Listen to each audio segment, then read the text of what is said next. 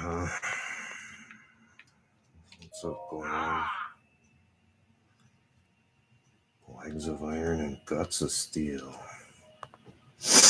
Ultra Ball Hall. You never heard of the super popular habit forming Ultra Ball Hall?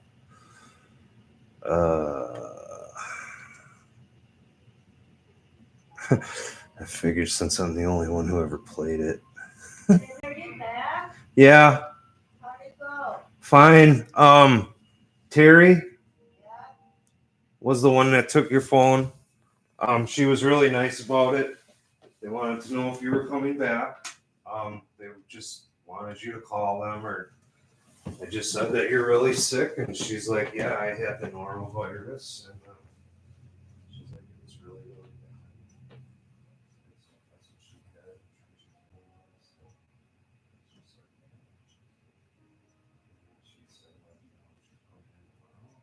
I said, "I'm not sure." I said, she said that she was definitely going to check out maybe tomorrow. She's pretty sick. She's kind of that up, but I got her on the phone. That was it.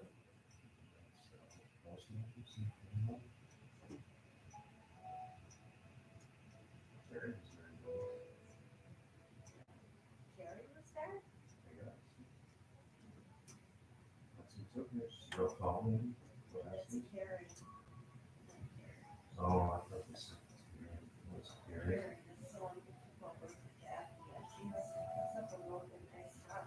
Oh.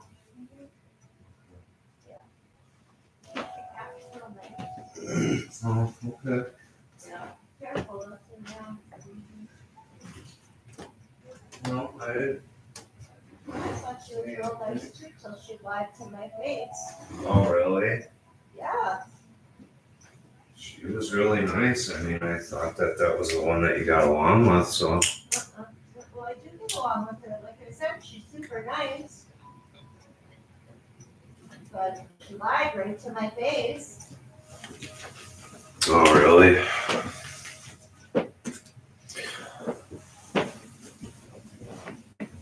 Shabby in the back and still nice.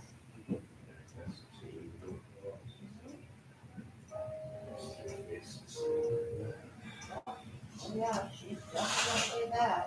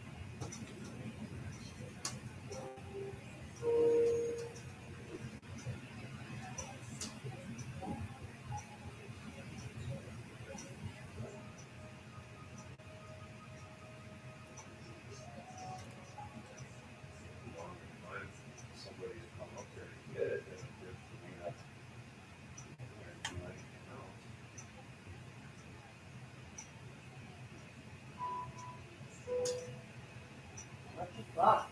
She wasn't just in the office?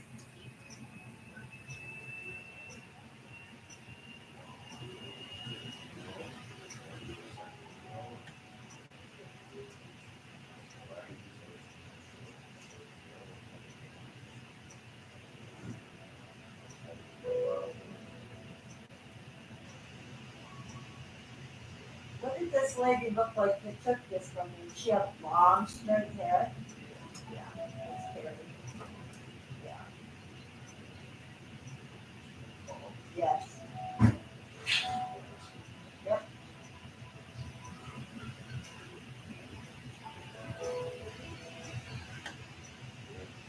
Yeah, she's in the office and you walk into the room with the glass door. Uh-huh. And you go to the tax room, she was right back there. Oh.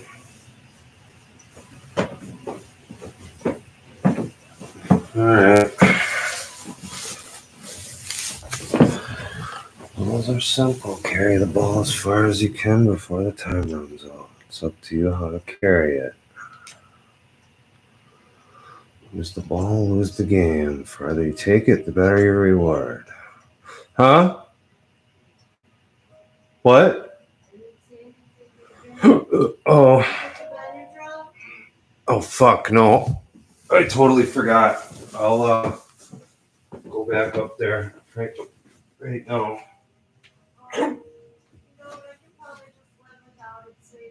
Are you sure? It's not gonna take long. I'll just go get it. It won't take long.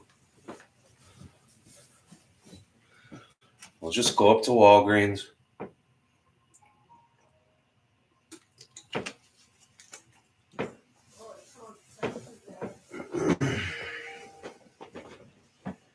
Where else?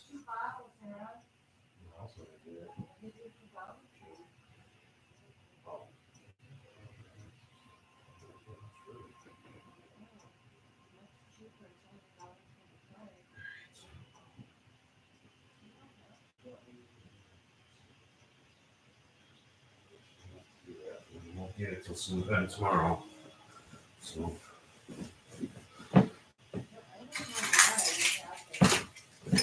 Huh? What's that? What was that?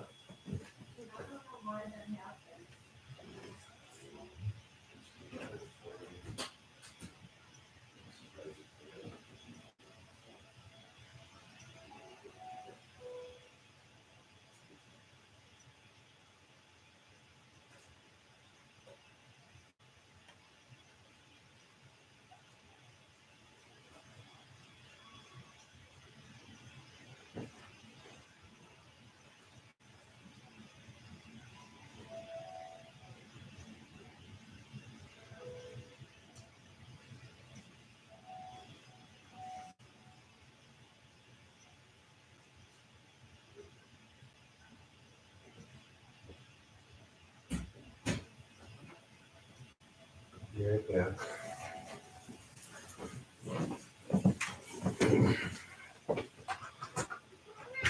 Be right back. I'm still in here.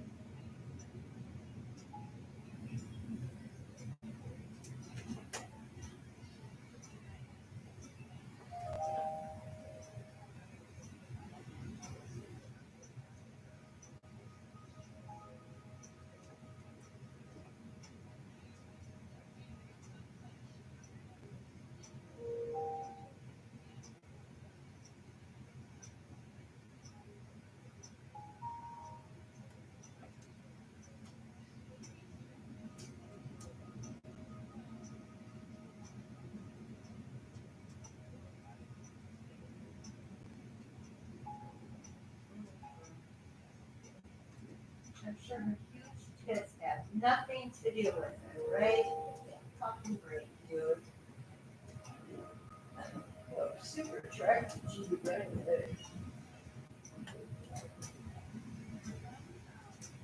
Look at you, look at her tits one more time, I'd smack them.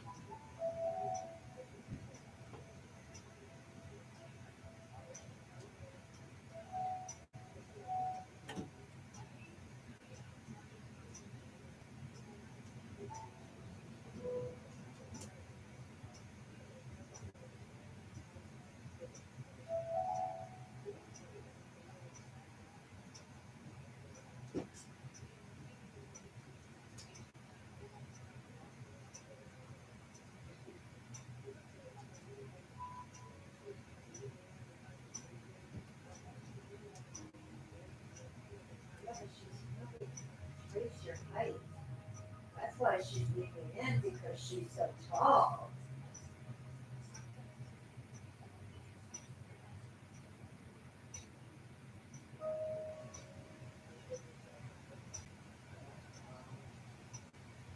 She should have.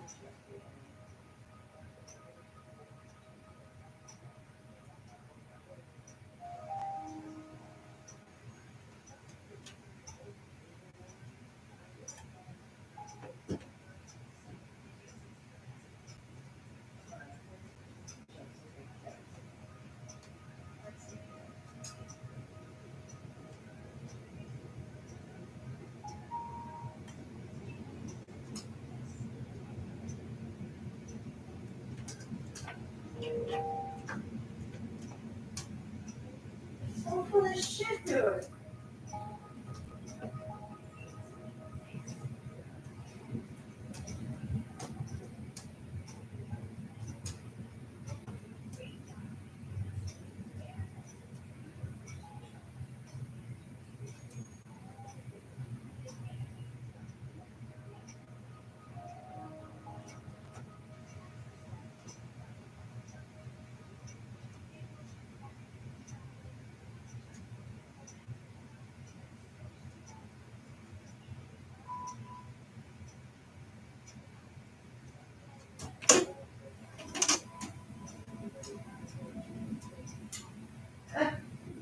Something you really talk about on the first day.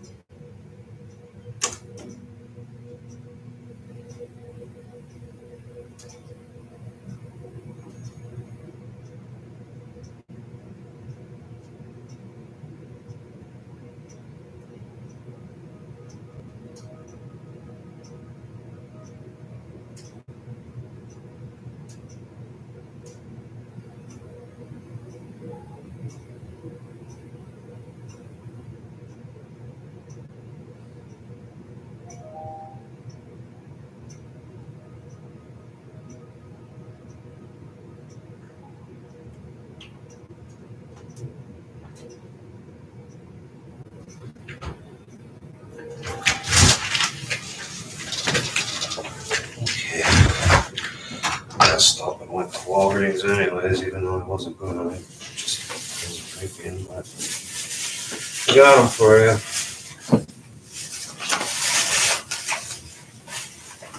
I would have had to drop your units on when you were there. I didn't realize you were going to Albany. I didn't either. I was gonna go to Dollar Tree. Screwed up. Didn't realize it's like pulled in the parking lot. Oh, shit.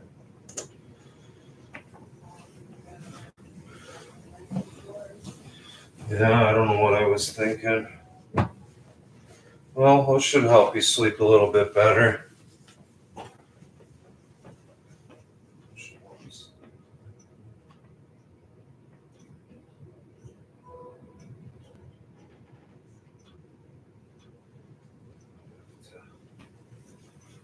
Go through withdrawal.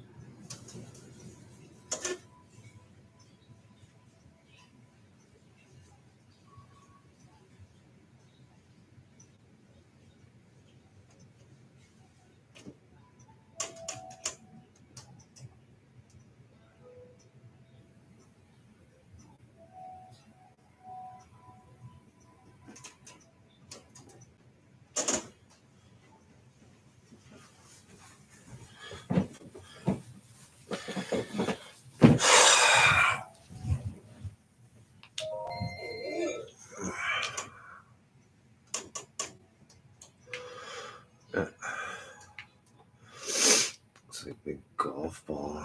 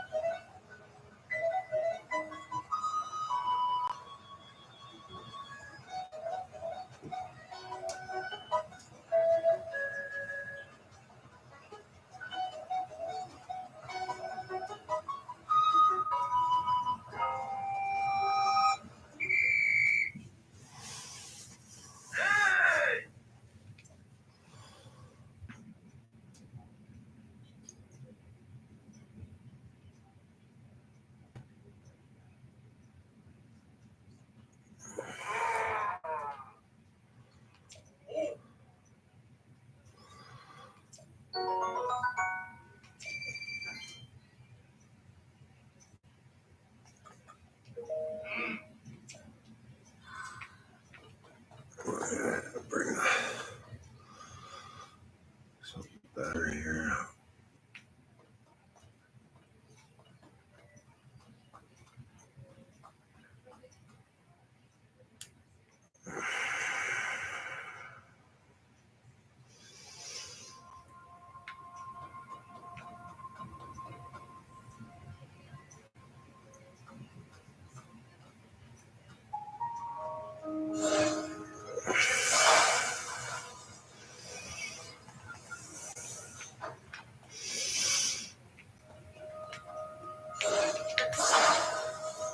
This little thing, it's kind of cool.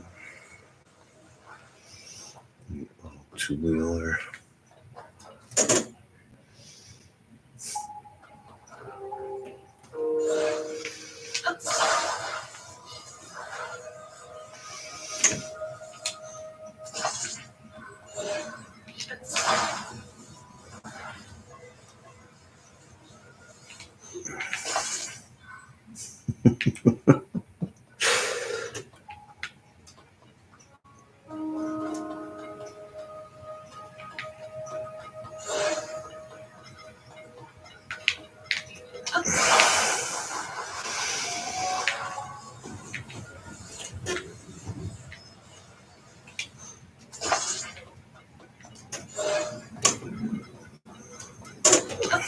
What's that other game I found?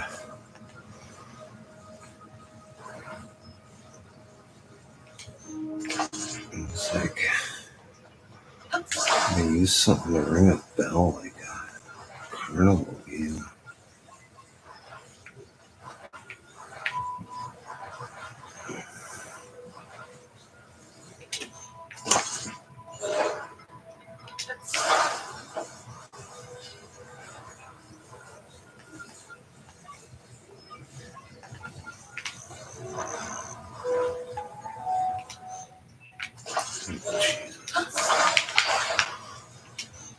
Come on.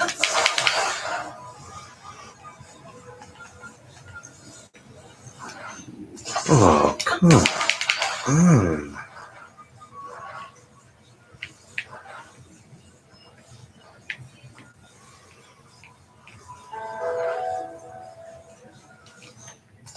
Jesus.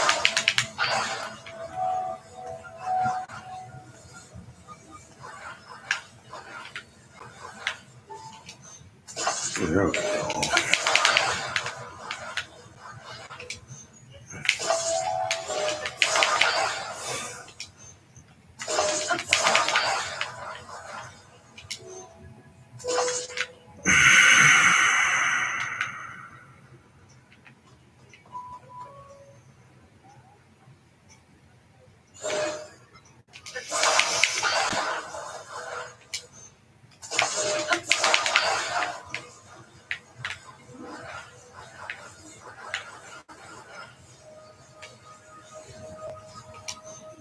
Jeez, come on.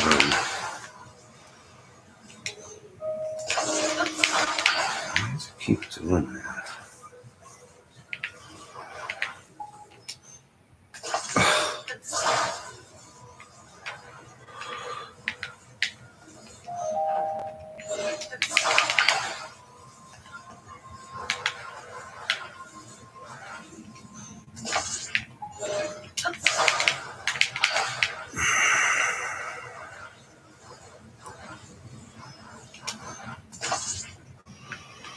Making some coffee if you want some. Honey, What? making some coffee if you want some. We're gonna have to grind some more beans though next time.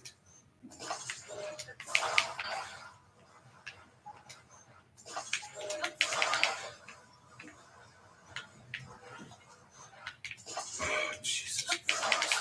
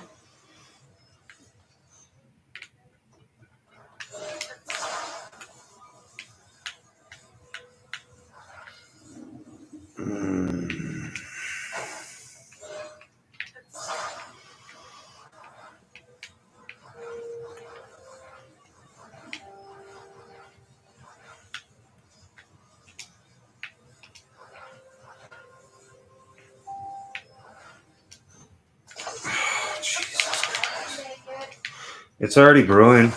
Oh, okay.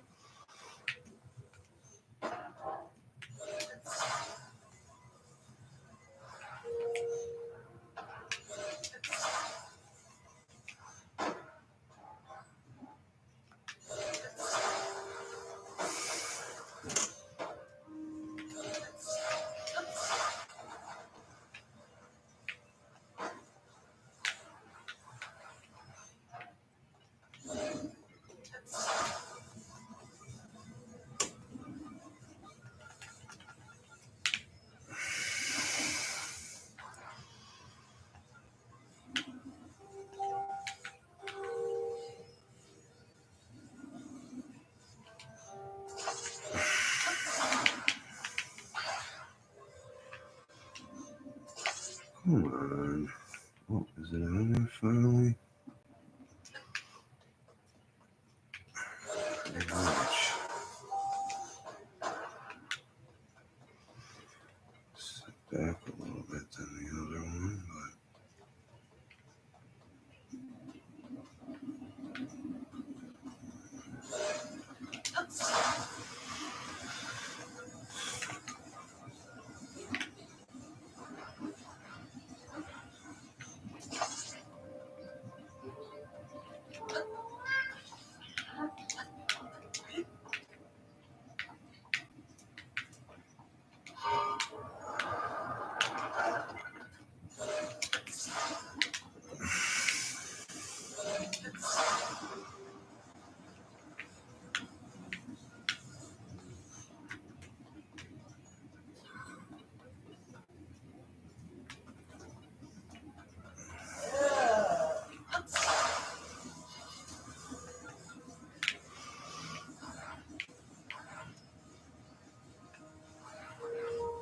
Oh, What's wrong? oh, she's gonna be on a meeting.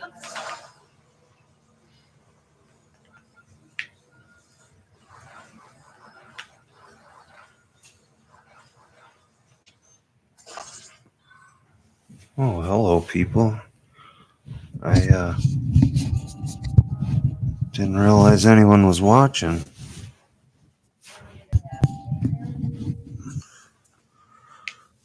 How you guys doing out there?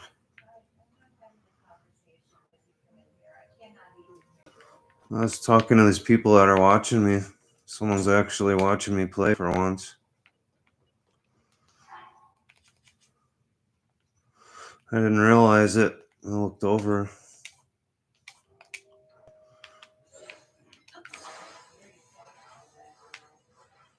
Yeah, I know. Oops, shit. I know. I didn't realize anyone was watching me. Alright. This ought to be fun. Let's try this out. See how it goes. Ultra Ball Hall.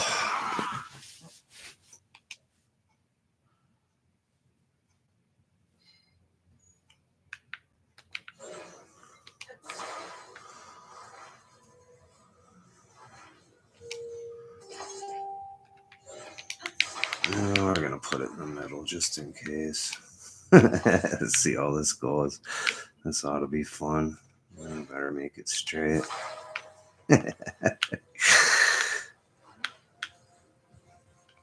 This thing's probably gonna rocket me right off the course. I don't care. Should still be fun.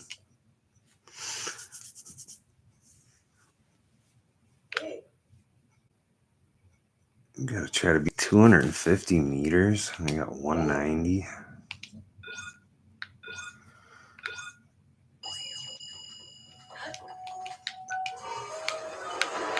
Whoa. Well, got me off to a good start. Can't turn. Oh, there's a bat. Oh yeah, I got way past my best. Get out of here. 381. That was first time around. Way better.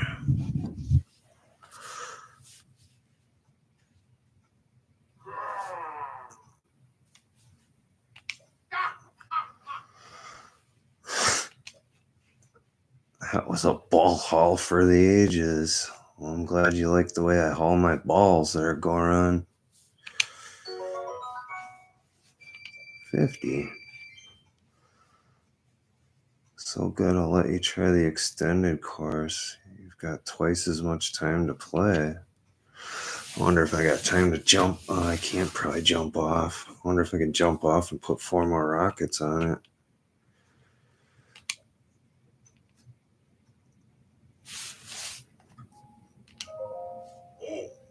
Yeah, let's try the extended course.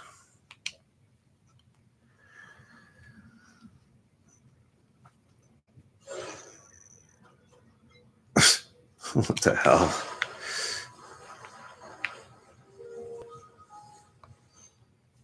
I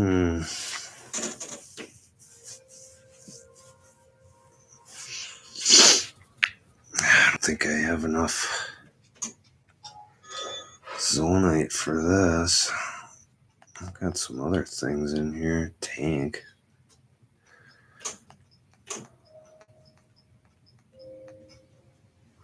What does that say? Use a 3-fan hover cart?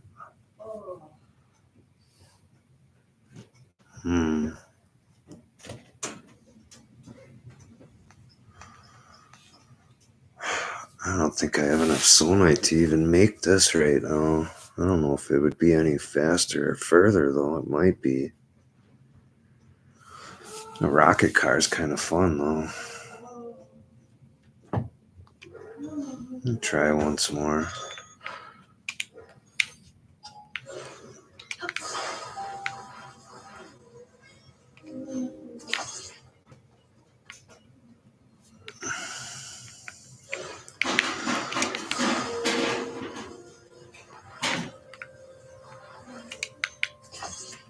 I wonder if it'll let me hop off and put 4 more rockets on it.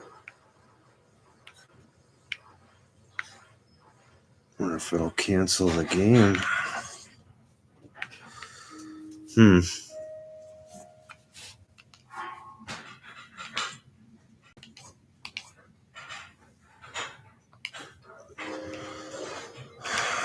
Let's see, this is gonna go the same distance.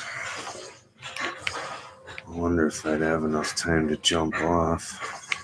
I wonder if it'll even let me jump off without having to start the game over.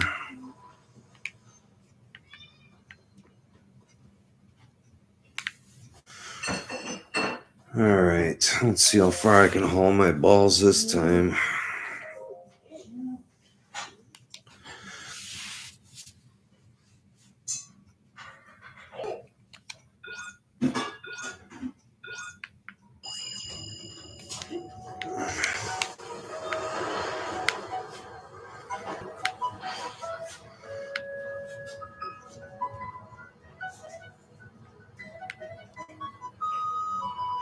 Let's see, let's straighten it out and see once. Oh yeah, I sure can.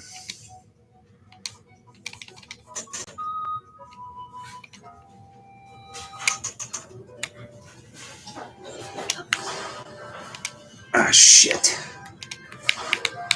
Come on, damn it.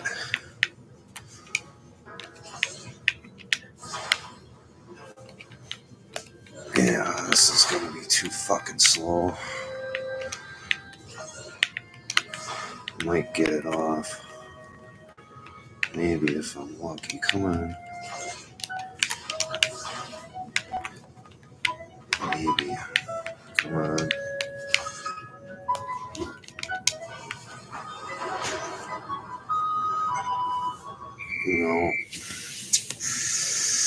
No. Dang it.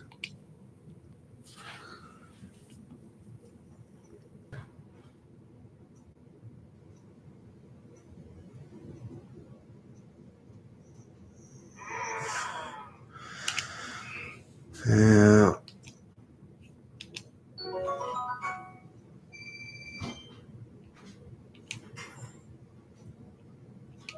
Alright, we'll try what this guy said. John Rickard. I'll try a 3-fan hover cart with some rockets and see how it goes.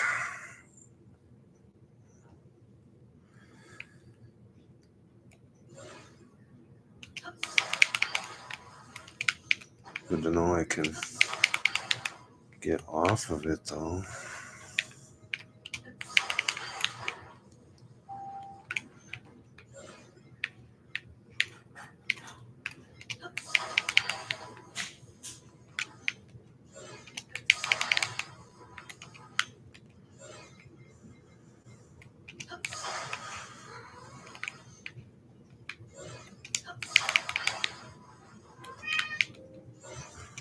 What, Mika? I'm not opening the window. It's too cold. Yeah, it's too windy outside. Where's the hover cart? I know I saw. Oh, duh, I got it right here.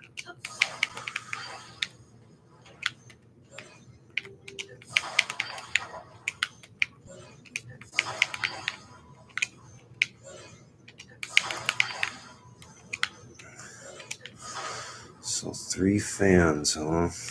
I'm using 3 fans and all 6 rockets. See how far we get this time.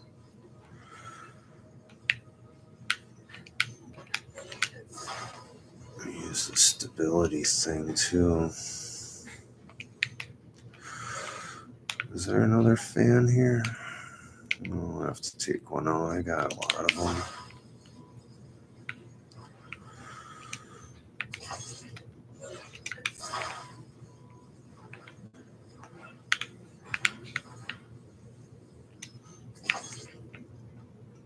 Yeah, that's gonna hit the post. Is the coffee finished, sweetheart?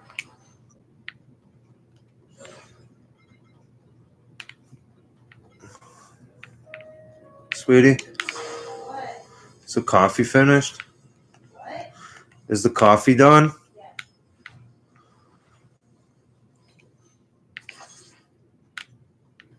You give me a second, I'll bring you some. Okay, if you want to, you don't have to.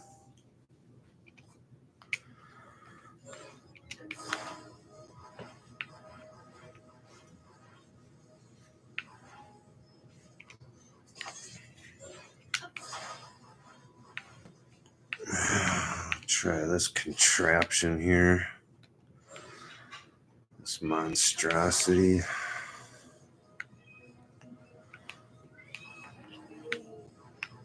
This freaking doohickey.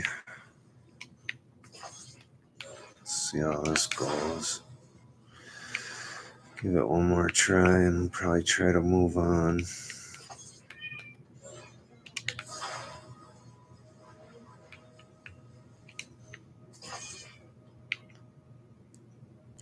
It's gonna be front heavy.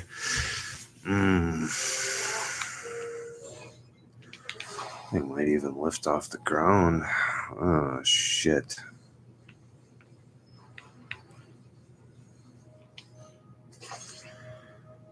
Oh, that's definitely gonna probably lift off the ground.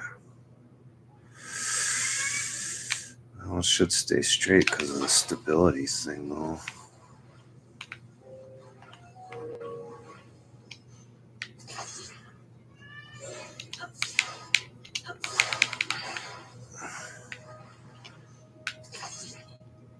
No, that'd help bring it back down in front. Look at this ridiculous thing. No, it's gonna fall right off when the rocket disappears.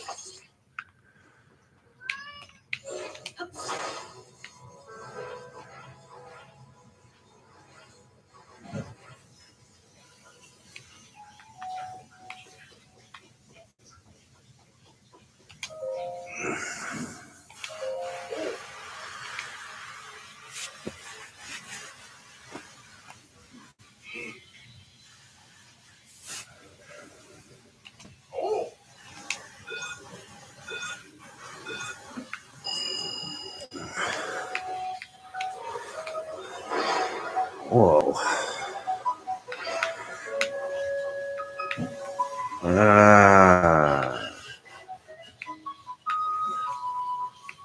Well, started off good.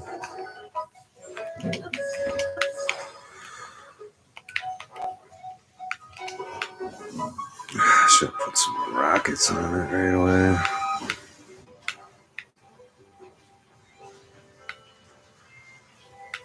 What was I thinking?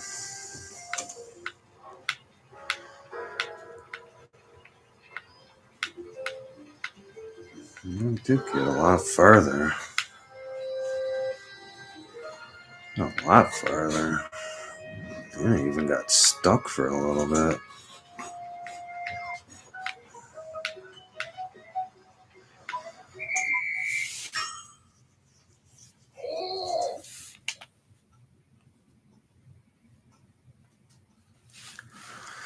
Probably could have went even further yet.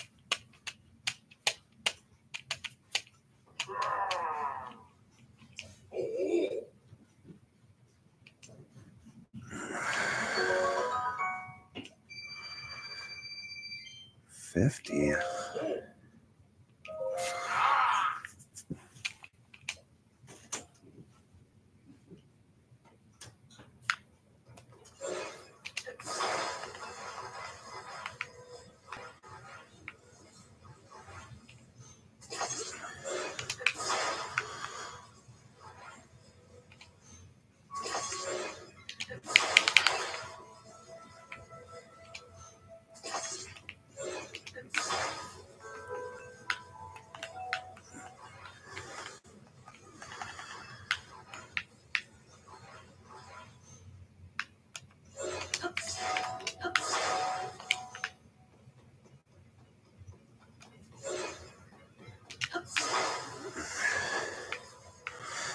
Went pretty far. We even got stuck too.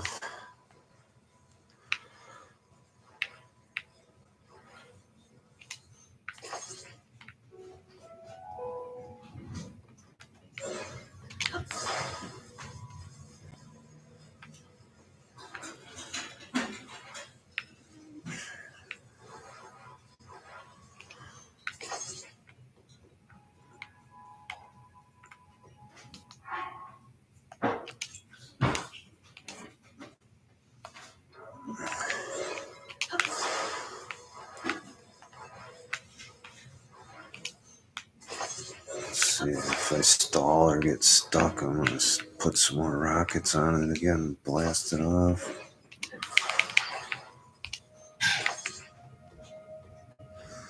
Alright, try this again. Should be able to go even further. I got stuck before.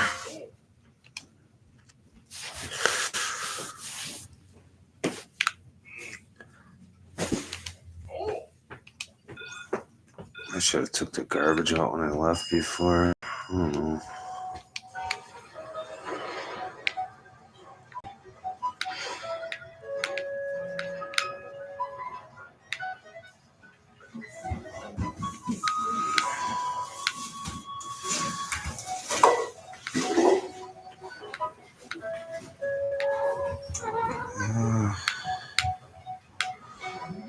Let's see if I can get through this opening and then put more rockets on. Not gonna give you anything. Might as well just keep going. I should be able to beat my record here.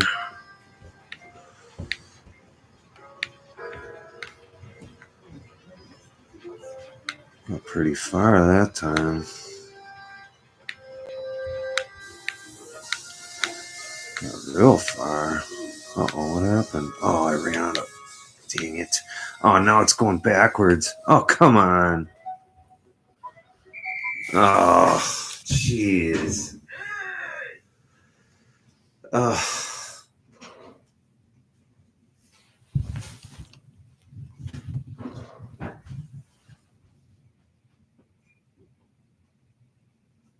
I gotta run this garbage out. I'll be right back. Hey, newsboy. How's it going?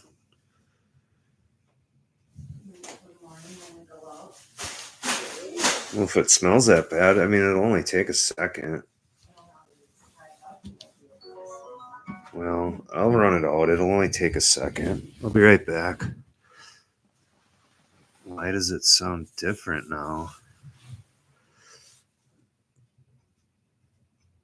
I don't know. Why does it sound different? I don't know. It's my name. Actually, it's not my name. It's my dog's name. It's the vowels they're stretching. I don't know. Actually, it's not my name. It's my dog's name. My dog's in the picture.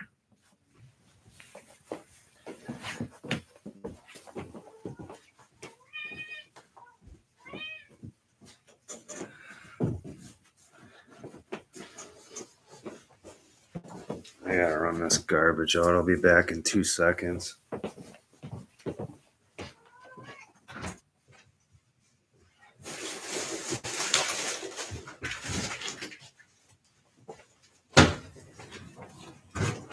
No.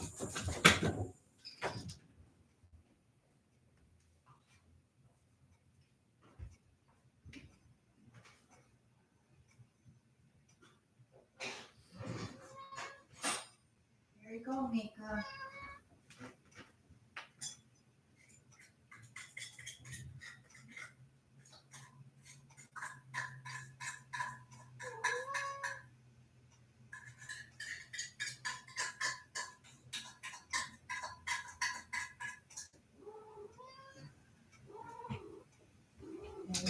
Stay in the house. No, you're not going out. You're not an outside kitty.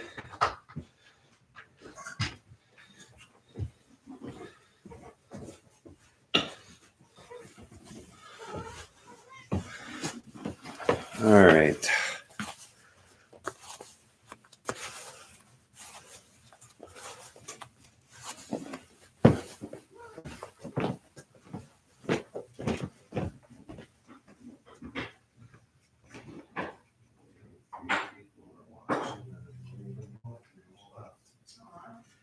No.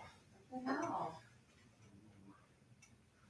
Analytics measure by how many people watch, how many people stay. You know, that. Just started. Yeah.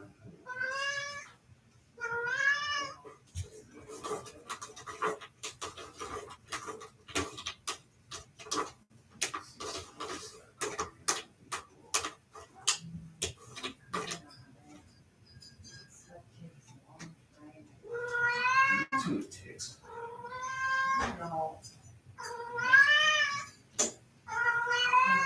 Who would want to watch it? I don't know what to get on. I don't know. A lot of people watch they have games that they don't have themselves. A lot of younger kids, like Caden's generation, was real into that. Yeah. I don't know. I watch people play sometimes when they're playing stuff that that I don't have that I'd like to check out, see how it is. Minecraft's kind of fun to watch. Well, that's kind of what I thought you would do. I mean, you want that game for. No, I don't want to spend another $40 on that for a game I already have. Yeah, but you can't play it streaming, can you? It says you can stream on your mobile, so I don't see why I couldn't stream off my tablet if I wanted to. I'll give it a try someday when I get back into Minecraft. I'm sure I will one day. Okay. Well, don't get bummed out. I'm not bummed. Okay. They'll come back, maybe. Maybe not. I don't know. Maybe they don't want to watch me play Ultra Ball Hall.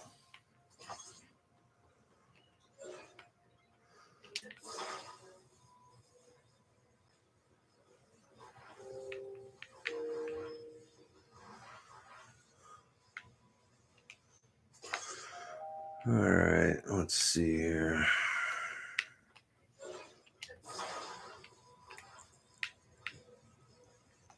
Try this once more. Give this one more shot, and then I'm gonna move on.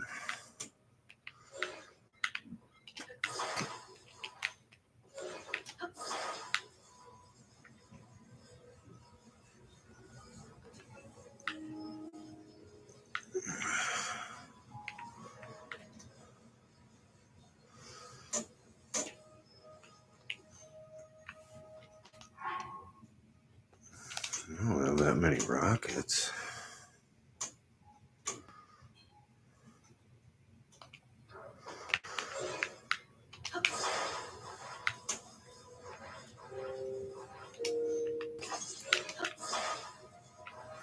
It's gonna hit the post. I'm gonna have to move it over.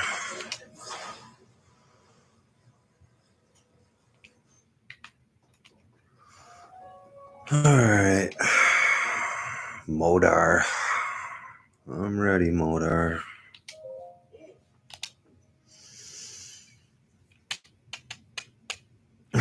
Dude said I love you.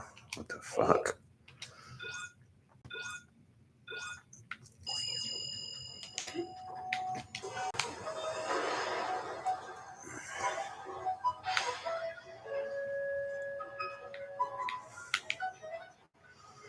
It's hard to steer this thing.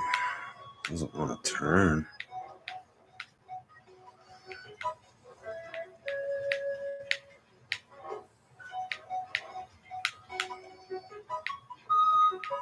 Alright, I'm gonna try something here.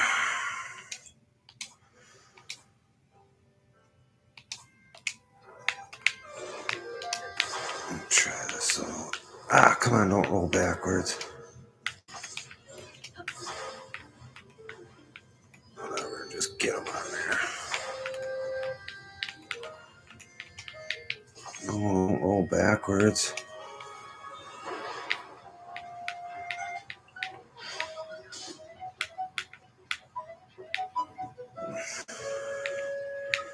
Yeah, it didn't work. Would have been faster. Would have been faster to just keep going. Went way further just going.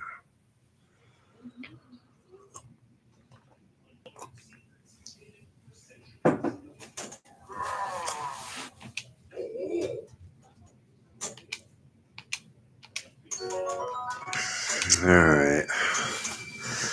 We'll get some zonite and try it again. Oh.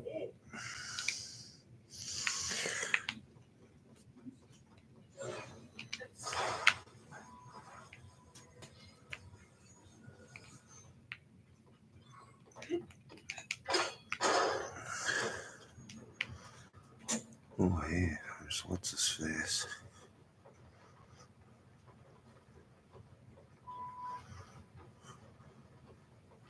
I forgot how to go into bullet time.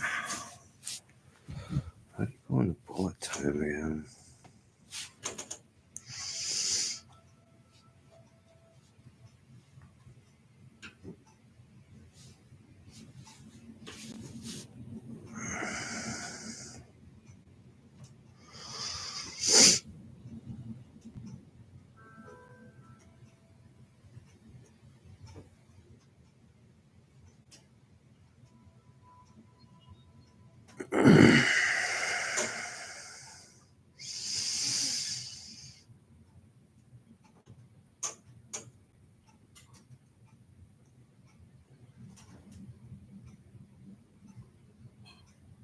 There's enough distance between your feet and the ground, huh?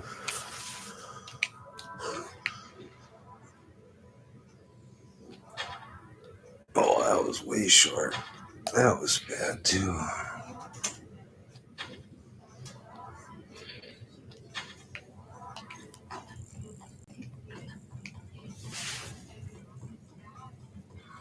Okay, and run for the cave.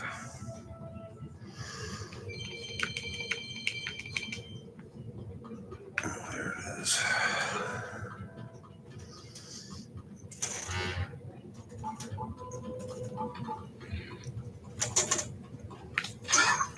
Better back up off me. You better run away.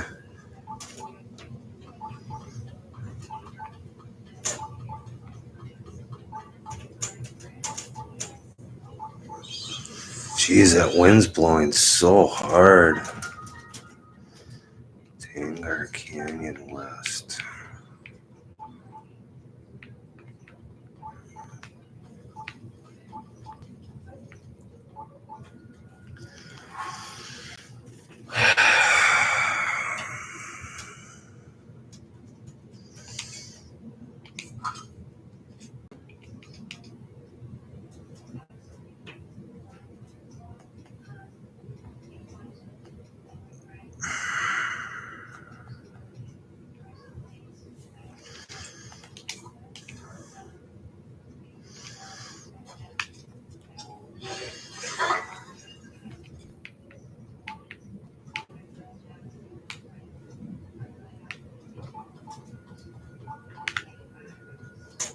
Man.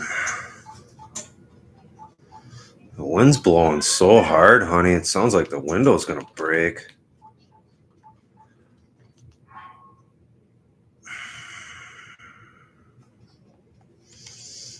Get anything to fuse rocks to. Shit. Don't look like there's any rocks in here to fuse to. Where the hell are all the rocks at?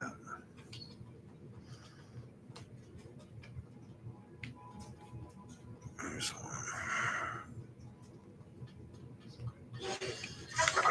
Zonate rock sword.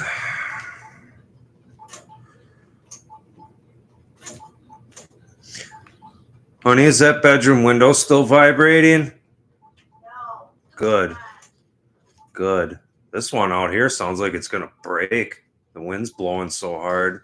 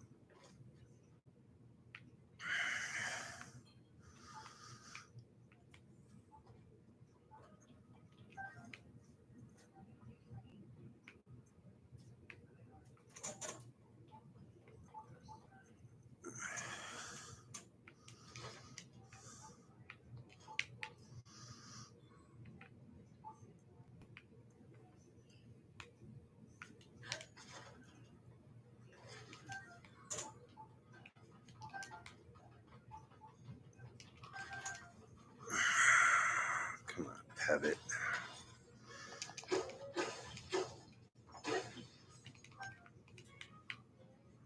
Pivot. You hear that window?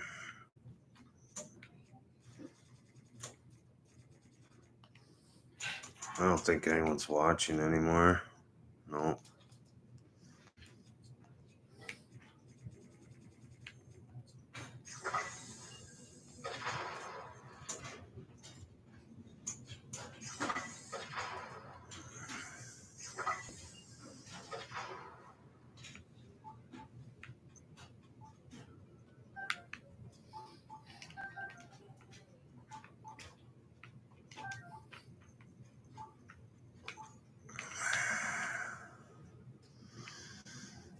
Oh, let's see. Two different ways.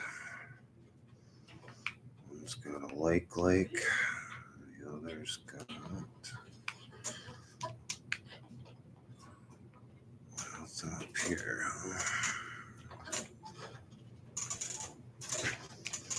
Jeez. God, that wind's blowing so hard.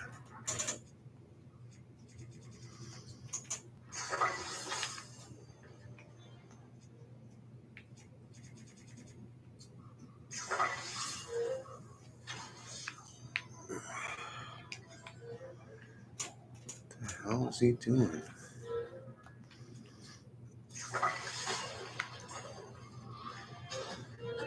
Oh, it ain't dead yet.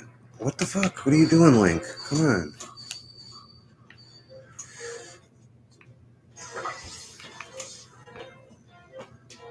What is it? Oh, I just got frozen. Yeah, see, this isn't even on the Wi-Fi. Why does my TV? This is the fourth time I lost it. I took it off. Yeah, it doesn't matter. I thought that was the reason my TV keeps going out, but it's not. The TV went off? It's gone out 4 times now. Really? Not the Wi-Fi. My Discovery loses its connection. It could be because of my stream. I don't know. I guess I can't really say it for sure.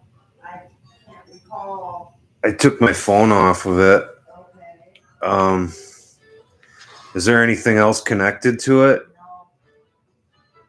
That's what I'm saying. It should be all right. If it keeps going off, I'll just stop streaming. No one's watching anyway. Well, no, it might do that with something else too. It shouldn't, but it might. I mean, if it keeps going out, I'm not, Falcon I bow. just wanted to see if anything else was connected to it. But it's not.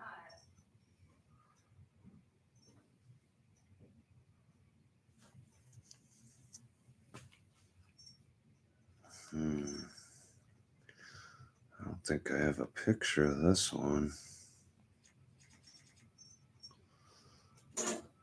Dang, I'm not taking it though.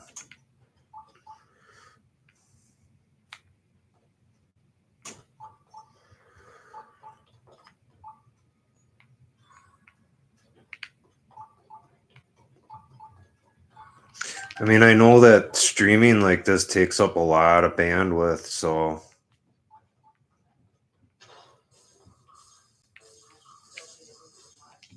yeah, I mean, you were for pretty much all day, so it should still.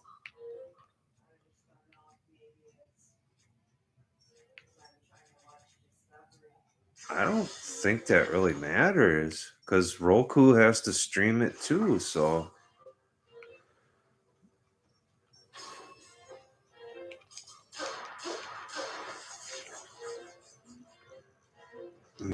So it shouldn't really matter what you're trying to watch because it's all streaming. I took my phone off too. I hope it helps. If it goes off again, honey, I'll just stop streaming. Like I said, no one's watching anyhow.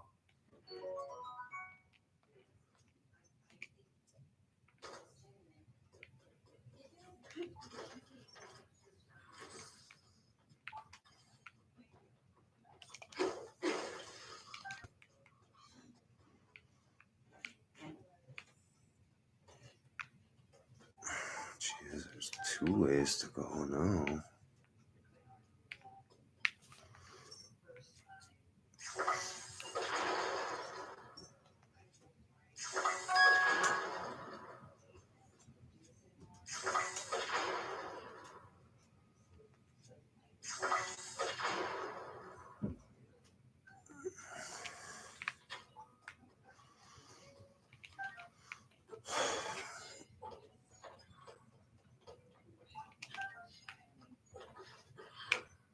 So this rubble is just a dead end. Alright, I'll stop. It shouldn't quit like that if all of our phones are off of it too.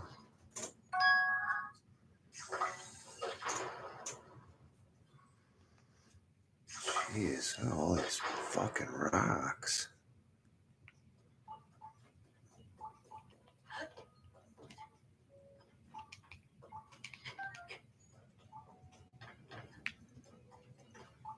Alright, I'm gonna stop this. No one's watching anyhow.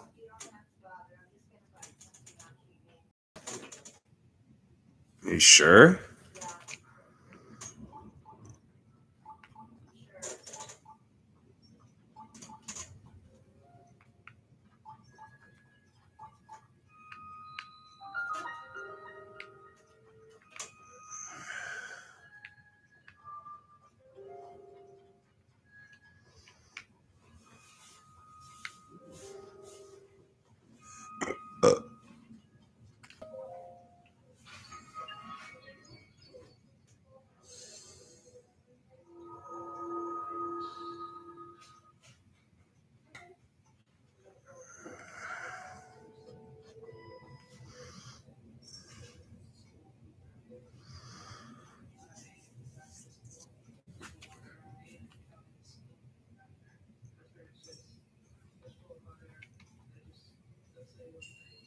The right roll.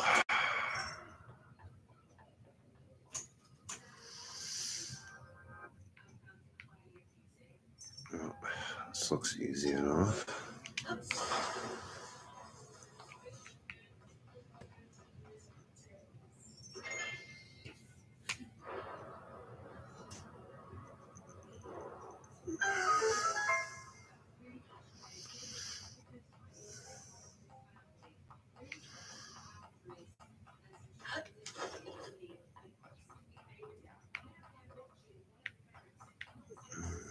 Why are there 2 balls?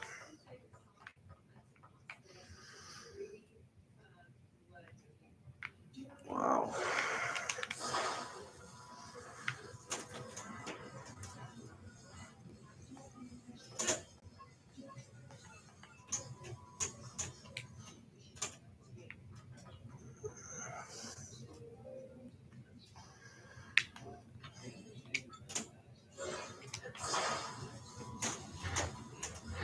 Man, is it windy? Holy cow.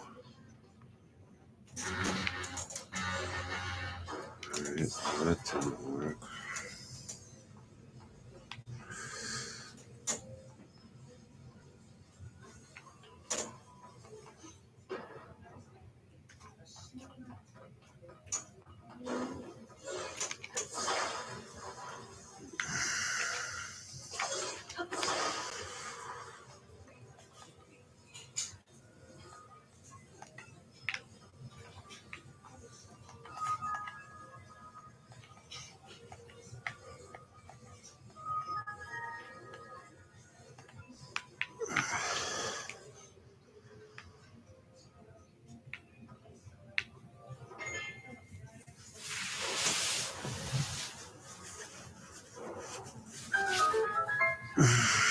I like these shrines, they're fun.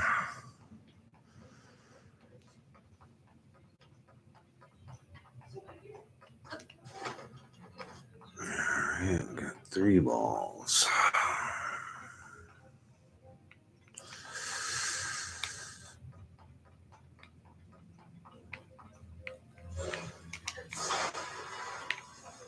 Three balls, 3 different sizes. I could probably just, maybe not.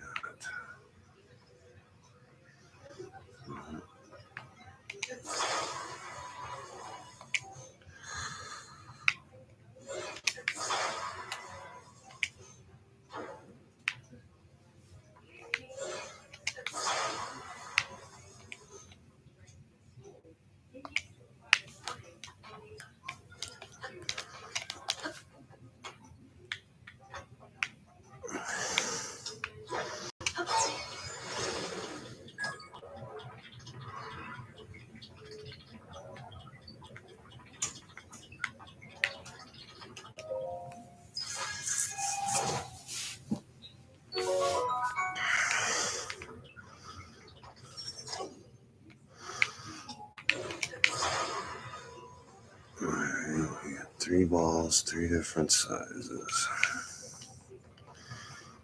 Where are we going with them? Oh, wow.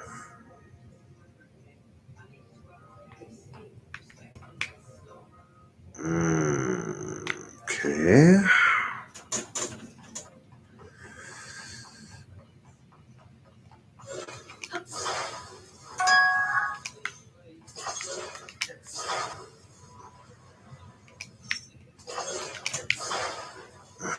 Try something out here.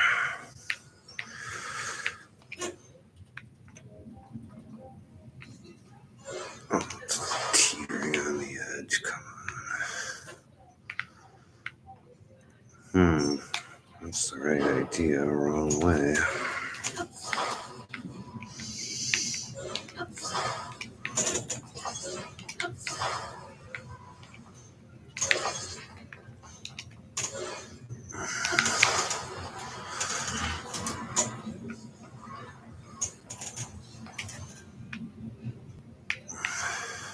Ah.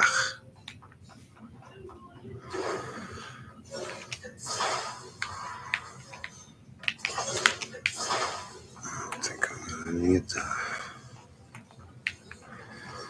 smallest one. Oh, that thing curves so fast.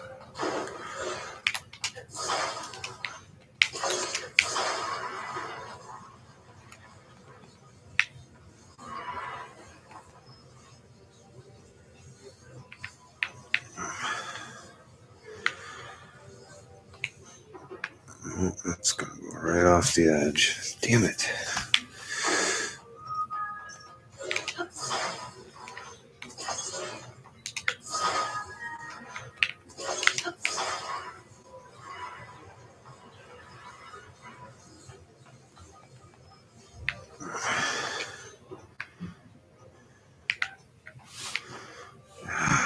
come on, it's close.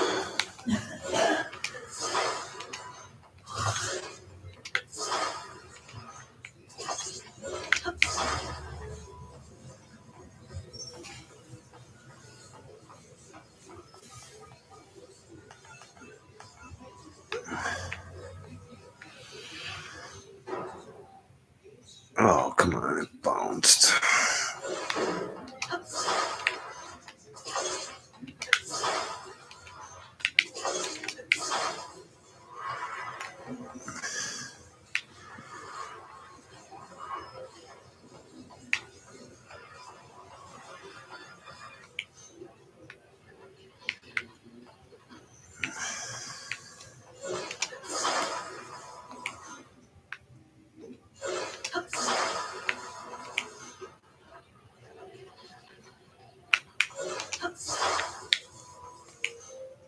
It's going all backwards.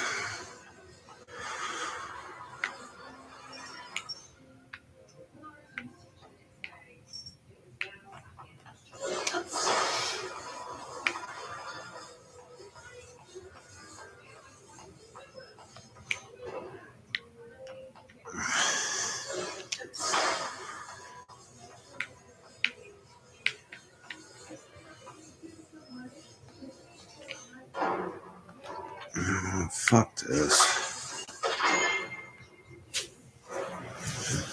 Fuck that stupid thing.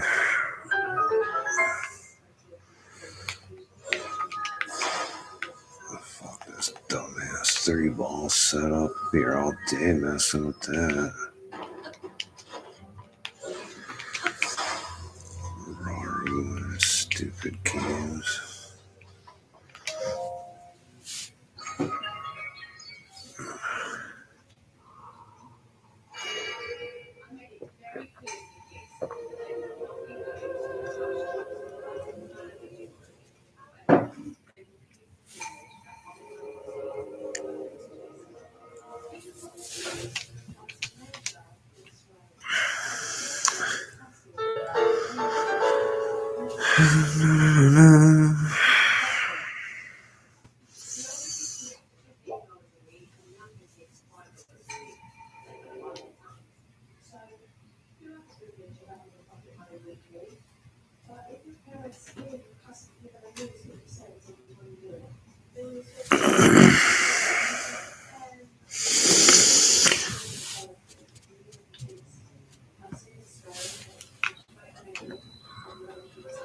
Alright, I'm gonna find the bubble frog now. I'm sure there's one somewhere.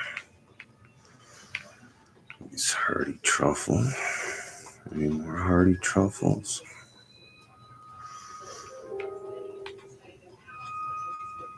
Nope.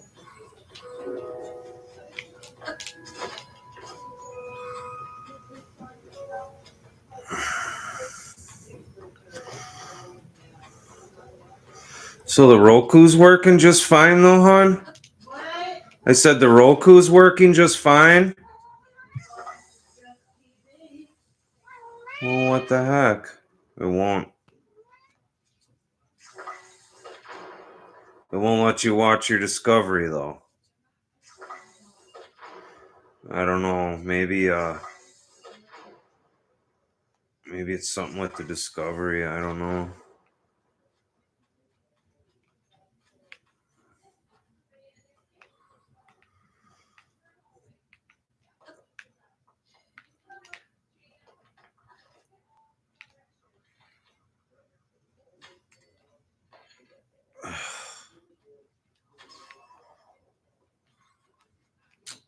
Demon King Bull's gonna break, huh? Run.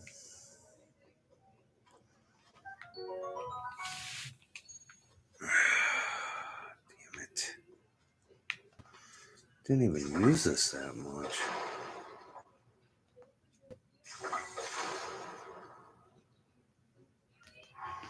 Oh, what the hell? I didn't even use that bow that much. That thing ain't even that good. All these bows break so easily. So stupid.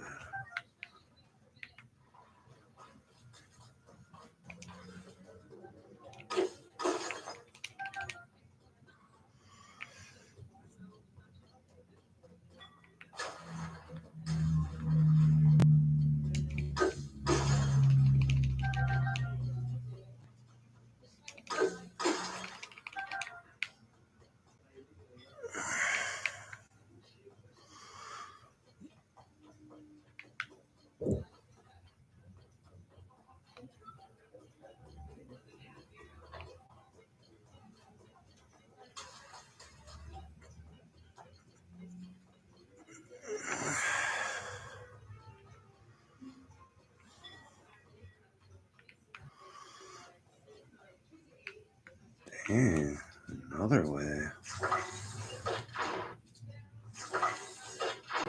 This cave's like a maze.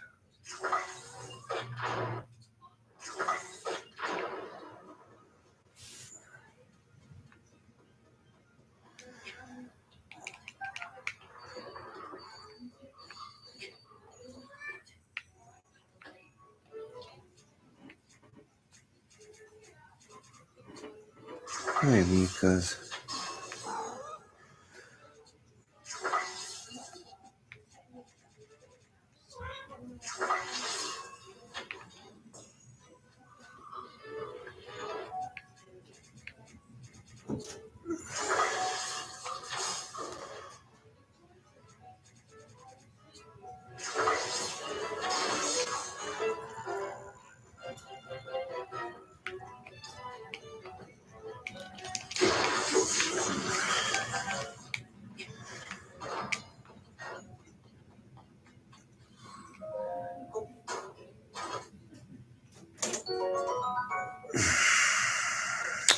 Feathered spear.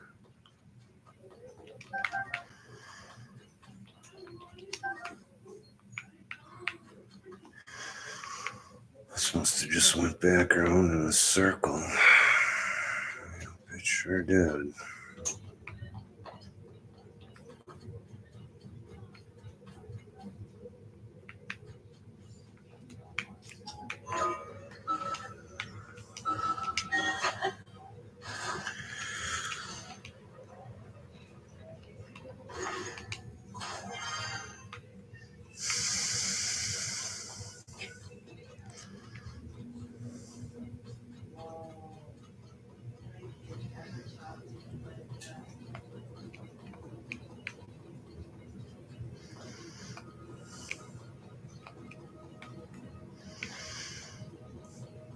Dun, dun, dun, dun, dun.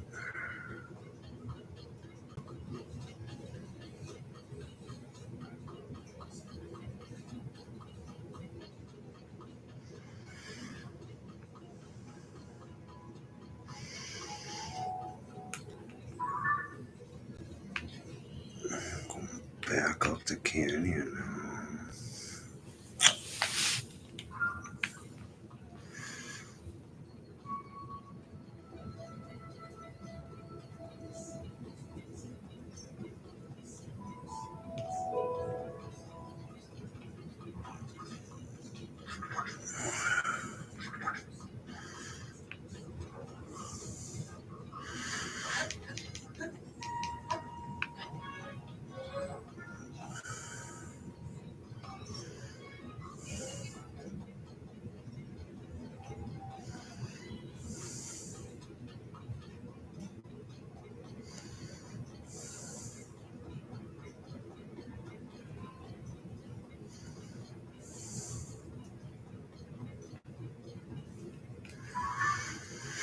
No, I'm going away from where I want it to be.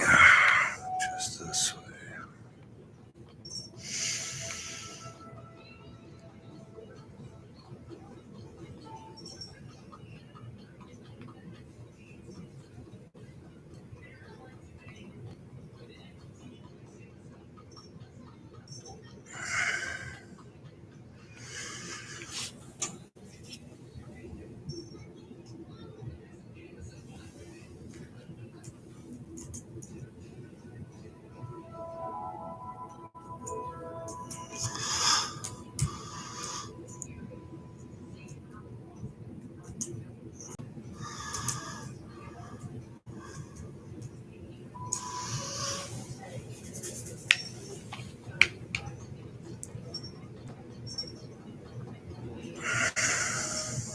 Steam coming up.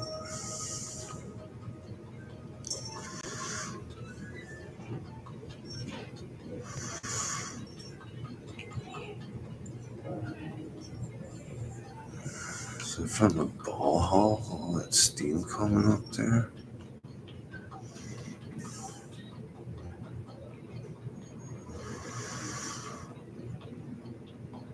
I guess it is.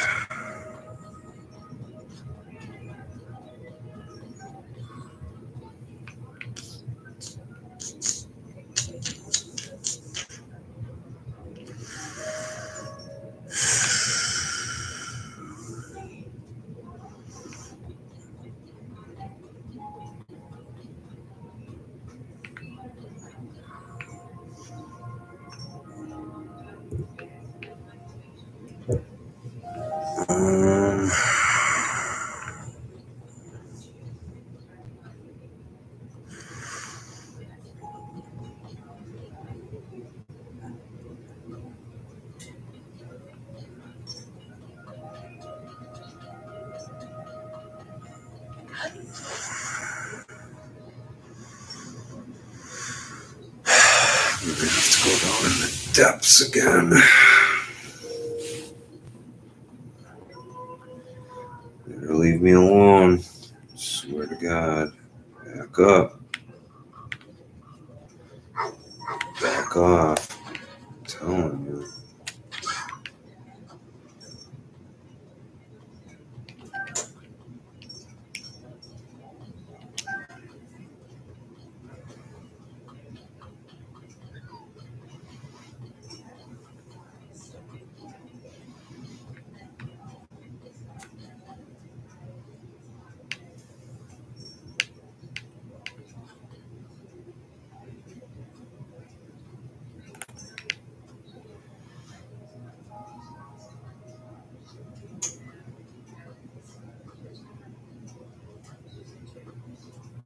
Where dragonflies go?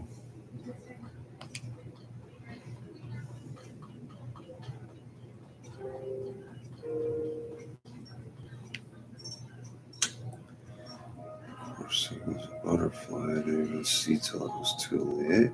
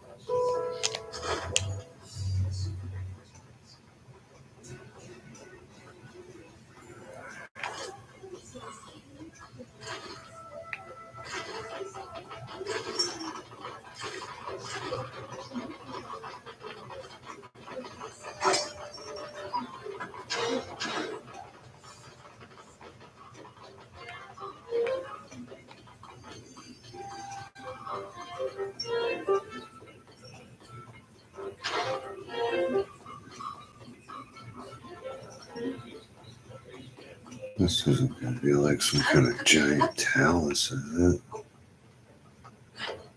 Kind of looks like it could be. It'd be kind of cool if it was.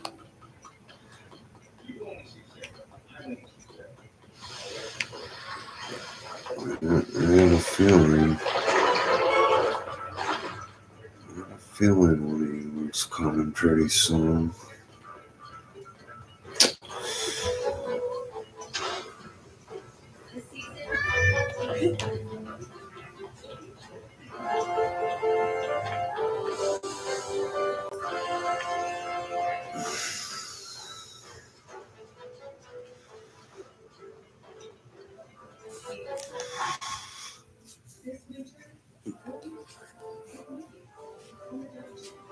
Dun, dun, dun, dun, dun, dun, dun.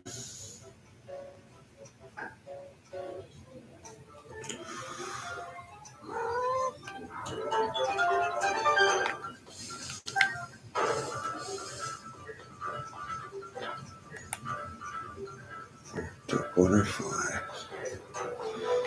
You nailed the rock trying to catch it though.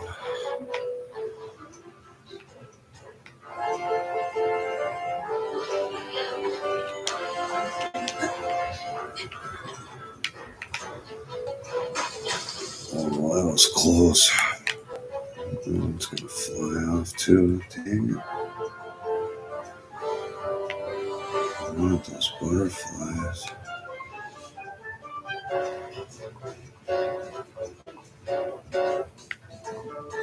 What is it? I was gonna say, there it is. See, I don't even think of this bad.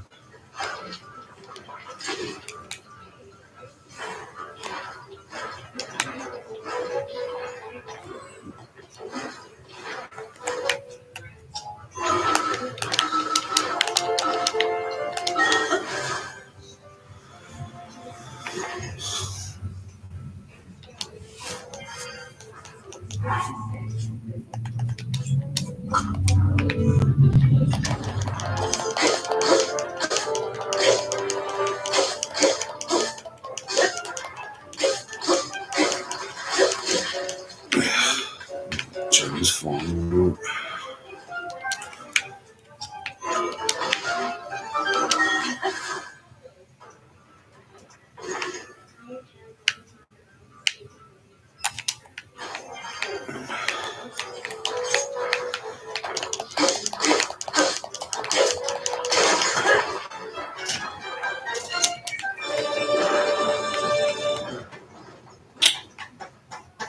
Oh, that's a big heart.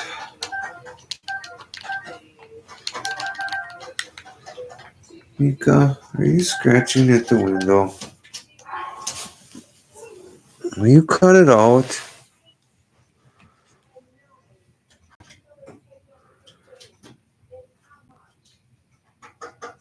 Stop.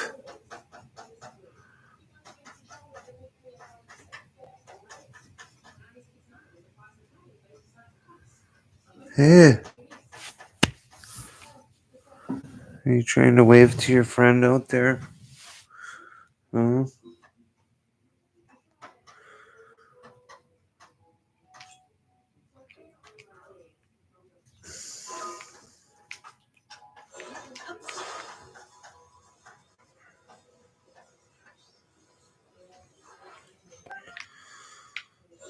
What are you trying to do out there, Miko? Wave to your friend?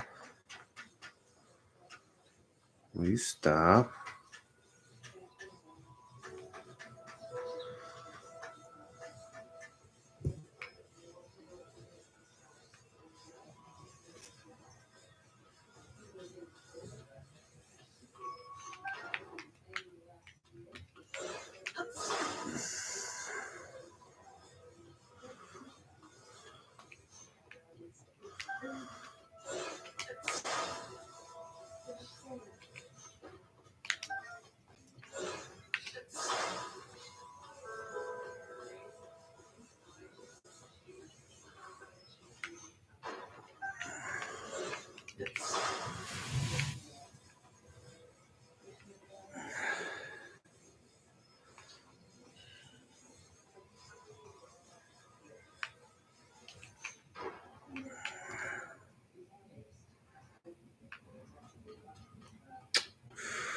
I'm gonna fight something so I can put this on my master sword.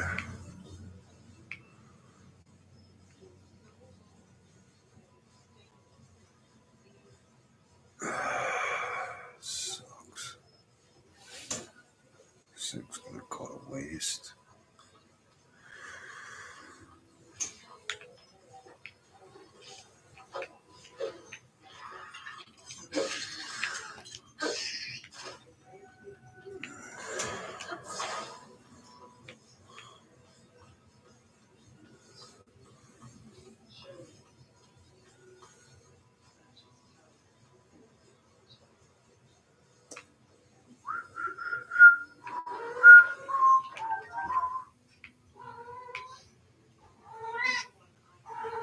What?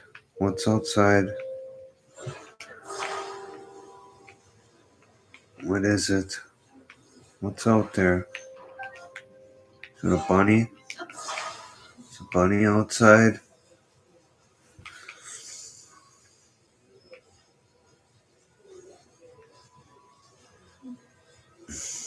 Come on, when you want to fight some monsters, there's none to be found. Seriously. I want to fight them so that my master sword will break. I can put this on it when it's repaired. Carrying this thing around.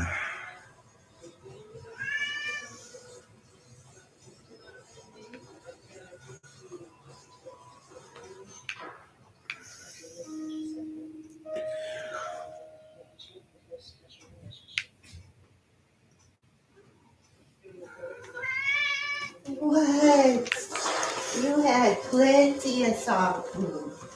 You don't need no more. think there's something outside that she's. I think there's something outside she's freaking out about, like a bunny or something. Just like pawing at the window.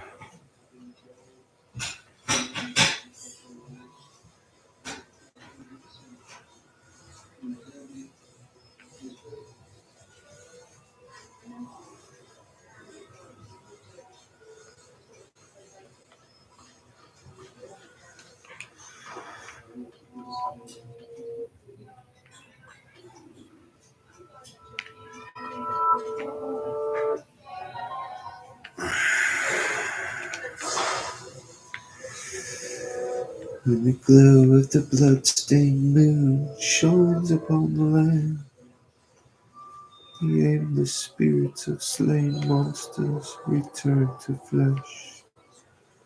The world is threatened once again. When the glow of the blood-stained moon shines upon the land, and the spirits of slain monsters return to flesh. The world is threatened once again. Very silly.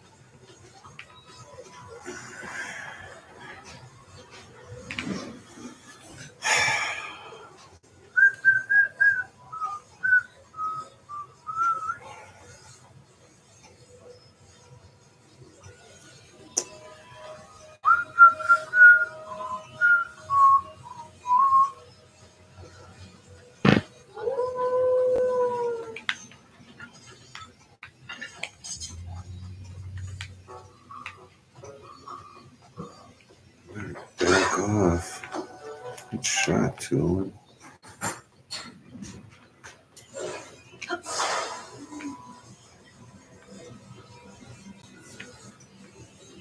So, his robe.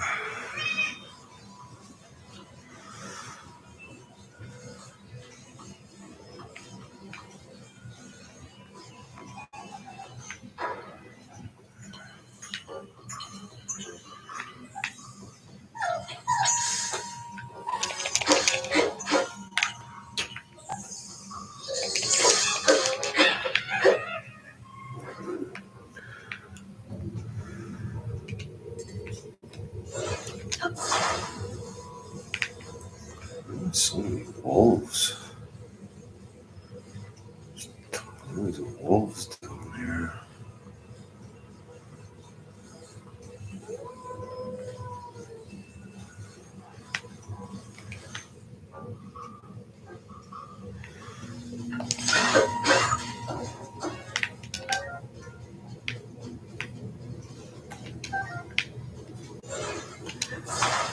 Time I want the master sword to break and repair so I can put that on there.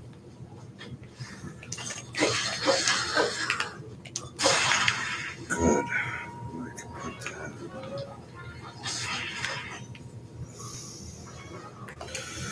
As soon as it fixes, I can put that on there.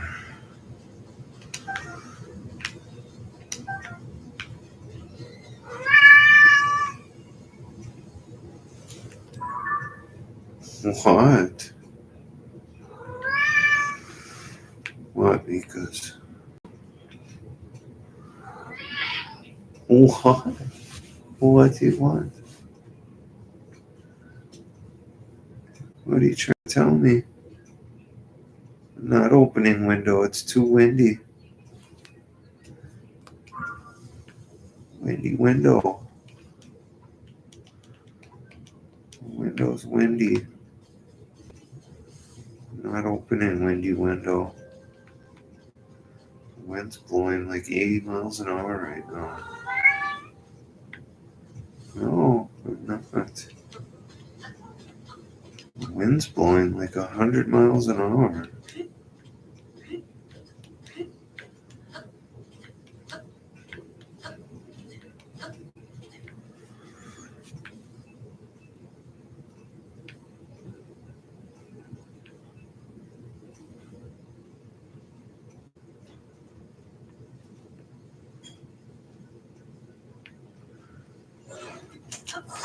See how windy it is? I'm not.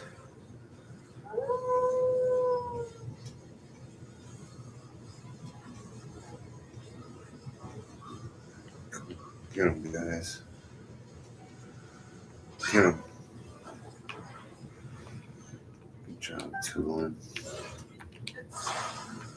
Sidon, you're way too slow.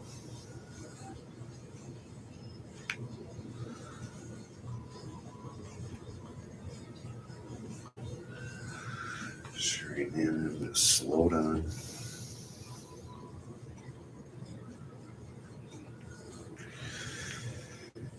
Do, do, do, do, do, do, do, do.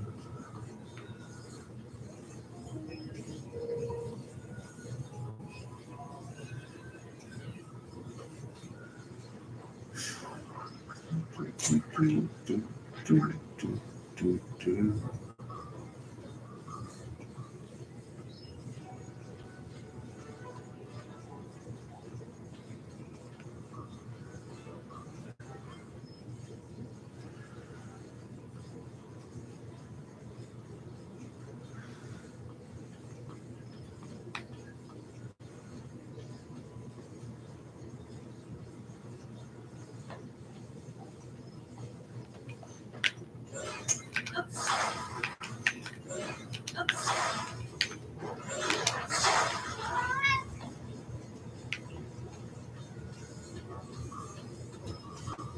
What's the matter?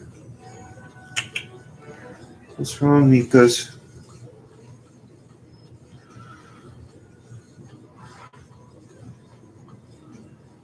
What do you want? Tell daddies.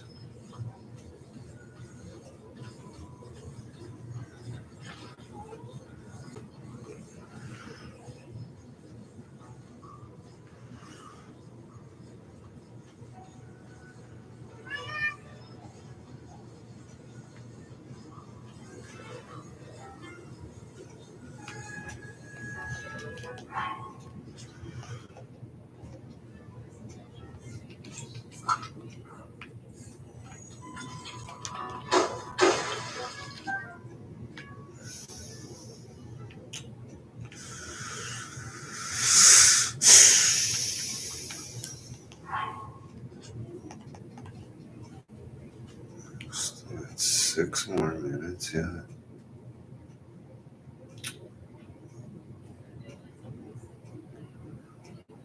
So that looks like a stem bulb.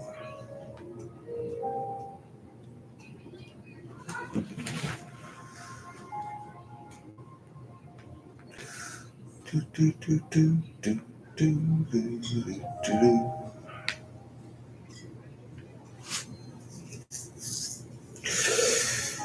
Do, do, do, do, do, do, do, do, do.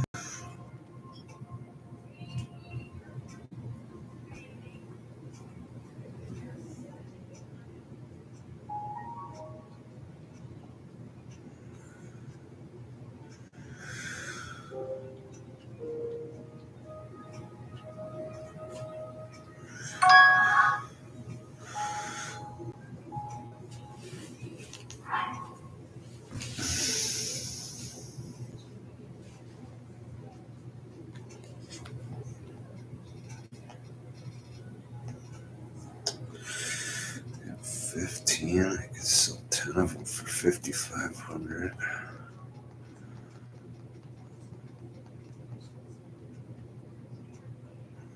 9,000 rupees.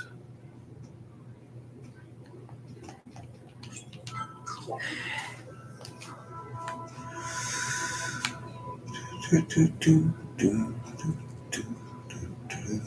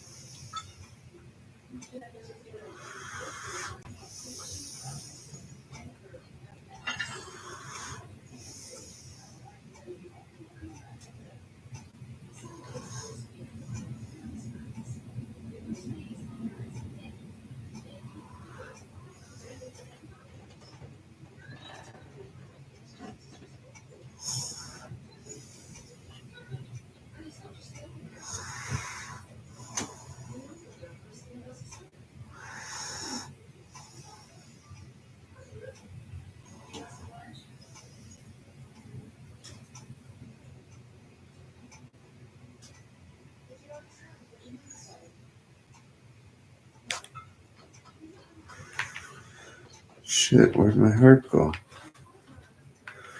There it is.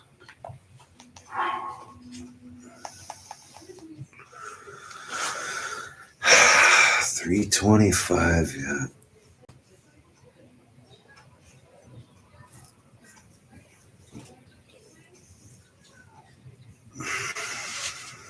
I'm gonna put that on the Master Sword.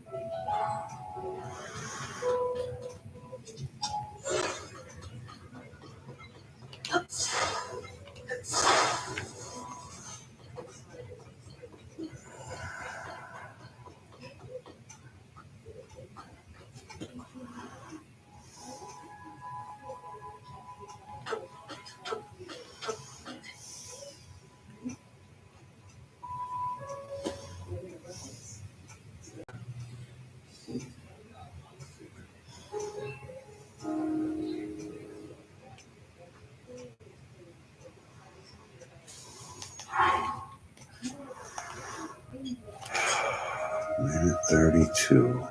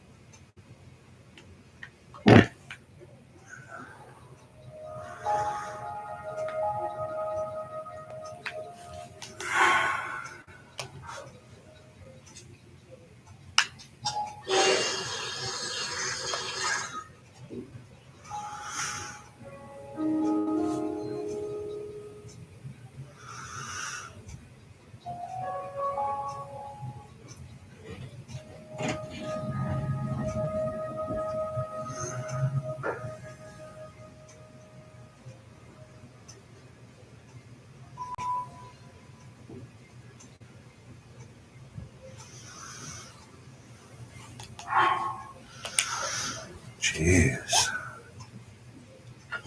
All the time.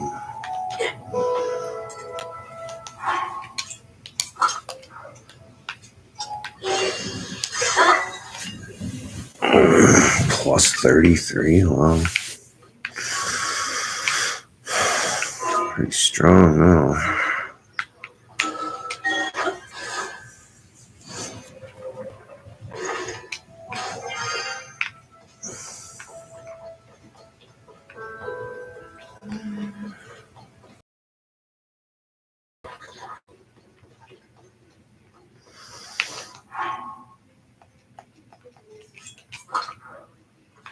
That's neat. Oh, cool. I've never seen that before. That's cool. There's tumbleweeds.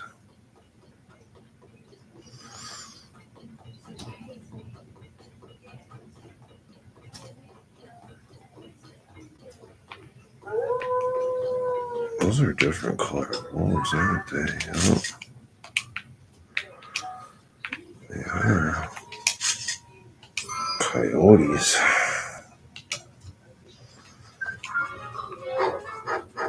Whoa. Shithead. Oh, they're a lot more aggressive.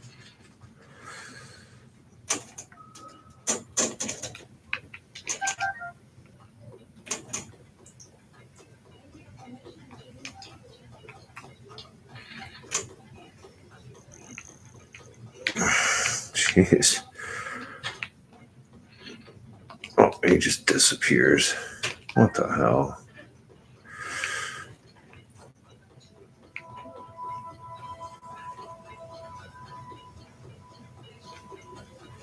I was gonna say, those are different color than wolves.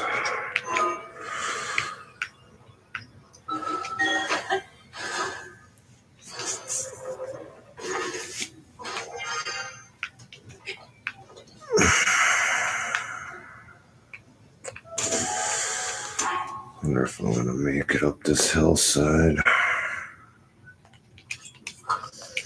Definitely gonna try.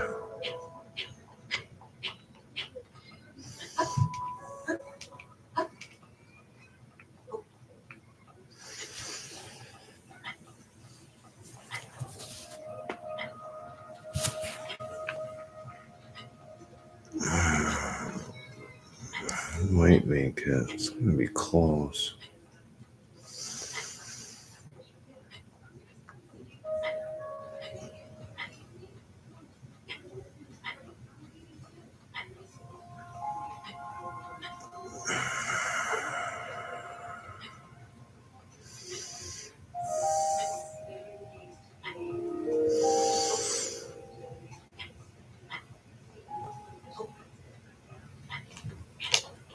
Dang, that was close.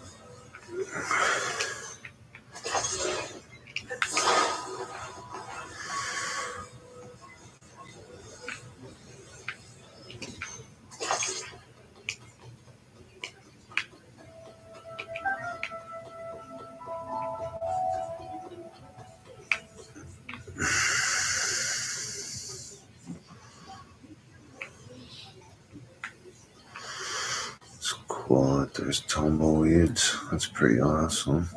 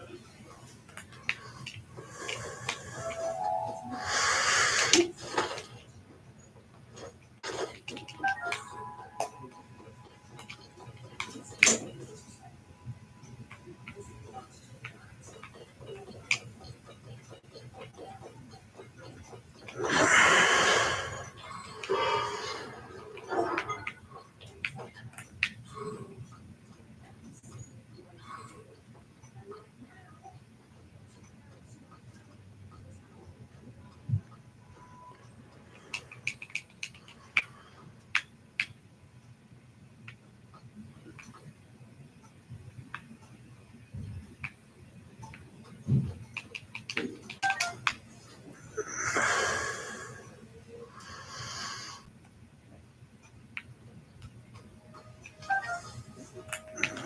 getting cold. Oh, it is cold.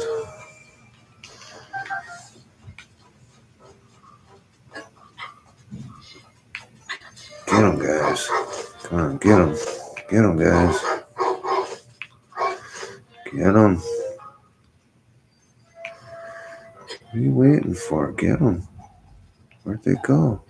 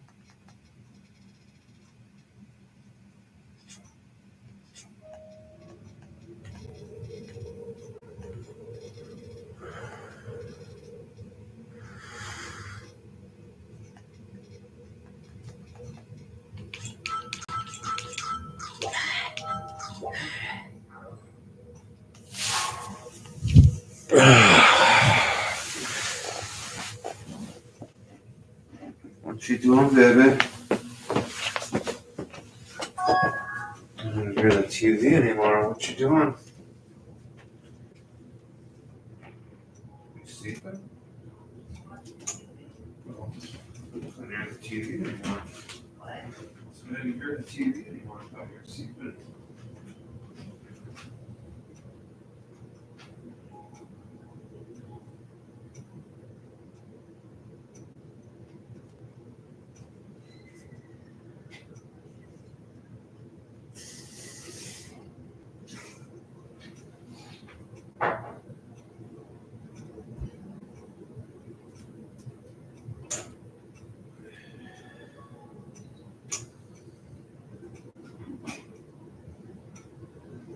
That might have been why.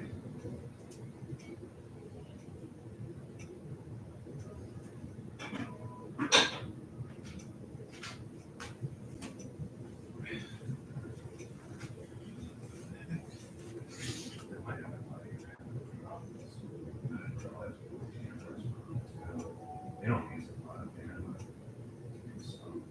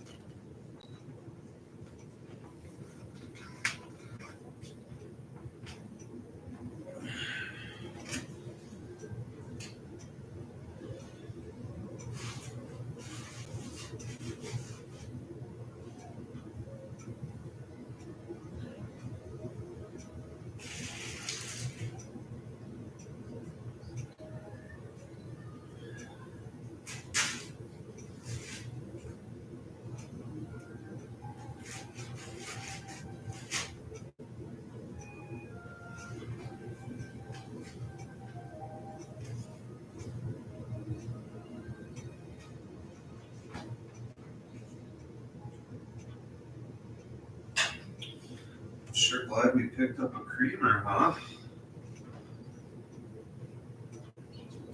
Yeah. I said. Yeah. Should have got two maybe, but at least we got one. That would suck if we wouldn't have at least got one. Yeah, sure.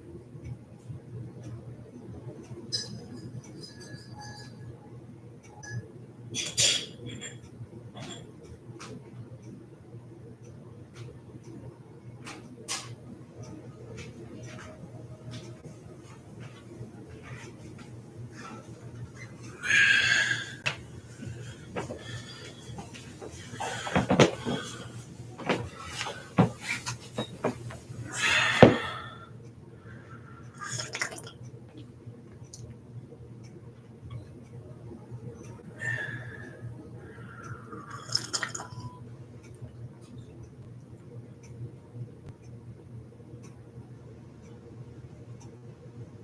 man is incredibly skilled and shares a simple trick to fix burnt-out LED bulbs, saving you money and reducing waste. He explains that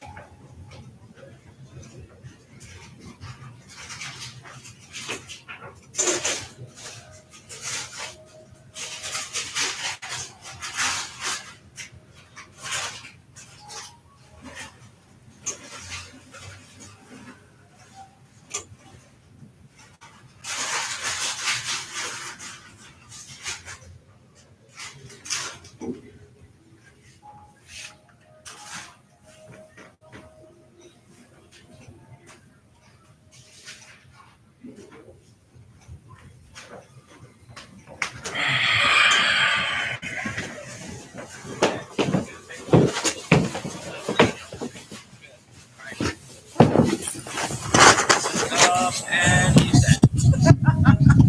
Oh, coming at us? Okay, so it doesn't really forget them back, but it does zap them. You can just dodge around and just aim this beam, especially when you start getting enough batteries.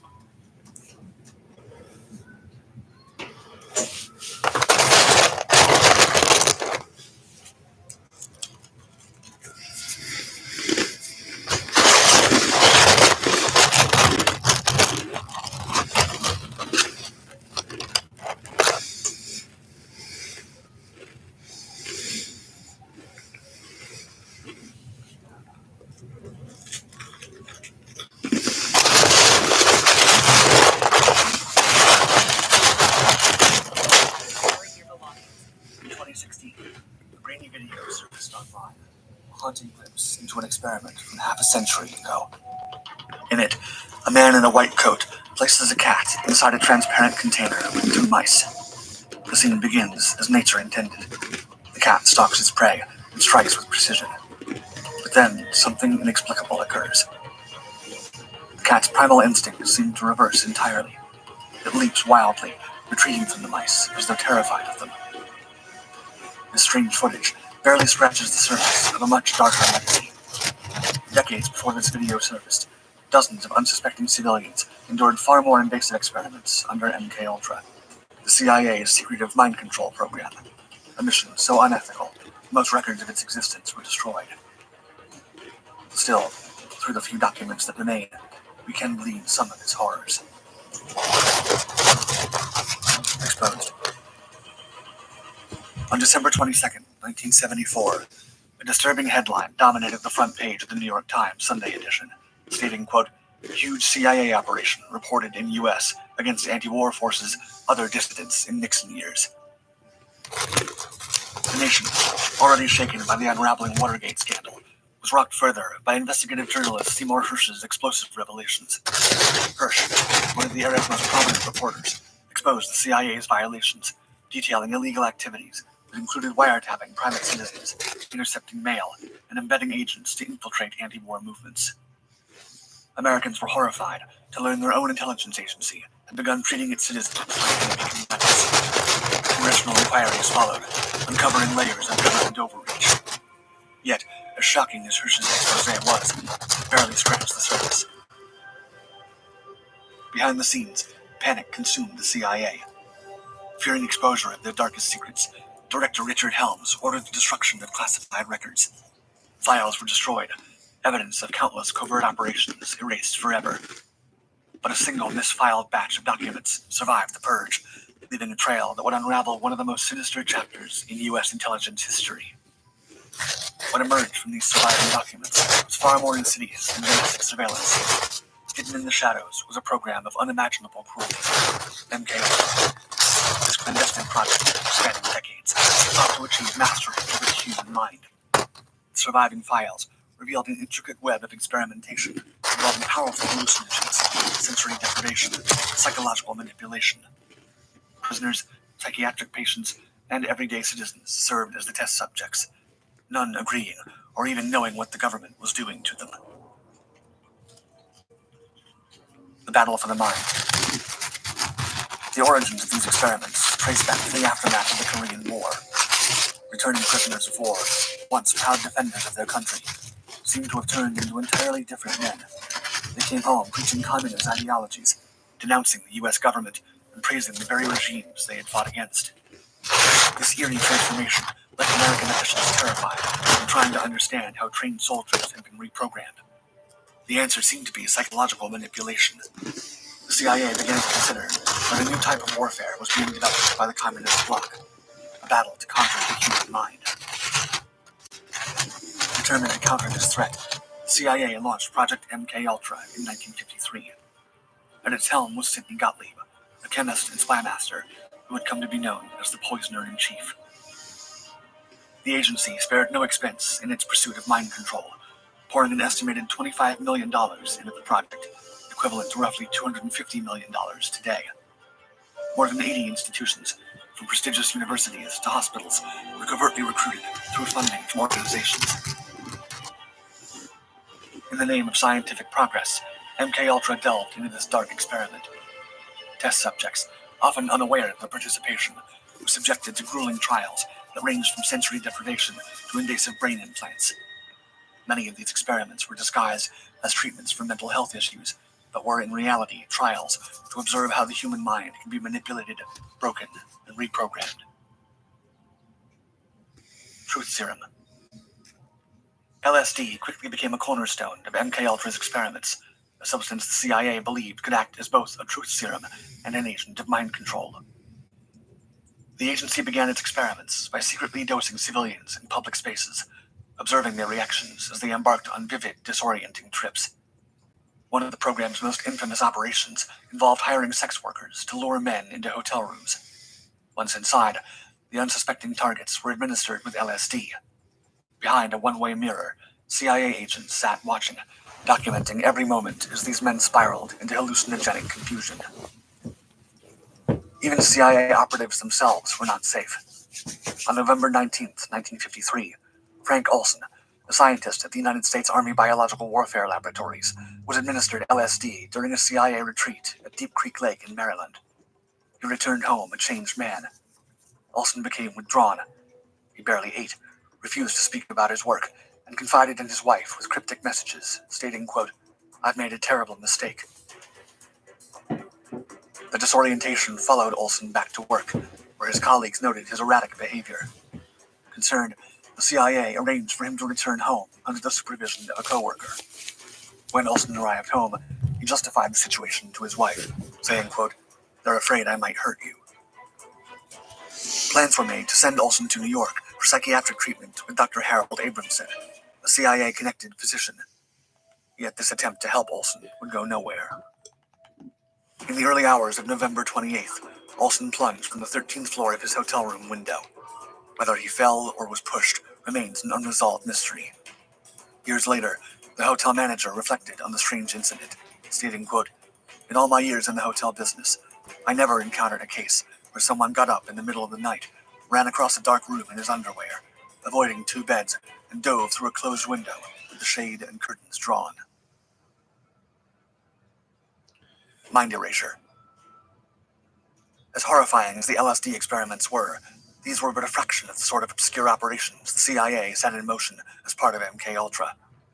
At the Allen Memorial Institute in Montreal, renowned psychiatrist Donald Ewan Cameron conducted some of the program's most terrifying experiments, pioneering a technique he labeled as psychic driving. Cameron's mission was to erase the essence of a person's identity, reducing them to a blank slate, ready for reprogramming. The process began with drug-induced sleep, pushing patients into unconsciousness for days or even weeks. During this chemically enforced coma, Cameron subjected his victims to ruthless electroshock therapy, administering currents far beyond medical norms. But the true nightmare of psychic driving lay in its psychological torture. Oh, Cameron devised loop recordings, monotonous, inescapable phrases designed to shatter the mind. Messages like, "My mother hates me," or "I am worthless," were played for up to 20 hours a day, endlessly drilling into the subconscious. To ensure there was no escape, speakers were embedded under pillows or strapped into helmets, forcing patients to endure the cruel messages non-stop. In addition to psychic driving, MKUltra also explored the depths of sensory deprivation, a method aimed at breaking subjects' personalities and inducing complete suggestibility. People were entombed in sealed, dark environments. Their hands were tied, and white noise was played in a loop to ensure the total removal of sensory input for months on end. The effects of these experiments were inhuman, leaving survivors in a state of irreparable psychological damage. Years later, one victim of Cameron's techniques recalled, quote, "There's so much I couldn't remember after I got out of the Allen. When my family came, I was a zombie. I didn't even know who they were." No one is safe.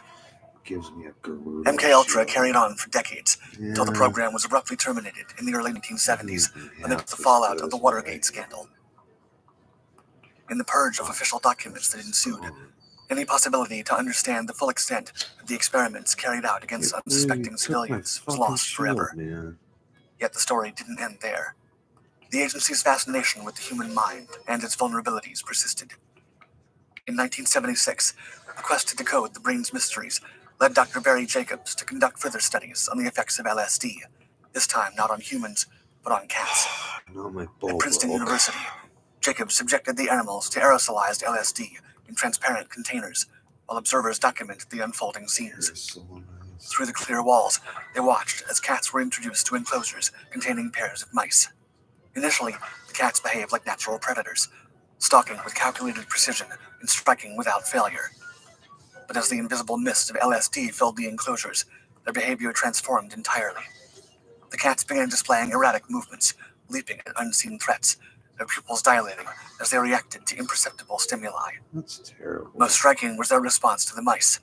The once confident hunters now retreated in apparent terror when their natural prey approached, demonstrating how thoroughly the substance could dismantle even the most fundamental instincts. That's fucking terrible. Human experiments had previously delivered similar results. At the Edgewood Arsenal, Army scientists administered LSD to soldiers, documenting its effects in a now infamous footage. Troops seemed to lose all sense of discipline, laughing uncontrollably, saluting the wrong officers, and stumbling aimlessly. A narrator, describing the scenes, remarked, quote, "They have ceased to be alert, but have become relaxed and carefree. They cannot control the impulse to laugh." The CIA's ambitions reached an even stranger climax with Project Acoustic Kitty, an attempt to turn cats into living covert recording devices. CIA scientists surgically implanted microphones, transmitters, and antennas into live cats. The transmitter was embedded at the base of the skull, a microphone concealed in the ear canal, and a fine wire antenna was woven through the fur and tail to maintain a natural appearance. The objective was to create a stealthy operative that could slip into sensitive areas undetected, capturing conversations between unwitting targets. But the reality was something else entirely. Former CIA assistant Victor Marchetti described the project bluntly, stating, quote, "They made a monstrosity." The challenges were massive. Engineers struggled to miniaturize the equipment while keeping the cats mobile and inconspicuous. Training cats to follow commands proved a fool's errand. After years of experimentation and a $20 million investment, the first field test ended in failure. Released near a park where two targets were engaged in conversation, the trained acoustic kitty could barely advance before it was struck by a taxi. Years of work and millions of dollars were destroyed in an instant. The future of mind control. As the decades passed, the public memory of extremist experiments, like those conducted under MKUltra, began to fade. Yet in recent years, advancements in brain-computer interfaces, or BCIs, have reignited discussions about the once fantastical notion of remotely controlling the human mind. These devices, capable of interpreting neural activity through electrodes or sensors, have already reshaped the boundaries of human potential. BCIs now empower paralyzed individuals to control robotic limbs, enable communication through mere thought, and even allow people to play games with their minds. As the divide between mind and machine blurs, so too does the line between therapeutic innovation and exploitation. BCIs are no longer limited to simple commands. They can now decode complex mental states, including emotions, attention levels, and cognitive decisions. Such advancements open the path to potential misuse. In 2019, photos from Jiangnan Experimental School showed Chinese students wearing headbands equipped with BCIs to monitor their attention in real time. The devices reportedly fed live data to teachers who could instantly see which students were focused and which were distracted. Meanwhile, the U.S. Defense Advanced Research Projects Agency has begun to delve into a program aimed at narrative persuasion and behavior modification. The agency explored how stories influence the brain on a neural level, using transcranial magnetic stimulation to attempt to alter how individuals process narratives. While these projects were framed as tools to counter terrorism and extremist ideologies, the notion of a government capable of directly influencing how civilians process information is far from reassuring. These technologies keep evolving. Memories of the MKUltra days are resurfacing. However, today's tools are far more sophisticated, capable of penetrating deeper into the mind and manipulating it with a precision that Sidney Gottlieb and his team could only dream of.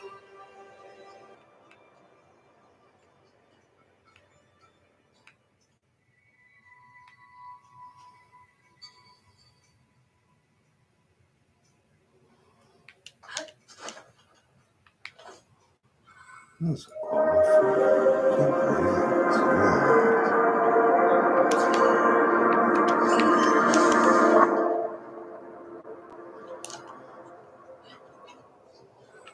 This is footage of a young man named Stephen McDaniel. Stephen is being interviewed in June of 2011 by a local news channel in Georgia's Macon County, all because his neighbor has gone missing. His neighbor was 27-year-old law student Lauren Giddings, who was only one test away from completing the state bar exam and fulfilling a lifelong dream. But just days before she was due to take the test, she seemed to simply drop off the face of the earth. A mild concern morphed into a full-on panic as the days dragged on with no sign of her. Her close friends knew that it was worryingly out of character for her not to check in with them. During the interview, Stephen is quoted as saying, "We're just trying to find out where she is at this point. I mean, no one has seen her since Saturday. The last time anyone had heard from her was an email she sent out, and no one's heard from her since." When asked if Lauren might have had any enemies, anyone who might have wanted to hurt her, Stephen replied, "No, she's as nice as can be, very personable, very much a people person. The only thing we can think of is that she went out running when someone snatched her. One of her friends has the keys, so we went over, went inside, tried to see if there was anything amiss, but there was no sign that anyone broke in. We just don't know where she is." The woman interviewing Stephen then mentions that a body had been found in a nearby parking lot, provoking an almost catatonic reaction in him. He begins stuttering, turns a shade paler, then tells her, "I think I need to sit down," then walks away from the interview. Around 20 minutes later, The reporter for Crime Watch Daily Macon saw Stephen approaching her in an upset and panicked state. His interview then recommenced with a few short questions being thrown his way before the reporter finally asked him, "What's going through your mind right now?" Stephen breaks down in tears, asking, "Why would anyone do this? If I had heard something, maybe I could have helped." Lauren's sister, Caitlin, later said that she never mentioned being in fear for her safety, although she had mentioned on one trip a year before when she came home, she felt things had been moved around. Someone had been in her apartment. By the time Lauren had been missing for 4 days, Stephen McDaniel joined in with the search for his missing friend. Caitlin Giddings got in touch with another of Lauren's friends after the group had gained access to her apartment, and it was around then that they made a deeply chilling discovery.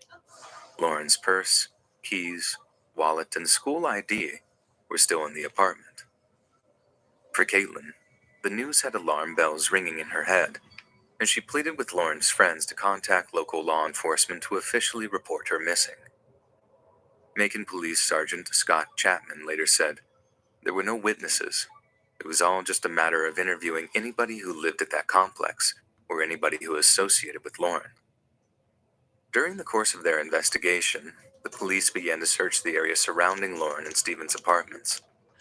Bibb County Sheriff Lieutenant Randy Gonzalez later said, "This is how we discovered the trash bag that was in one of the dumpsters. Once they were able to open the bag and look inside, we found her torso. There were no limbs attached, and her head was missing as well. All we had was a torso." The discovery of Lauren's dismembered torso made for an incredibly lucky break for investigators, as the dumpster had been due to be collected that morning. If it wasn't for the fact that the garbage truck was running late, they would have never found it at all. The discovery of the body was picked up by Crime Watch Daily Macon, who sent a reporter down to the scene to conduct interviews. This is how Stephen McDaniel ended up in front of TV cameras that morning, and when the footage was viewed by criminal investigators, they began to notice some frighteningly suspicious things about his behavior. Firstly, it looked as if Stephen hadn't slept properly in days. He looked pale, with deep dark circles under his eyes, and when he began to cry after hearing the news of the corpse's discovery, it was painfully obvious that no tears were actually being shed. Within just a few hours of the footage being aired, the police began to look into McDaniel's background. Friends described the 25-year-old law graduate as being quirky and intelligent, while others described him as being downright creepy.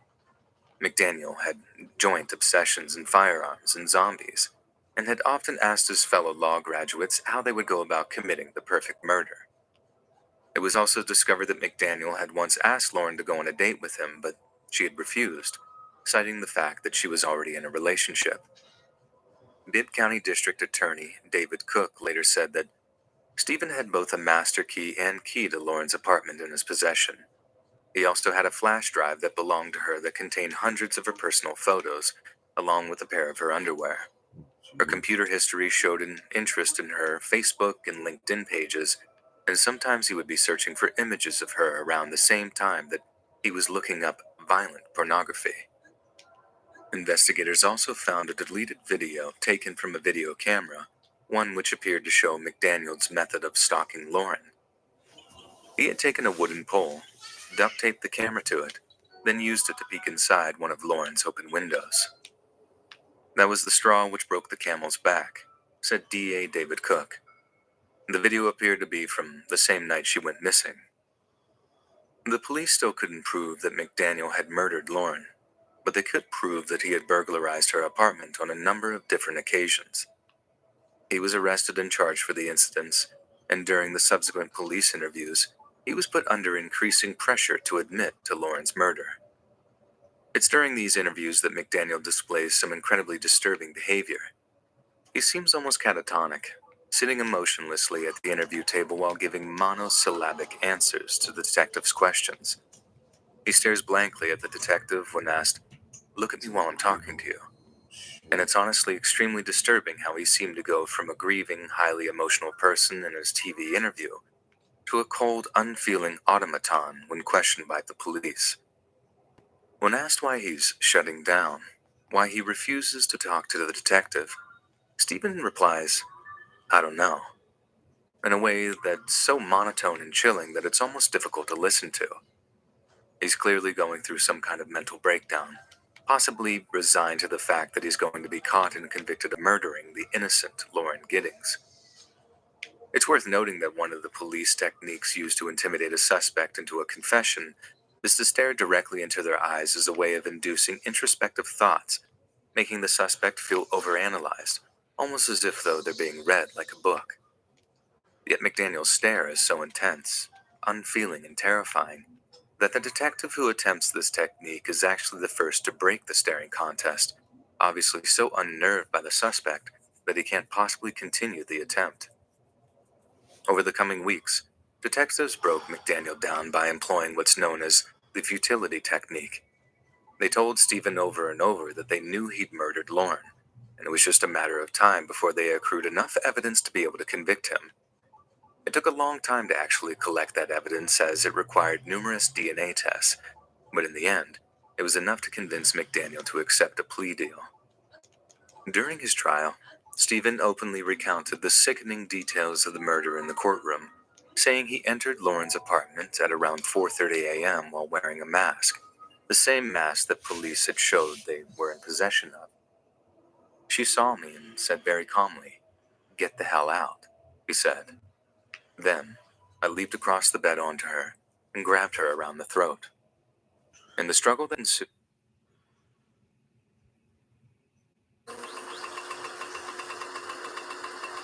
So I go X, G. Why did it stall? This is like real life simulator of me trying to learn how to do stick shift when I was 15. App. You guys have.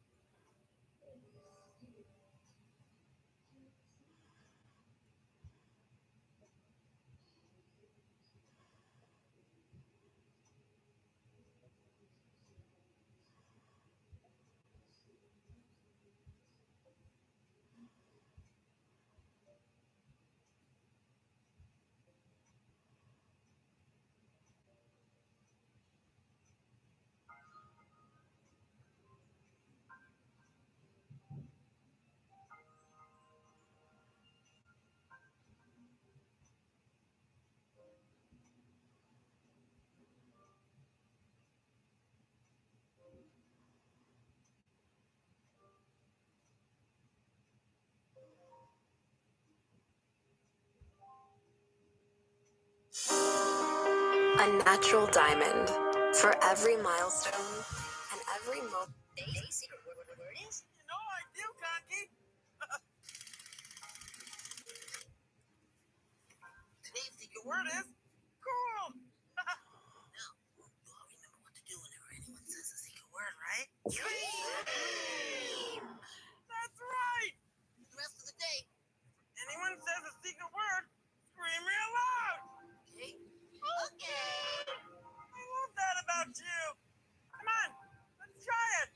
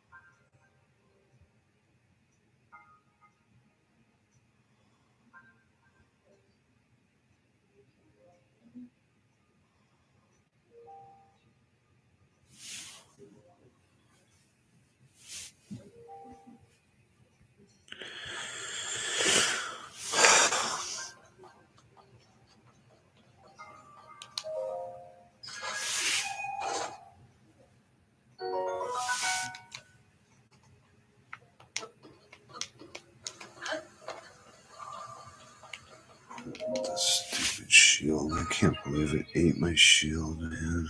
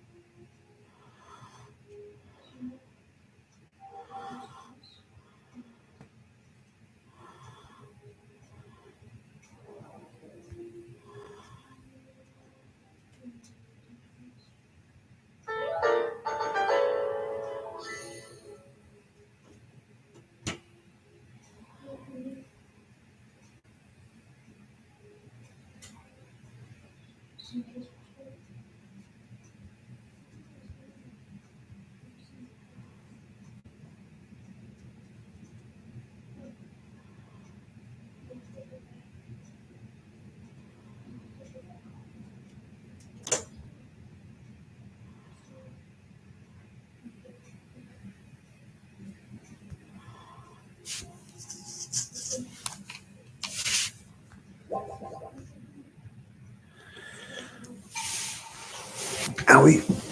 Ouch. Oh.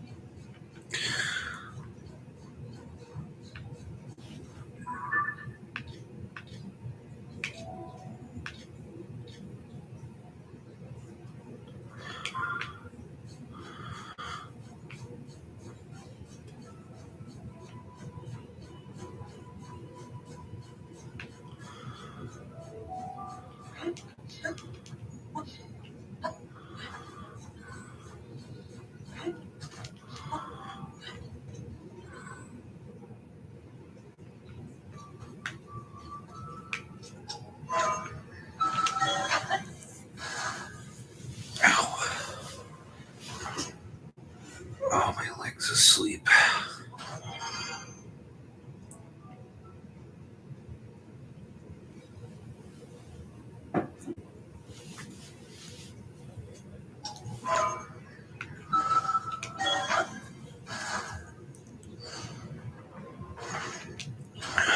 Oh. Wasn't expecting anyone to be up here. Whoa, he's got fucking ice arrows too. Oh, great.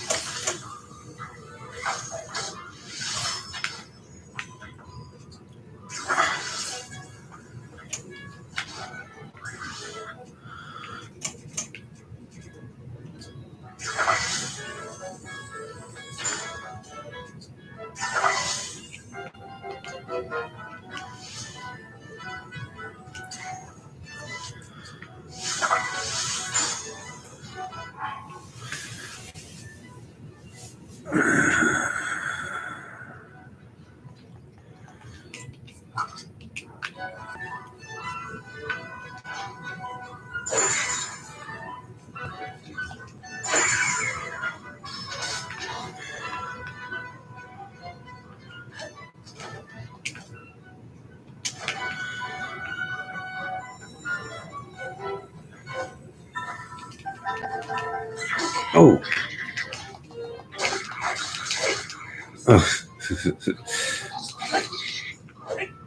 Not your horn, dude.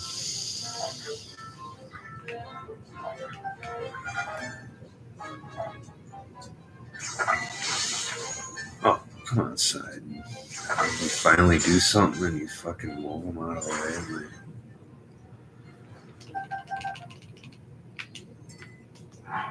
Fucking side on. He finally does something. He pushes them out of the way of my arrow.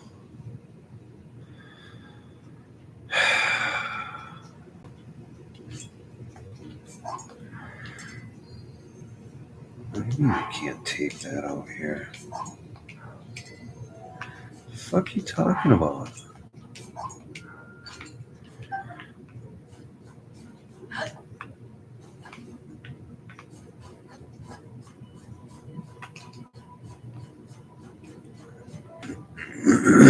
Can't take that out here.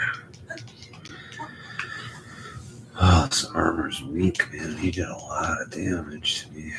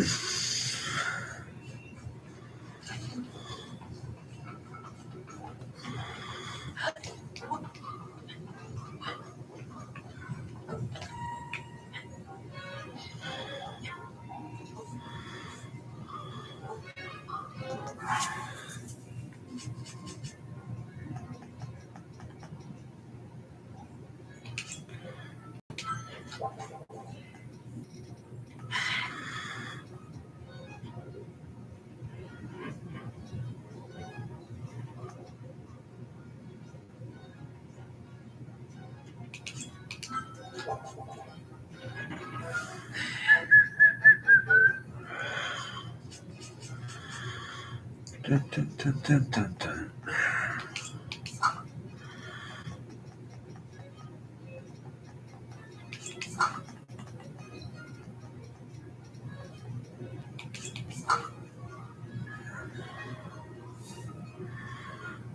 What is it called? I just ate.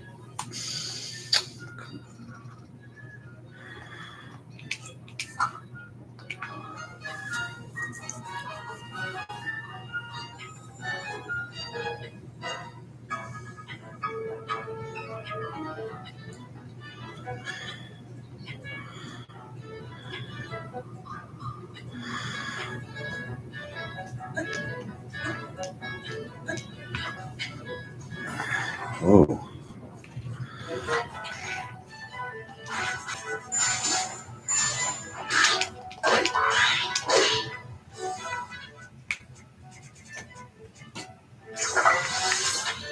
Oh, I missed. Come on. Oh, what the fuck happened?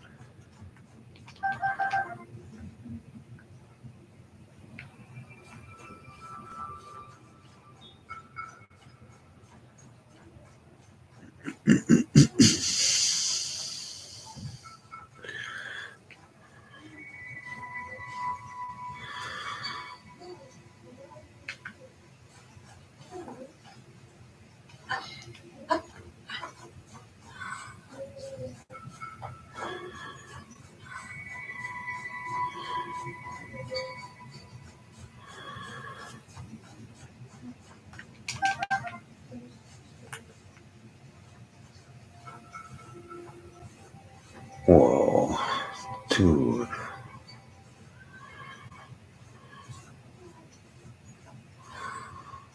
Probably a good thing I saved this area for last.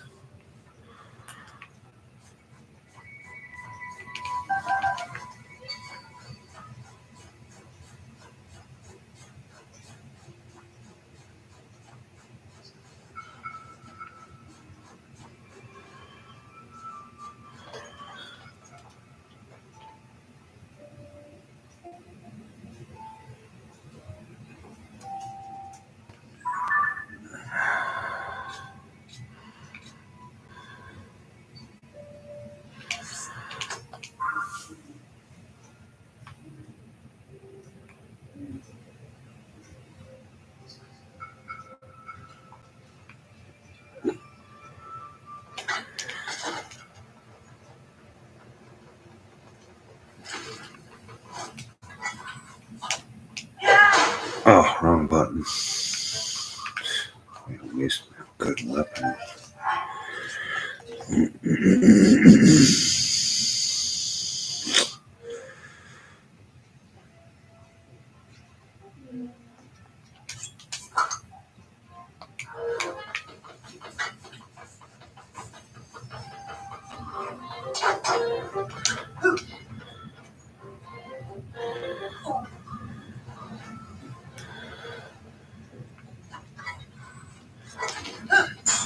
Oh, I'm so sure.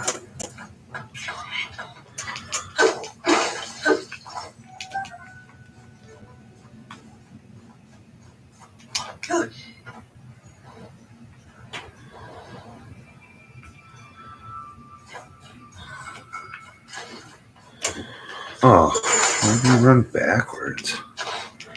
Jeez. Trying to snow surf and he runs backwards right into the guy.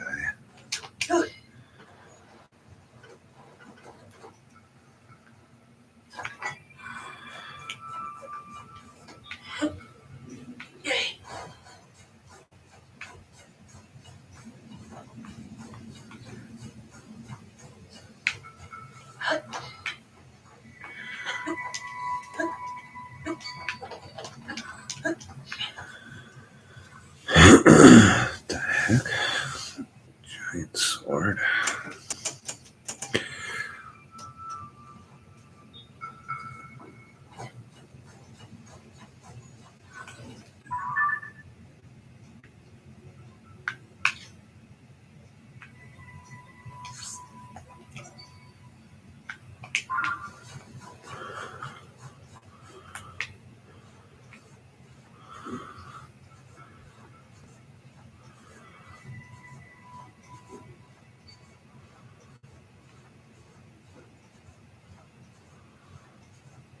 So that giant sword there.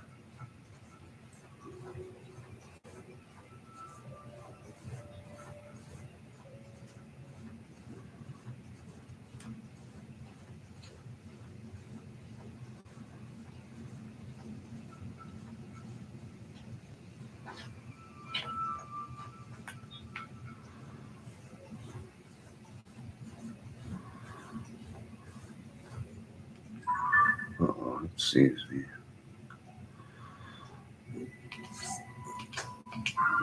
Oh boy.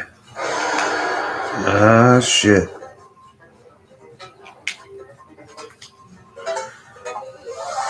Ah, shit. Ah.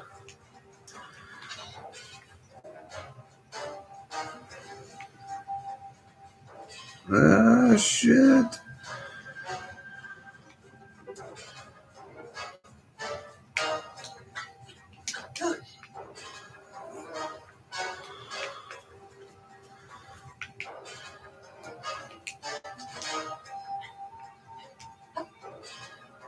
Oh boy.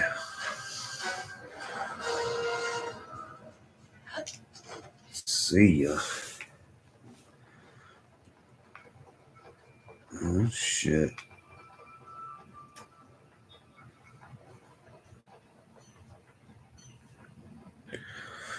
Oh, there's the. What do you call it thing?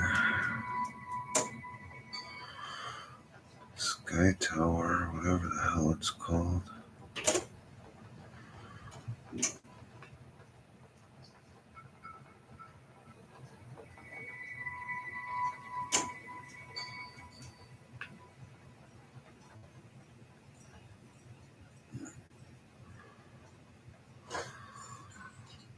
Goblin frozen in there.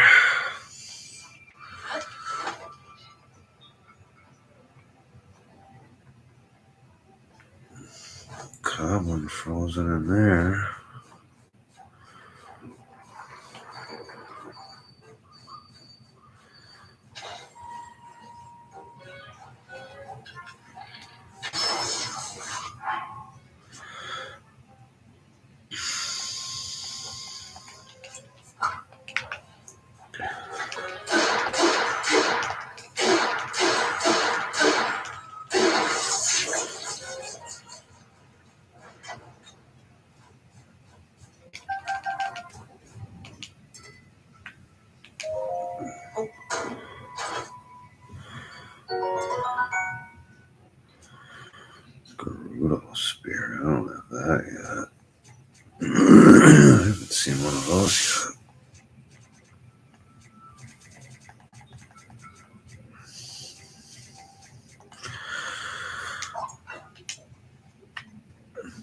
picture that.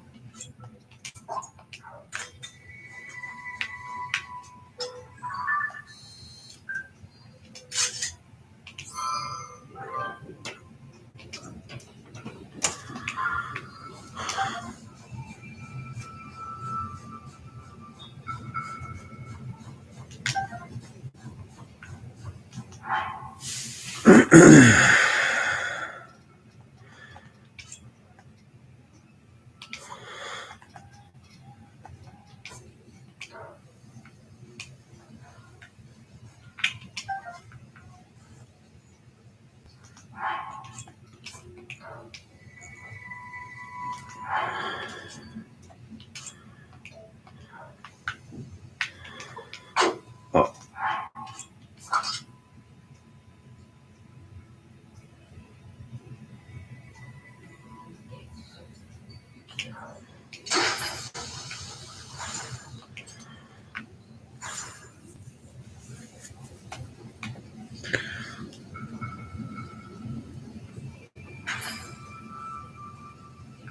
Nothing. What the hell? Look at nothing.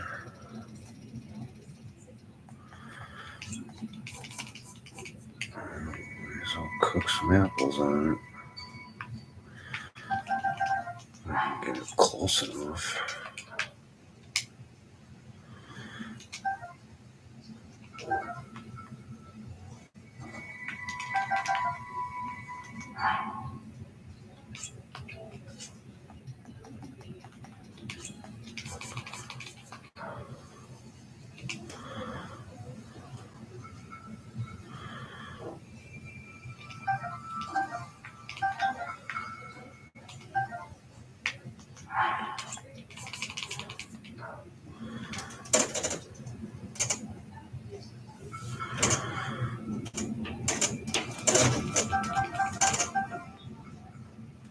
Holy crap, is it windy out?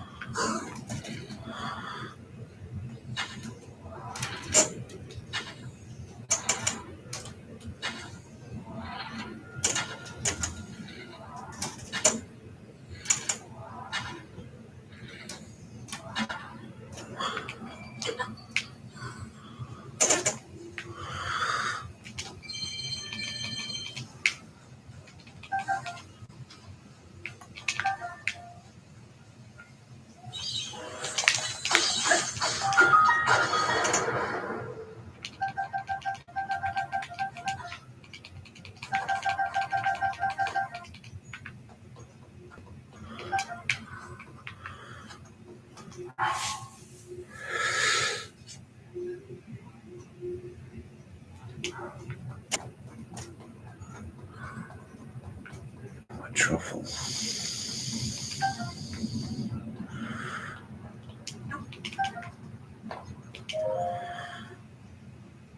Nelson's Records.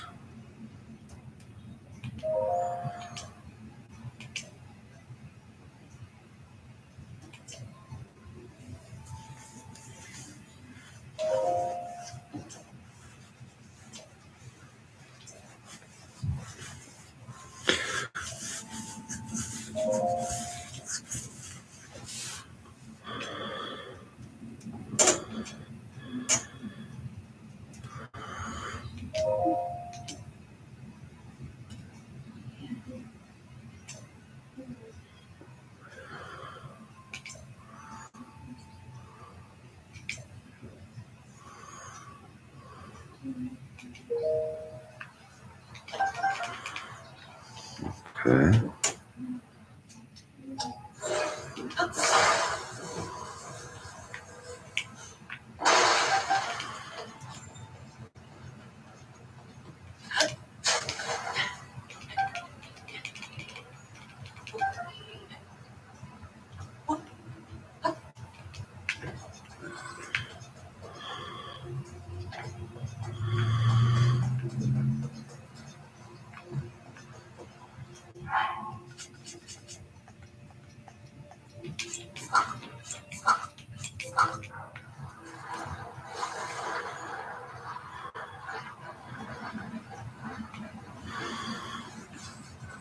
I guess I ain't getting those.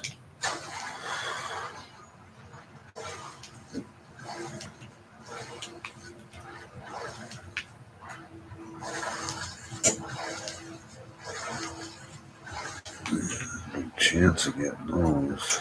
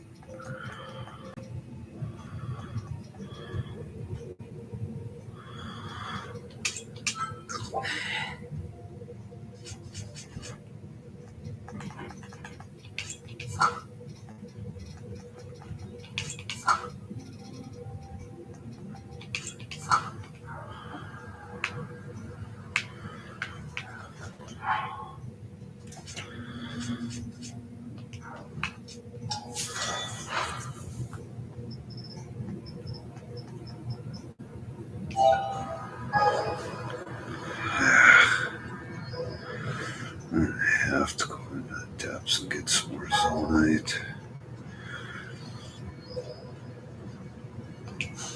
I wasted what little bit I have on that now.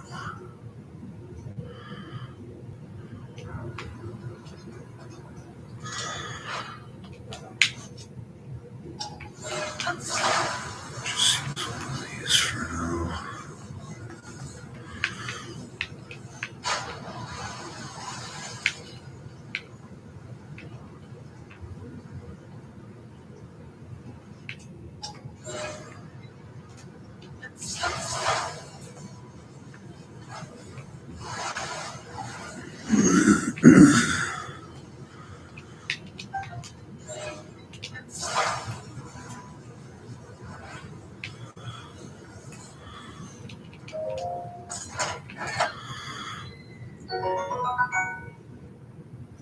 Rudo Bowl.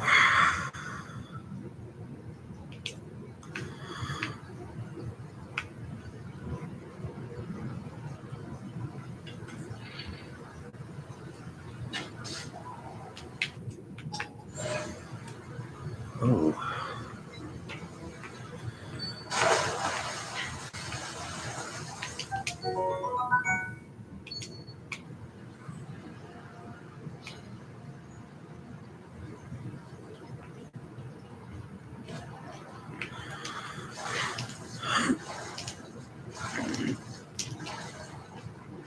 I could have a key fish. Well.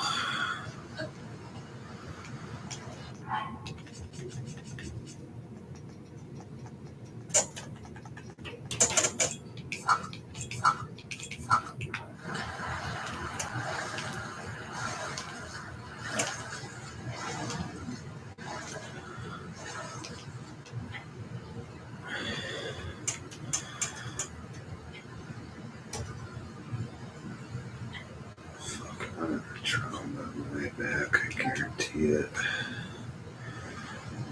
Well, maybe not. Not if I can get over here.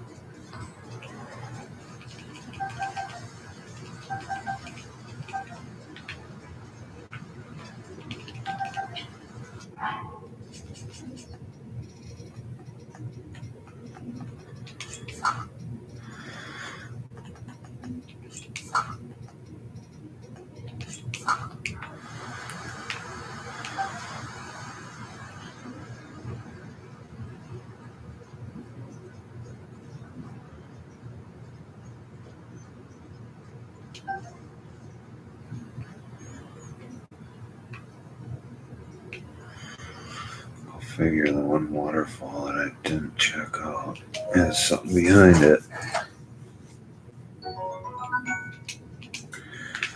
Let's hope it is.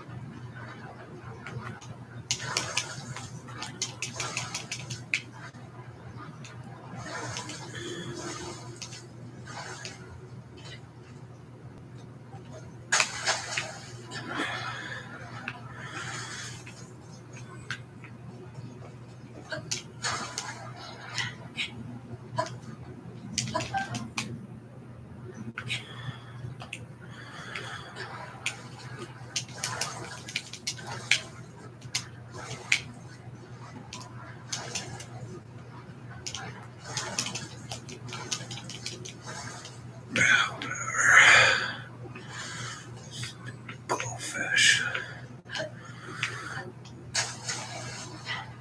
Oh, there's a gate.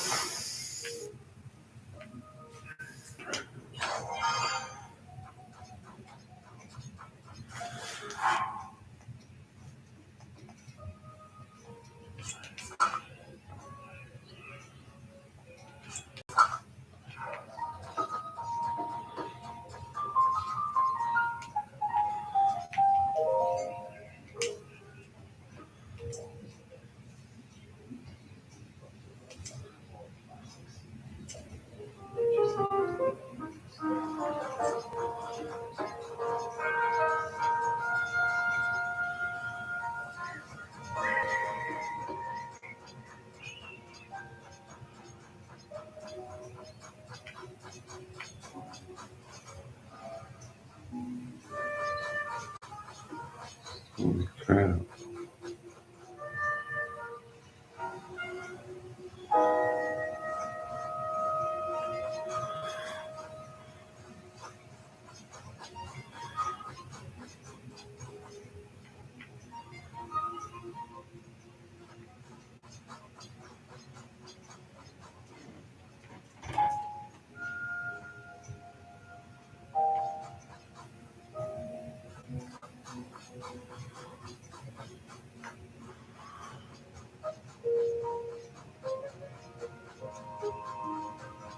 Just have to zap up under it a bit.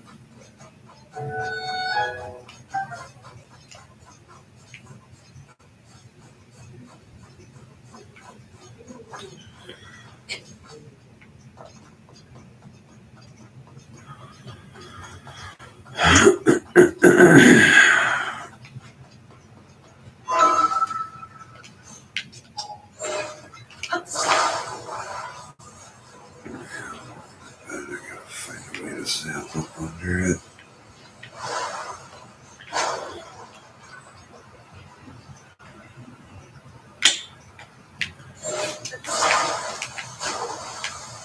Come on.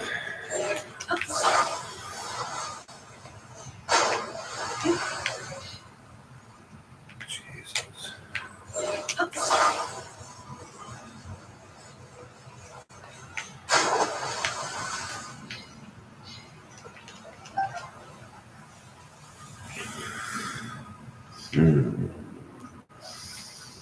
So,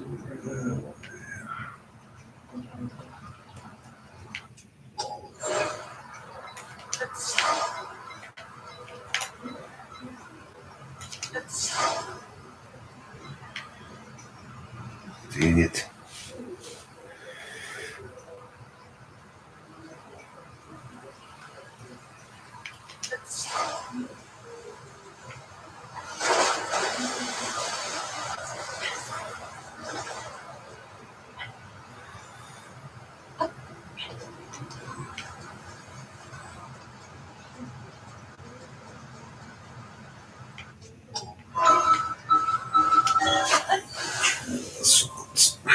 See where we're at.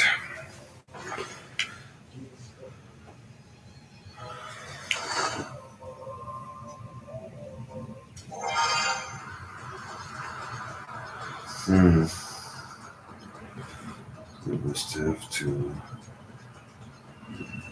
do it way back where they have their stuff. Can't be. Gotta be maybe under here.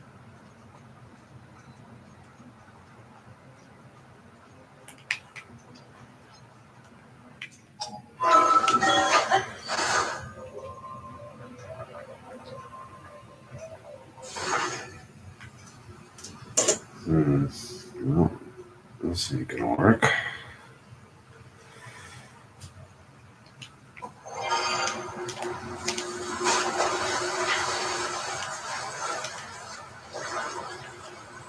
Let's see. There's gotta be a way to zip up under it. There's gotta be.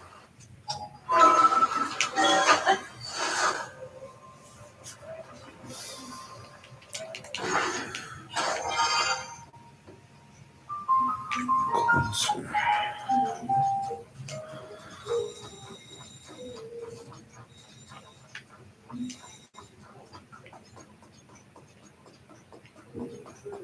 Can't be right.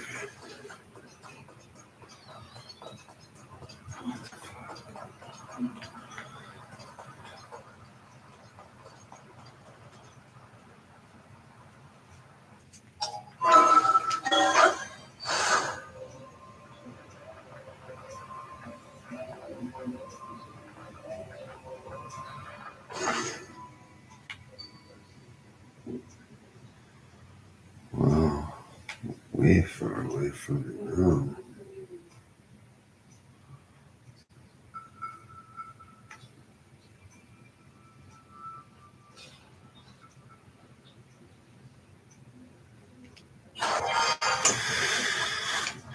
There's gotta be another cave.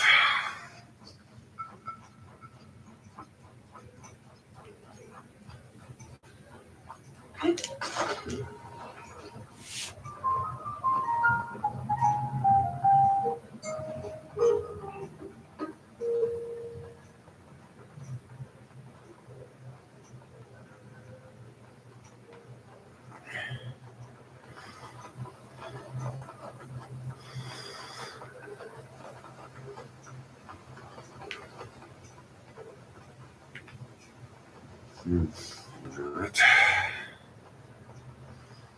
There's gotta be somewhere.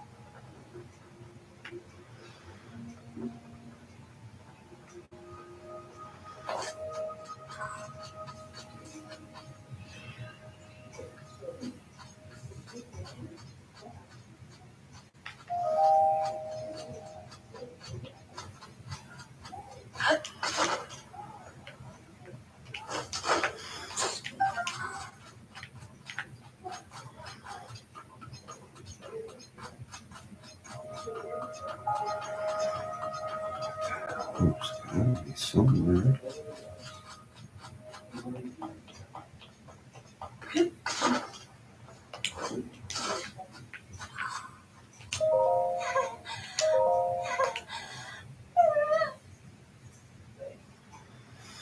What? You're a Yiga clan and you want to kill me, right? Yeah. I figured as much.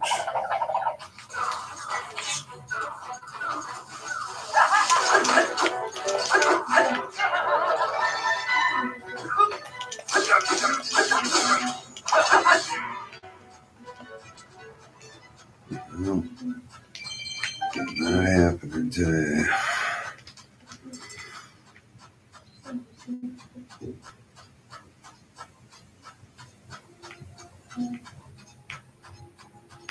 Shit, what the hell?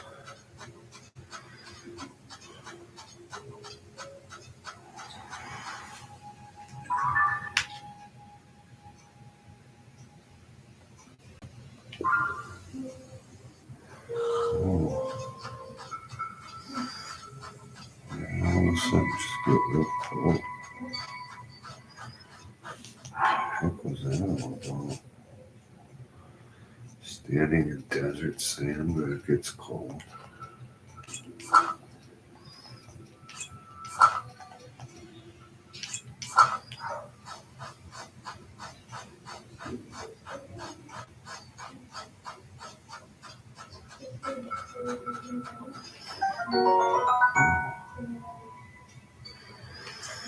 I don't think I've ever seen this before. Oh.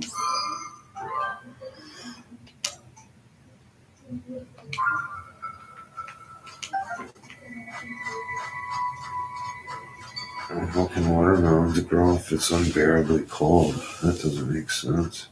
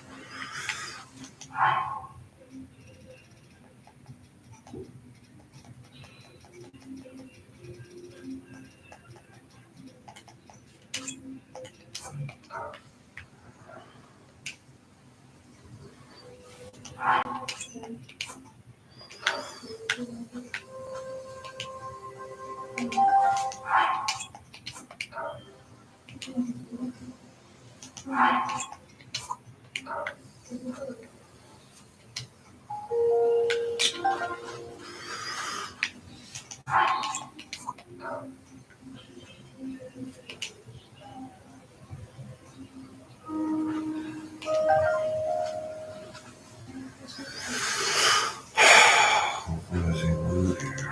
Obviously not splash fruits.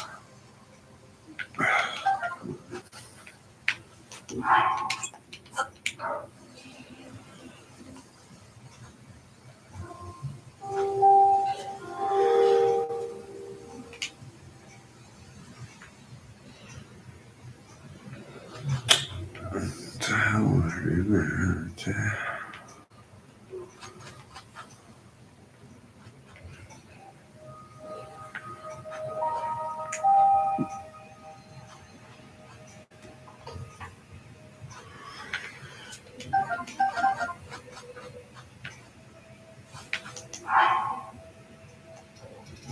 Those were apples instead.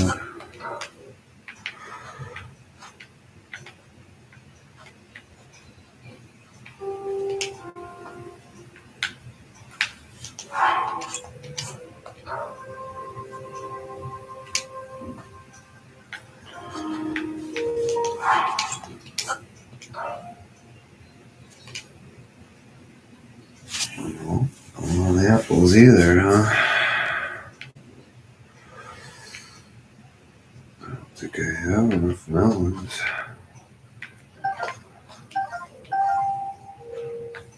I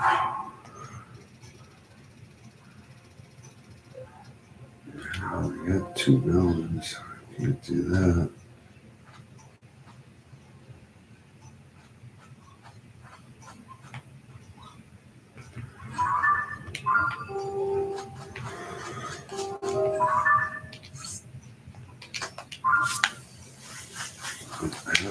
Mountains.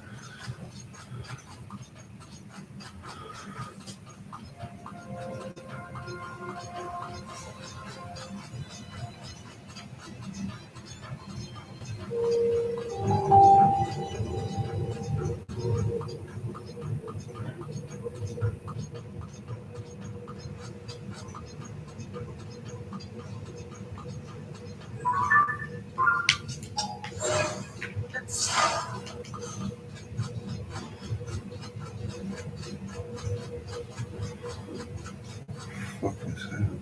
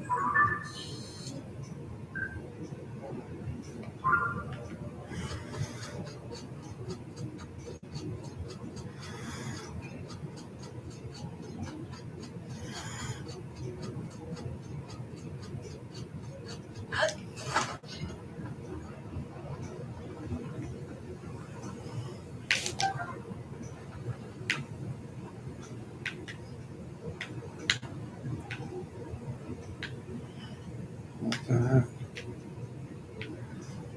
Pushing it down. What is happening this time?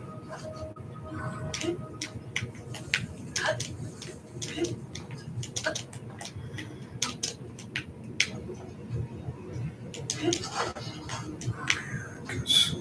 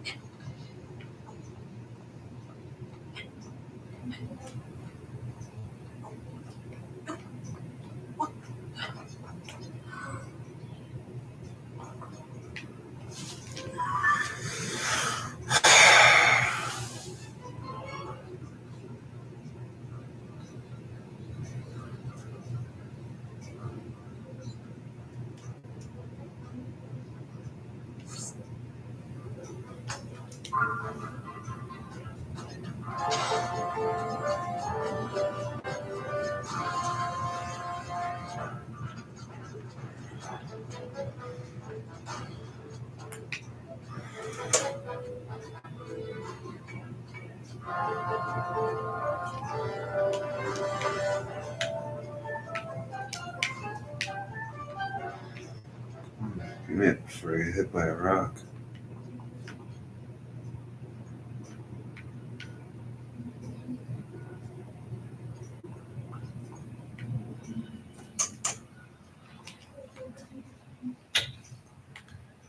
What the hell? Take off.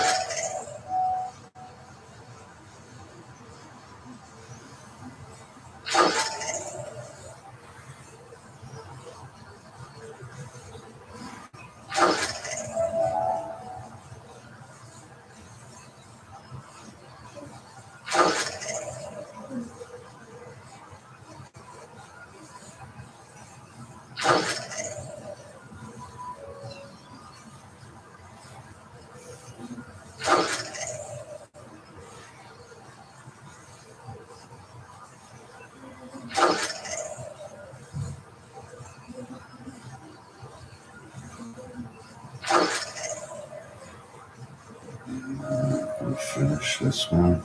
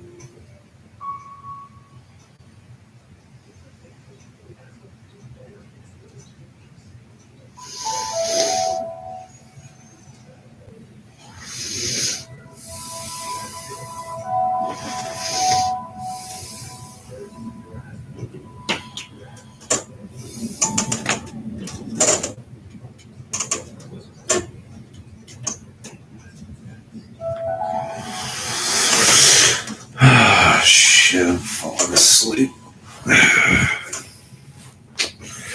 There's a cliff.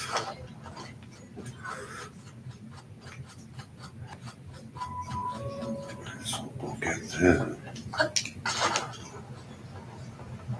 Now it's unbearable heat. Come on, really?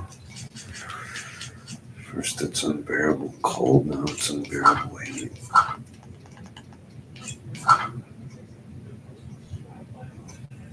It's not even helping. Really?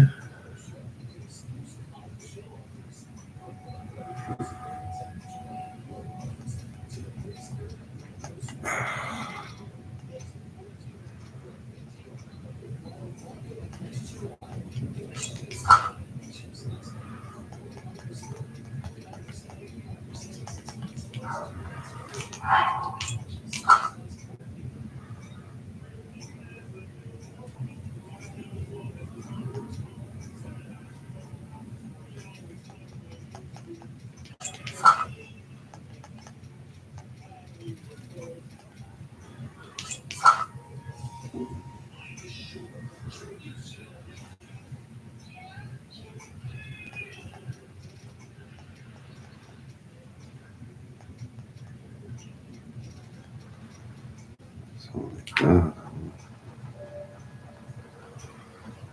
One's a flame guard, the other's heat resistance.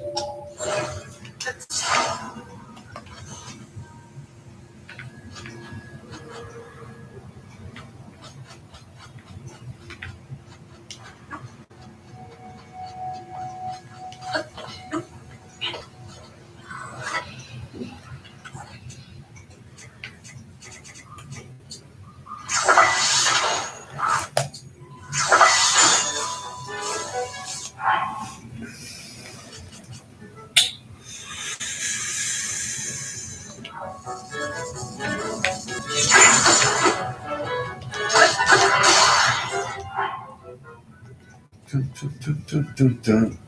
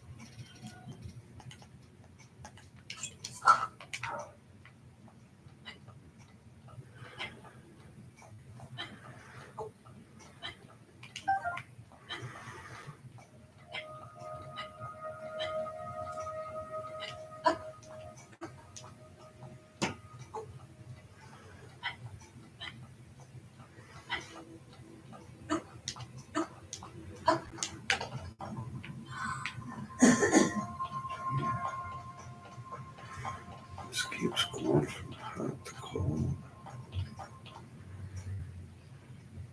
Oh boy.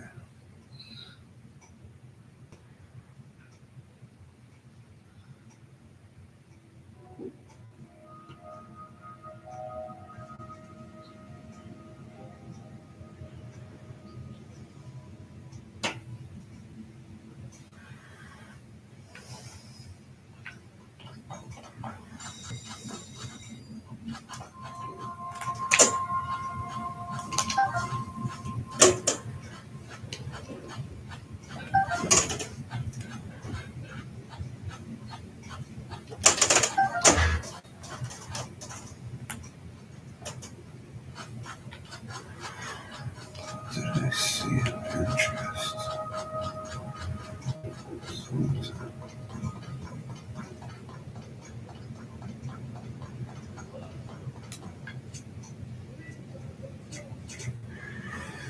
I think I can model them as robots. Oh, come on.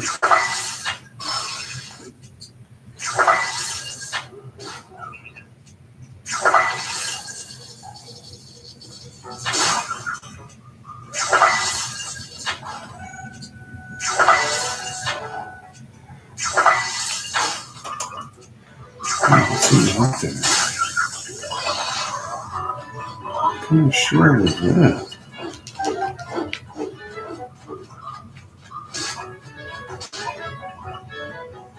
It's got a flashlight shield. Oh, he's got.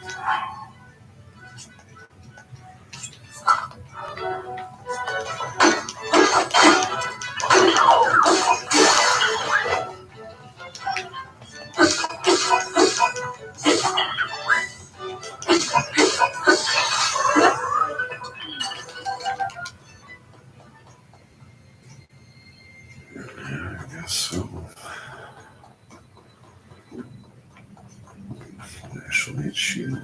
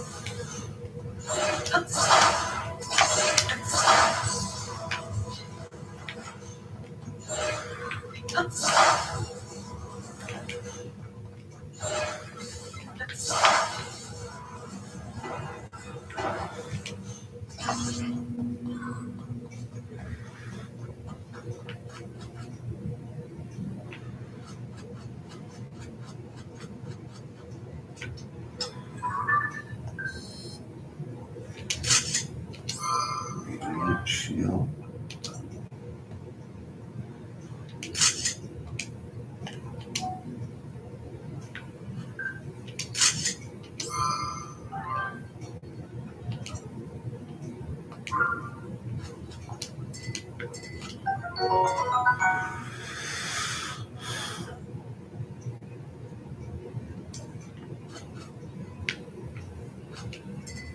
I can't take it, huh?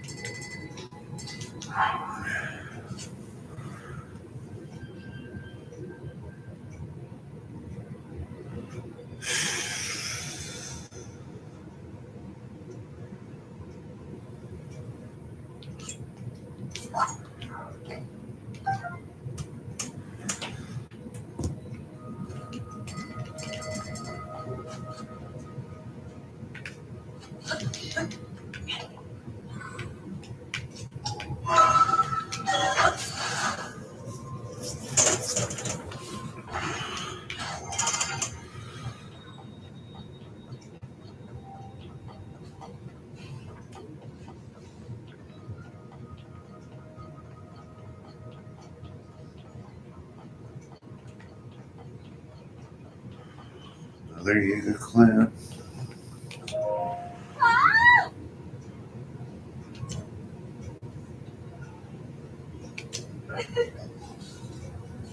You'll be our second member.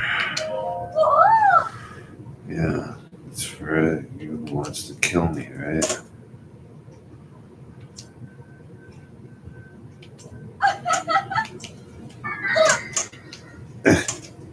My life, huh? We'll see about that.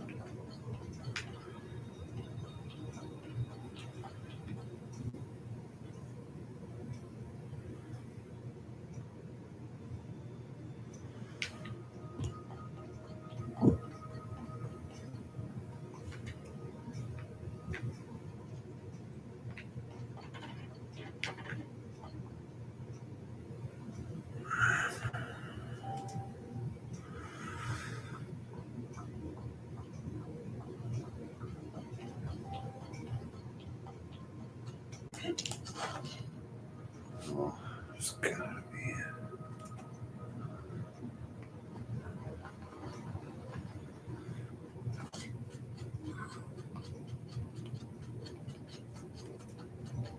Gotta be another way in there. Did say something about his cave where they store their hearts at.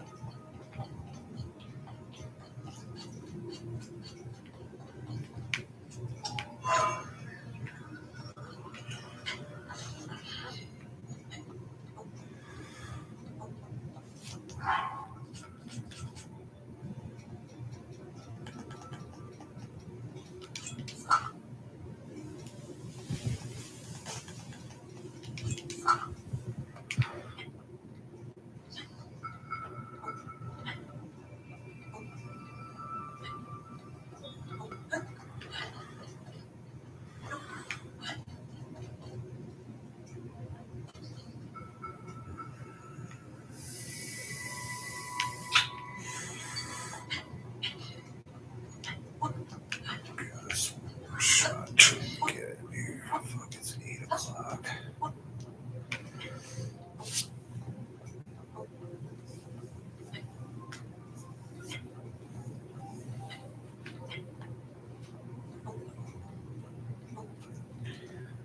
Go over and try to get to the shrine next.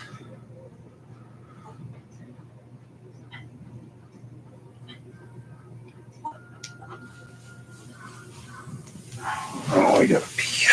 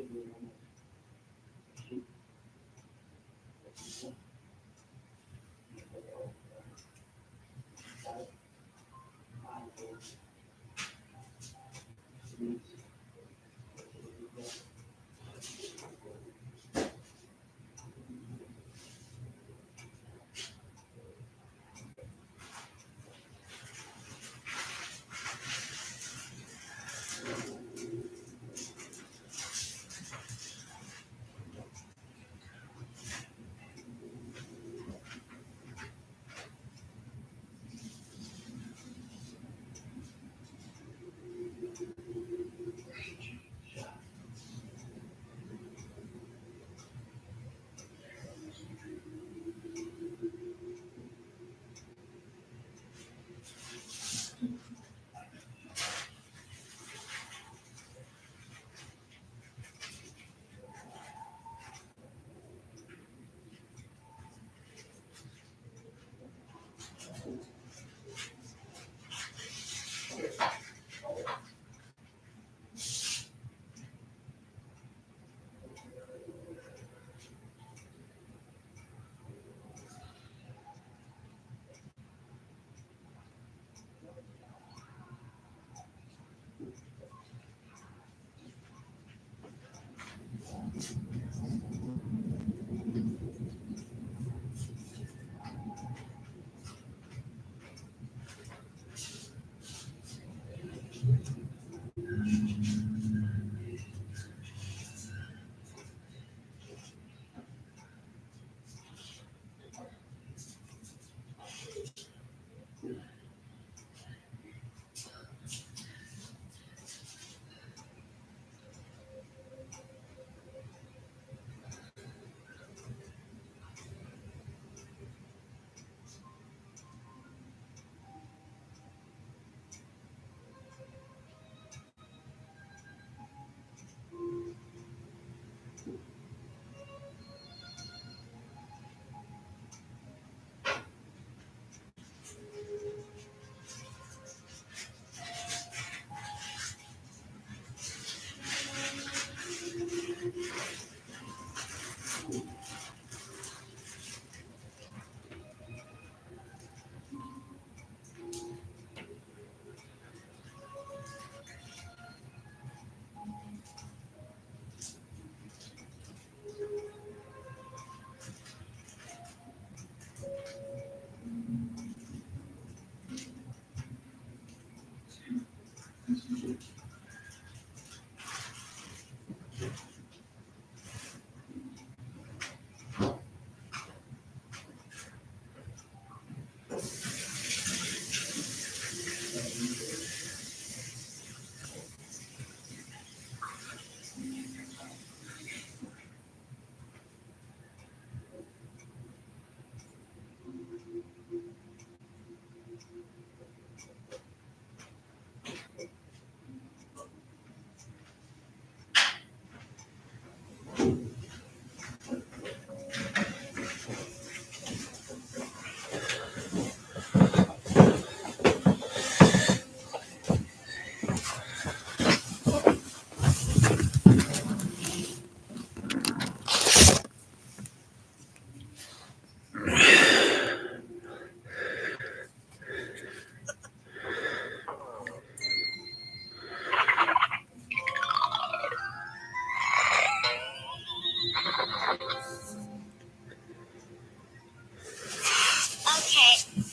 I'll tell about the Columbus story. Columbus said one day, "Now I think I should sail to China." So he took lots of food and the strongest men, and he got 3 brave ships. And they sailed for days and days and days and days. And finally they got to this island, and they thought that was China, except it was really America. I think there are like pretty plates and stuff in China and pretty silverware, because why else did they call it China?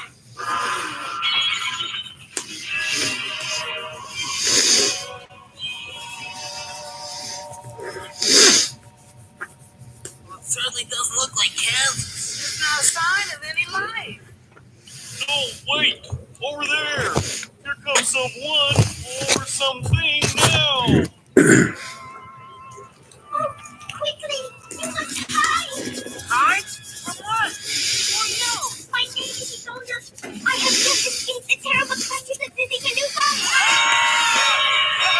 This is no time for nothing. He intends to capture us all.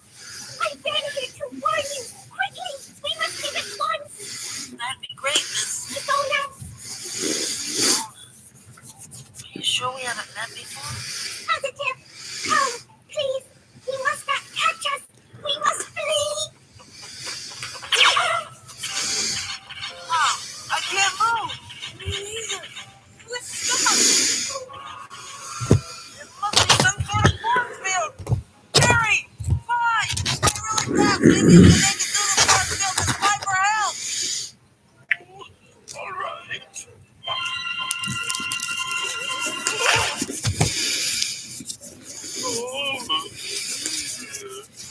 Oh, it's too late! No one escapes Dizzy Galuga!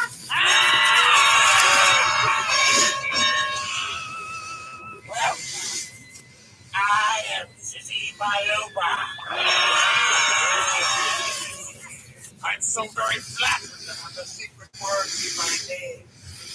What an honor.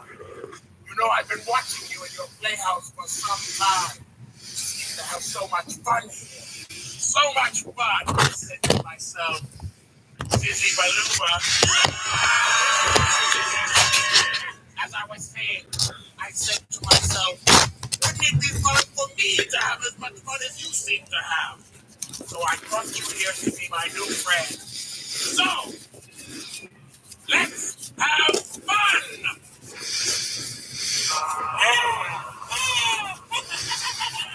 This guy's so funny, I forgot to laugh. Wow, I'm not going to embarrass you.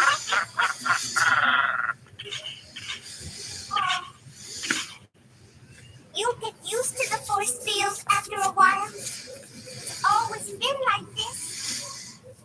He tries so hard to have a good time. You'll feel better if you whistle. All right, my new friend. I'm ready for some more fun. Entertain me. Make me laugh. You don't feel like laughing, Sissy Baluba. Well, that's not a very friendly attitude. You're no friends of mine. That's right, we're not. How dare you? I brought you here to be my new friend. Well, you got the wrong idea. Friends are people that you care about and who care about you. You brought us here without even asking us if we wanted to come.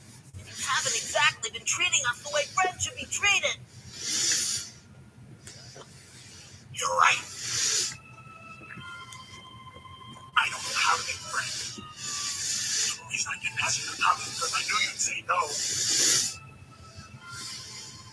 Nobody likes me.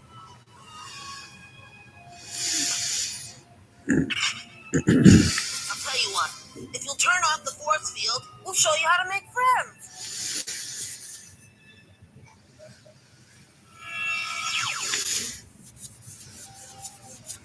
Force field's gone. You know, if I were meeting you under different circumstances, I think I'd want to be your friend. And I've always been that way, except that you had me locked in a cage. You know, those force field tubes and those are really quite advanced technology. I'd love to hear you explain how you do it. Yeah, we are. Why don't you sit on me, Sis?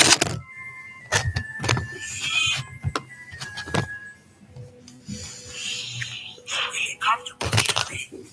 What a friendly thing to say. Thanks, Sissy. You're welcome. See, you're already making friends. You know, Pee-wee, I feel terrific. It's the start of something really big for me. I'm learning how to make friends. Can you all forgive me for the way I behave? Of course, Sissy Galuba. Well, now I better see about getting my new friends back home. Yeah, I forgot about that. I'll prepare the transport array. Gee, I sure am gonna miss my new friends. I know. Why don't you come back with us and pay Earth a visit? Lots of people. Hey, I'm Michael. I work in the Everglades as a guide and a scientist, and I use TurboTax. It's a very simple process. Like, I really don't have to do that much, even with 2 jobs. It's just like provide my forms, one and done. I did have to do a phone call, but it was very simple. Like I said, much like a walkthrough, and they took care of it for me, and I got to get back to my business. Let a TurboTax live full service expert take taxes off your plate from start to finish. Now this is taxes.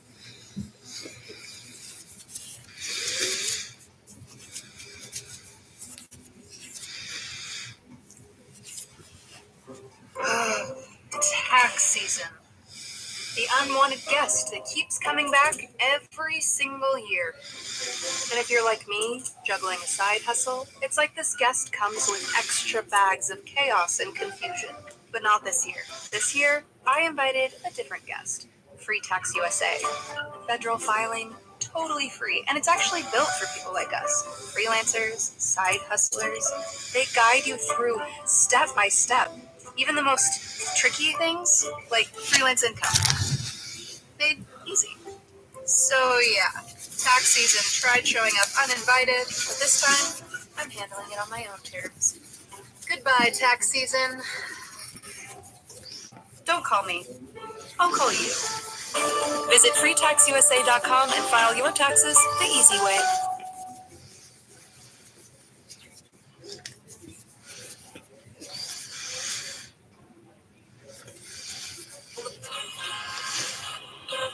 Hi, kid. Hi, Pee-wee. Is everything all right? I was over about an hour ago, and the playhouse was gone. Everything's dandy. Just took a little jump into outer space. Outer space? Well, would you still like to see a cartoon? Would I? Well, boys and girls, members of the playhouse, old friends, new friends, and future friends, let the cartoon begin.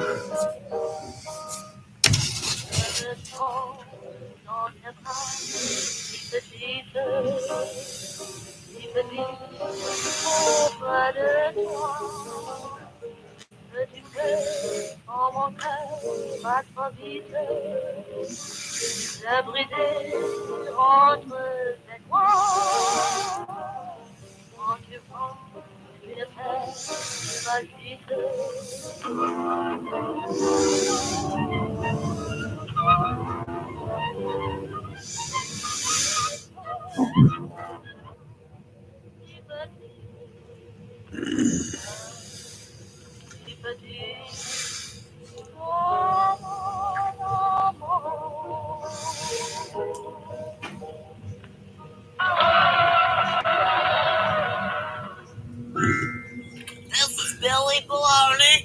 How's it? Hi, Billy. That's my fire truck.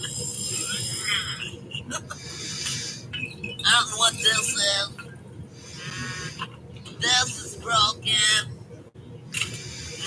Can't borrow this.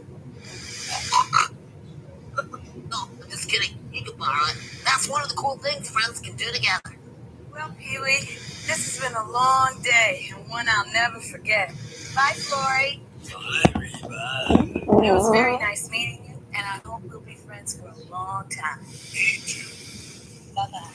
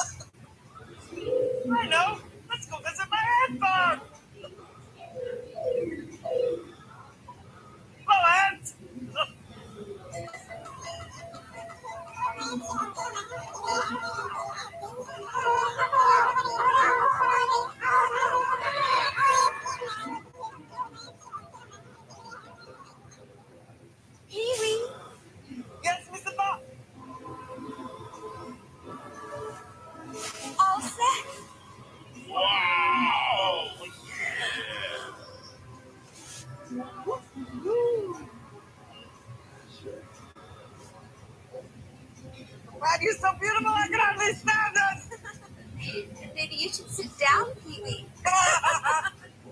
Oh, thank you. A hostess always has to look her best. This is gonna be some party. I hope we can stay up to watch.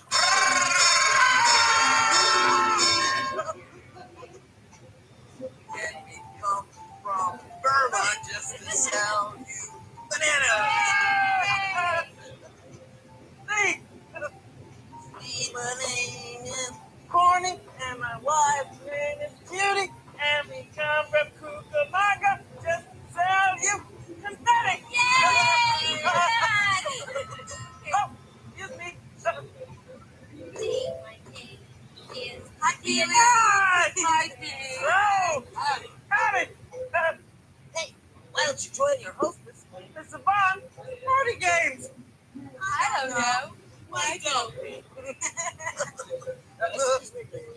Listen, can I talk to you over here in private for a minute? I got just a little problem. What's that, a color, Curtis? Well, it's like this, Pee-wee. I knew I was coming over here to spend the night and all, and then it dawned on me this here's a pajama party, and, well, I don't have any pajamas to wear. What do you sleep in, Curtis? Nothing. I sleep in the nude. That's your problem. I know. Let's ask Johnny for help. Hey, that's a great idea. Wait, go, Genie. It's you here. Calling Johnny to appear. You rang? Hi, Johnny. Uncle Curtis needs a pair of pajamas for the party. I wanted to make it my wish for the day. PJs, huh? Well, cowboy, what sort of fashion statement would you like to make? Trendy, traditional, sensuous, sensational? Yeah, I kind of like something with a cowpoke flavor to it. Of course. Spirits of the tumbleweed, help our cowboy friend in need.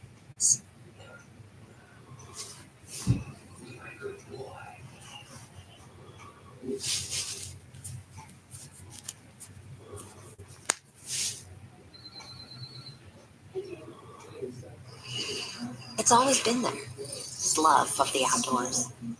Some days, Hello again, everybody, and welcome to another exciting episode of the Jim Cornette Experience. Tony Storm's amnesia is cured on a show I'd like to forget, plus a memorable evisceration by the Samoan. I'm done with people telling me that I didn't like Tears of the Kingdom because I was comparing it to Breath of the Wild too much. So this is day 2 of playing Tears of the Kingdom without Breath of the Wild bias. Lookout Landing itself is a very good hub for Hyrule. It feels rushed and thrown together, but in a good way. It feels like a bunch of people panicked and built a fort. Also, the music feels like you're getting ready for an adventure while still managing to feel like home. However, I really don't like how linear the quest is. I really think you should get the paraglider immediately after completing the Great Sky Island. This way, you'd be able to explore the neighboring Sky Islands after leaving. I can sort of understand why they did this. If Nintendo didn't direct you to Lookout Landing and make you do the quest, you might get lost. Except that's a complete lie because they still could have marked Lookout Landing on the map, but still let you explore. Isn't that what made Breath of the Wild so good? I mean, yes, Lookout Landing is a cool location. Yes, it does a good job at teaching you how things work, but was it really necessary to force players to do this linear quest after giving them a free open world to explore? What do you think? I'm done with people telling.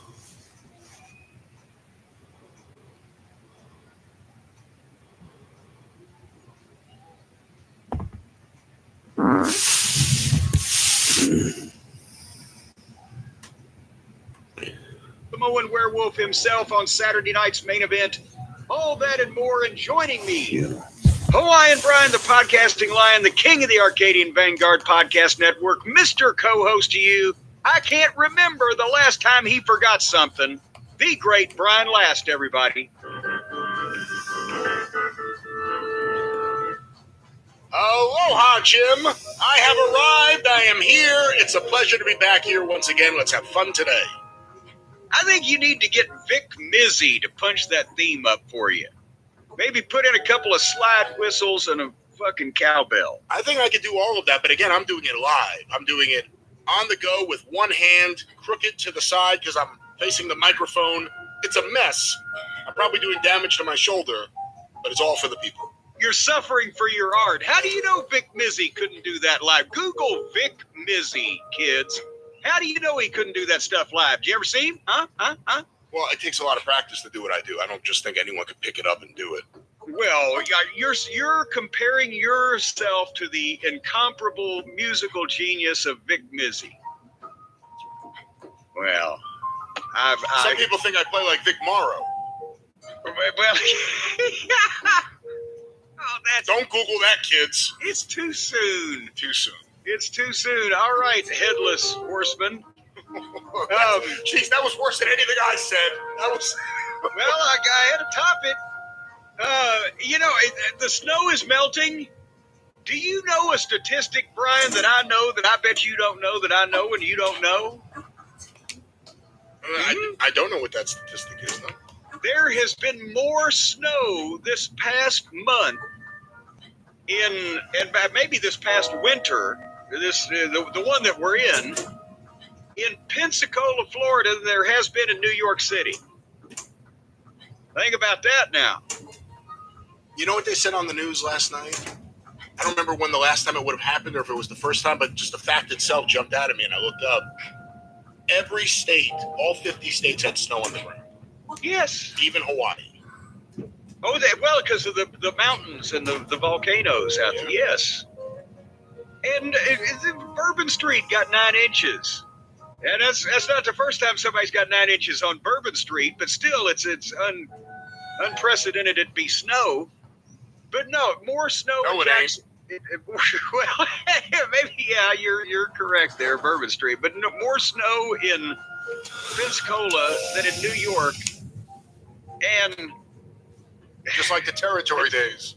And we have already had 2 inches more in the past, just the snow we had a couple weeks ago. We've had 2 inches more than our normal winter average combined altogether. So, and it's been 40-something degrees. It's going to be 50 degrees today, and still half of the yard is covered with snow. It's white ice now. It's not even snow. You could just walk on it if you don't slip and bust your ass. That was going to be my question. How much of your yard is still covered with it? Because we still have snow everywhere from like a week ago. Yeah, no, ours is 3 weeks today, thank you. 3 weeks with it. It's taken for this shit to melt. It hasn't fallen in fucking 2.5 weeks. Anyway, if it don't snow, we can't go. That was the motto there. But we got a wonderful show today. A wonderful, wonderful show. Wonderful, wonderful. And you know who's wonderful? Justin. And I'm not going to give his last name. It begins with a J. He's not a public figure, so you don't need to try to guess. But he just wrote us both, Brian, I believe you saw it, a wonderful email. The show helped him through some tough personal times he had, and somebody in the family passing away. But now he is a proud family man and is with his wife and sons. And he thanked us, but we thank you, Justin, because it was a wonderful, wonderful email. Some people in this world are still polite, Brian. That's right. Thank you, Justin. And the show will get better as the year goes on. Okay. Well, see, now you got to end it on kind of like a fucking. I had an upbeat message going there, and then you're kind of like apologizing for. Upbeat Justin J. I know all about it. All right, I got an email here also. Hold on here. This is from Wiley, and guess what Wiley sent me as a gift in the mail? Slides with bugs in them or something? No, many times when we are arguing about phraseology, terminology, and linguistics, I refer to my American Heritage Dictionary 3rd edition. Oh, always, yeah. To determine, and I haven't actually looked until now, but because this actually was Mama Cornett's. She was a crossword puzzle aficionado. Yes, copyright 1994. So it's fairly recent. I mean, most of the words that we need have been invented before 1994, but Wiley sent me the American Heritage Dictionary 5th edition. A big hardback. It weighs like 30 fucking pounds. Got color pictures and everything. I looked up shit in it, and there was a picture of Vince Russo. What year? 2011. Oh, there you go. So now I'm going to be able to look up. Of course, it's hard to heft up here on my lap, as big and heavy a tome as it is, Well, but that's I'm all going to right. now be able to look up 20 more years of words to prove to you that I'm right and you are indeed mistaken and incorrect. Does it have kayfabe? It does not.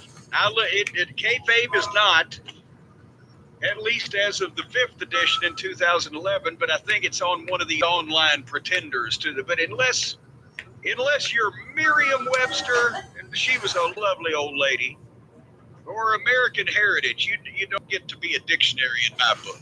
There we go. But see what I did there? You don't get to be a dictionary in my book. You know, you bring up Merriam-Webster, a lovely lady. I'm sure she was. What would have happened if, like, the biggest whore in town came up with an encyclopedia or dictionary? Would people have embraced it? Or So would the if you horde travel here, have you're scared gonna be them off? underground. So you're saying if Is that the idea? Nipples cocksucker, just the biggest dirt bag or slut bag or just a bag of shit. shit from your town, and no one wants anything to do with them, yet they write this amazing They compile this amazing history of either words or, like I said, an encyclopedia. well, it doesn't have to just be that, but you've heard the fucking stories about Betty Crocker, haven't you? I'll tell you what, I wouldn't eat any of her vanilla pudding. I'll just tell you that. So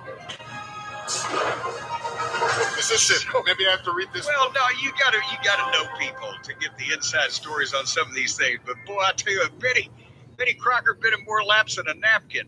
I'll have you know. But I'm back to Wiley here. See, you're trying to take me off kilter on the program because he asks a question. He has a communication here. I thought we were done with this guy. No, he sent the book. I was telling you, the book. The dictionary. He sent the book, but he has communication. And he says, "Hello, Jim. Meaningfully absent is your name. My parents were good friends with Don and Libby Gossett, Eddie Graham's brother and sister-in-law, starting in the mid-1970s on the CB radio here in Tampa. And I don't even know if the children know what the fuck that was, but the CB radio in the 70s with the gasoline shortage and the crackdown on speed limit, and a truck driver started the thing, and then all the wrestlers got on it. It's the Citizens Band radio that you could have in your car, and you allegedly could tell all the other drivers where the fucking cops were that were giving the speeding tickets. Breaker 19, I'm going to take control of the Atlanta office. Yeah, well, there you go. And then all the wrestlers got on it and had fucking communications in various ways. But nevertheless, Wiley goes on. See, you keep trying to get away from Wiley. Wiley goes on to say, Libby shared a story that Eddie had a deal with the bank right around the corner from the office that masked wrestlers could wear their masks to cash their checks in the drive-thru. This was because the fans would sometimes follow the wrestlers from the Tampa Sportatorium to said bank. A few years ago, I was able to confirm this story with Jody Hamilton when he worked here as the assassin. Do you know of any other offices that had similar deals with their local banks to keep fans from seeing who they were? That's worded unwieldily, but you get the point. Yeah. It's a good question. Good question. Well, and that's a thing. Everything that can ever have happened has happened in the wrestling business, and every arrangement that could ever be made has been made. So we can't just make blanket statements, but I can give a few for instances. Are you into for instances, Brian? Sure. Well, this is a true story. I have no reason to doubt it. And if you think, well, somebody out there is going, well, why do they have to fucking cash their check in their mask? Because, if nobody knows who the fuck they are, especially back in the old days. Well, in the old days, a lot of times guys got paid in cash to begin with. But then as the territories formed and there was some element of responsibility to report something to the government, territories gave out checks. But a lot of the guys still might not have checking accounts. As ridiculous as this sounds, because, some guys weren't great with money management. But also, let's say,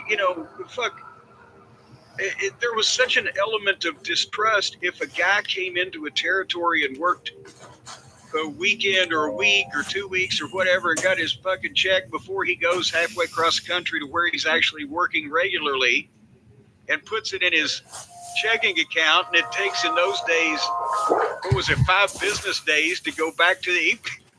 This son of a bitch promoter might cancel the fucking check on me, right? So they would want to get it as quick as possible. And there's all reasoning such as this. Austin Idol. But yet reasoning such as that. And so I've mentioned the story before. It's been a while for the kids out there. Just a quick recap that when in Memphis, where I primarily worked before I went to Mid-South, every Monday night at the Mid-South Coliseum, you got your check for the previous week. It was a handwritten check on Jarrett Wrestling Enterprises account signed by Bob Wright, who was Teeny's brother, I believe, or brother, or, well, yeah, close enough. He was in the family. He was the bookkeeper, and there was a little yellow piece of note paper, paperclip to it. Is it Memphis, $150, Louisville, $100, whatever the fuck you got, and that was handwritten too. And I would just take and put the check in my bank account. Well, when I went to Mid-South, they gave the checks out. And remember, Watts held back 2 weeks, you know, just in case you left any unpaid bills. Wink, wink. But you would get your check on the interviews on Wednesday during the day at Channel 3 in Shreveport. And that was another incentive for all the top guys to show up for interviews. And if it was the underneath guys, I think Grizzly took their checks, you know, that night or whatever to the town. Blah, blah, blah. But immediately the guys, because I was new first day, you know, at interviews, they said, oh, we'll take you. You can follow us right after we get out of here, because we were going to do TV that night, I believe. And we'll show you the bank where you go and cash your check. And I was like, okay. Well, they said it almost like it was a given thing that I was obligated. This is how they do it here, right? Okay. So we went with them, and you know, there was a line of wrestlers waiting to cash their check at this bank that in Shreveport. That's what all the boys went in there on the Wednesday afternoons. So I cashed my check, and it was only $1,000. I just got there, right? We were doing $1,000 or $1,200 for the week, as we've talked about. But these guys on top, some of them had a couple $1,000. They're sticking. And so afterwards, I asked, maybe it was it Darso, Crusher Khrushchev. I said, why do we have to cash the checks here? And he said, oh, we don't have to. We just do, because they got to deal with the Watts's office, and that they know all of us. Well, why don't we just put it in our individual account? A lot of these guys either didn't have checking accounts or just wanted to carry the fucking cash around, because that was the era when they had the big gold bracelets and the rings and the gold coins on the chains around the neck and the fanny packs and the bank bags, and they'd stick the fucking $2,000 in their bank bag with all this jewelry and then go out to some bar and get drunk and lose it. So I started, after that, taking my check back to the check account. But anyway, here's the point I was going to make. Brian, at that time, who was the most famous masked wrestler, maybe in the country at that point, that was also in Mid-South Wrestling in 1984? Mr. Wrestling, too. You know what he did? He didn't go to the boys' bank. He didn't even fucking stay at the same hotels that the boys did. And, you know, people may have, the average person had no idea that Mr. Wrestling 2 was Johnny Walker. But even if they knew that Johnny Walker, they recognized him from pictures where he wrestled as himself 10 years previously or whatever. The wrestling fans hadn't seen Johnny Walker in a ring in 10 years, hadn't seen his face. So he goes, yeah, I'm retired. He purposely didn't, because if he walked in with all of the guys, there's Hercules Hernandez and Nikolai Volkov and this guy and that. Well, this guy must be a wrestler who looks like that. He's that tall and he's wide. That's Mr. Wrestling 2. He rode in the car by himself. Remember I said he had that little car and we'd pass. The only way I ever saw him when I was working a program with him was that we passed him driving by himself in his little car one day, and Dennis from Georgia knew what he looked like, and there's two. But he would put the mask on 4 or 5 miles from the building, whatever, and he didn't. At that point in his life, maybe years earlier, he had been around the boys more, rode with particular people, but at that point, he was almost retired anyway and grumpy. But he wasn't around anybody, so you wouldn't suspect he was a wrestler. And he had his own bank account in a bank that the other boys didn't go to, and lived in an apartment complex away from everybody. And that's the way a lot of the masked guys did. They could separate themselves from being wrestlers or being celebrities or being known by just not hanging around with the other guys and calling attention to themselves, because people didn't know what they looked like. And nobody. Howie. Nobody ever saw him.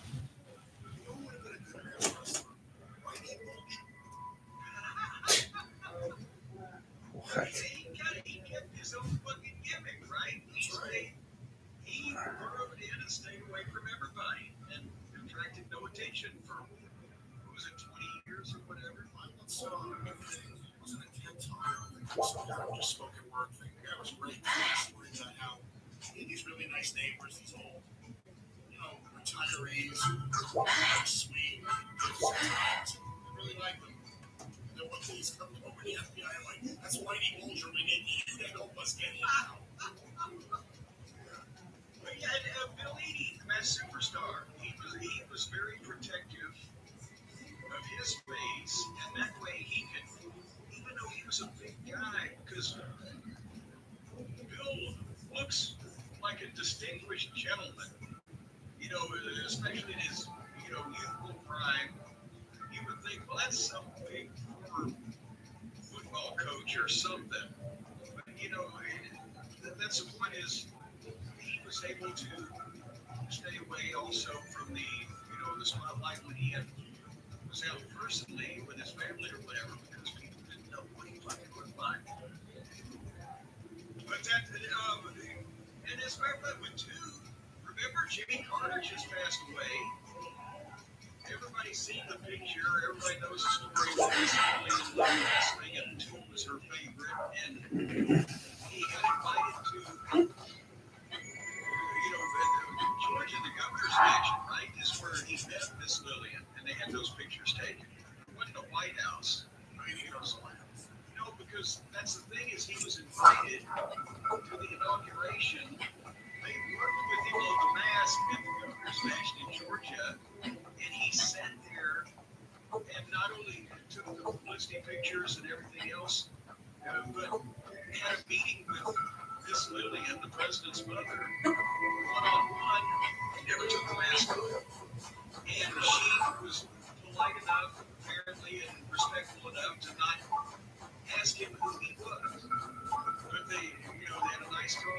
When he got an invitation to the inauguration, they wouldn't work with him. He had to take the mask off, and he had to turn it down. He couldn't go to the presidential inauguration because then he'd have to take his mask off, and he was one of the hottest baby faces in Georgia if we killed again. Although, at this point, I wonder how much of that story is bullshit, considering what we know now about his past. No. The last thing he wanted was a background check. Well, they don't background check everybody sitting in the fucking, bleachers, do they? Oh, the fucking guy that lives in the White House now couldn't pass a background check. But point being, I know it's not bullshit because who was sitting at the inauguration? Jim Barnett. Remember Barnett went to the fucking inauguration and he was like 2 rows ahead of some fucking famous people. On something. That's every time. Yes. He was definitely on the Georgia Council for the Arts. Maybe that's But he got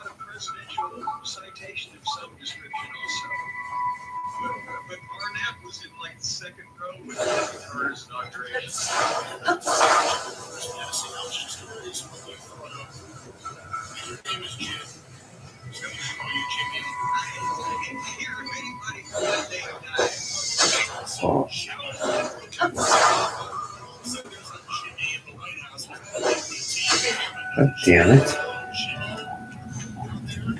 Fuck this.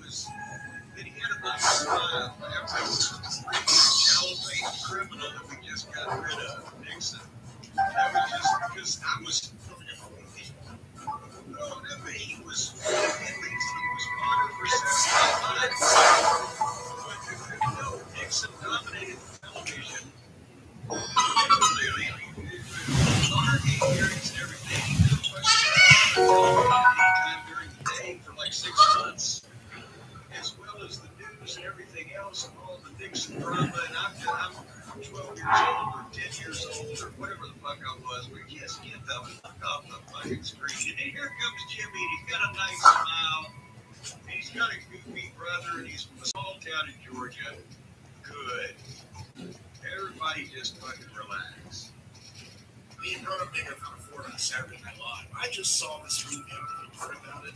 It's Ivan Reitman's Sunday Morning. His version of the first night of Saturday Night Live, 1975. I've seen a glimpse or a glimmer of some type of advertising just like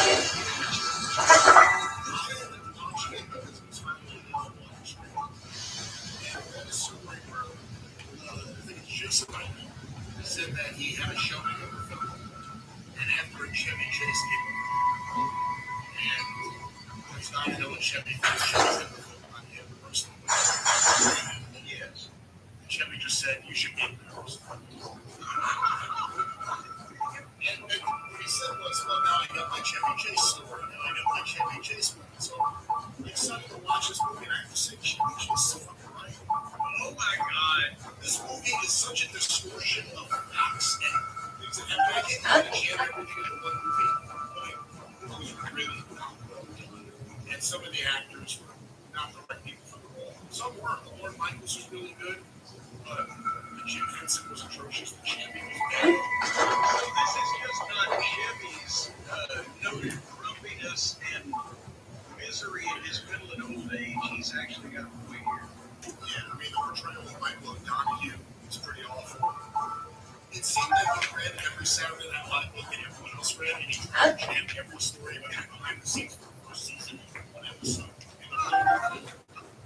So, like, you want to get they got what's his name from Schilling.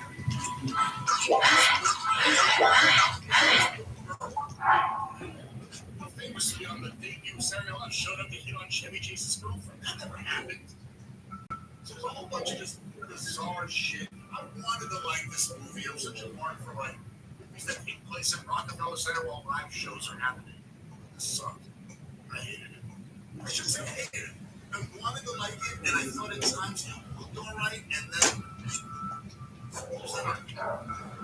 just like when Ivan Reitman did the private movies, which could have been amazing, ended up just being alright. And this was a disappointment. So you're giving it one or two snaps now.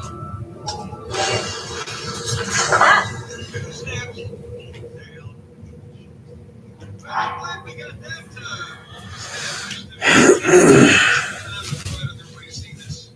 horrible, apparently abomination of a motion picture. I want more people to see it so I can find out if anyone else agrees with me. I also read reviews like, oh, it's a wonderful job.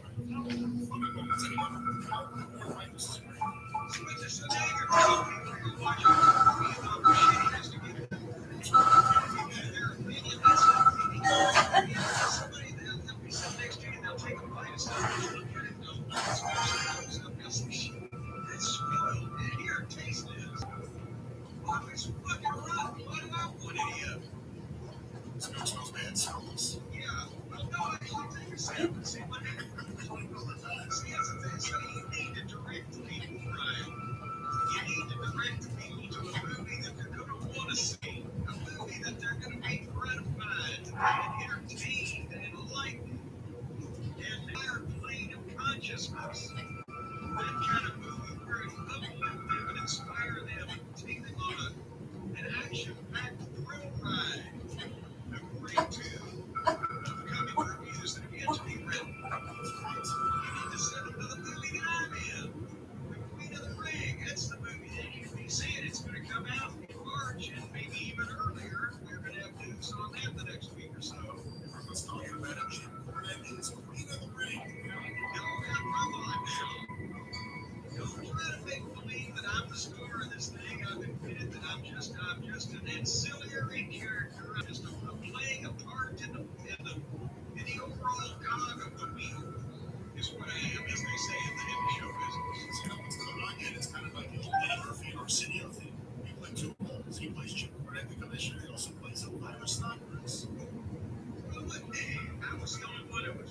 Nights. The Queen of the Ring is the life and story, the life and times or the story of Mildred Burke, the first obviously nationally recognized mainstream women's pro wrestling champion. Is going to be coming to a theater near you very soon. And we've talked about it on the last couple of programs that we've done. And we're going to have some interviews upcoming with some people involved in the movie on the shows here. We're going to have some clips. Hopefully we get that all worked out. The logistics of that on the YouTube channel. So just keep listening to the podcast and watching the YouTube channel. And you're going to hear more about this. I thought about this the other day, Brian, after we had talked about it. This movie, besides the fact that I got to be in a movie and only had to go less than 15 miles from my house, and it was shot in my hometown, and it's about the career or the line of work or whatever you might want to call it that I've been in for almost 50 years. But this movie could have been responsible for my last big crowd pop. Did I tell you about this? I don't know about this. Because most of the time, like when we shot the scenes, there's a still of me sitting with some of the other promoters and Emily Bedford, who's playing Mildred Burke, and that's the way she pronounces it. I'm thinking of Steve Ricard. But we're in a room, some of the stuff was shot, there was no audience around, it was the crew, and you're doing that type of thing. When they did the wrestling scene that I pictured with Martin Cove and Buddy Dean Hill in the stands there, they obviously, there was 300 people or whatever in the room. It was a theater in the round and down at Actors Theater. And they, obviously they needed people to fill all the seats to make it look like a big crowd for the wrestling scenes. Many of those folks were extras from clothing, right? That they come dressed in period attire, and you could be the best movie shoot. And plus, they was being dressed.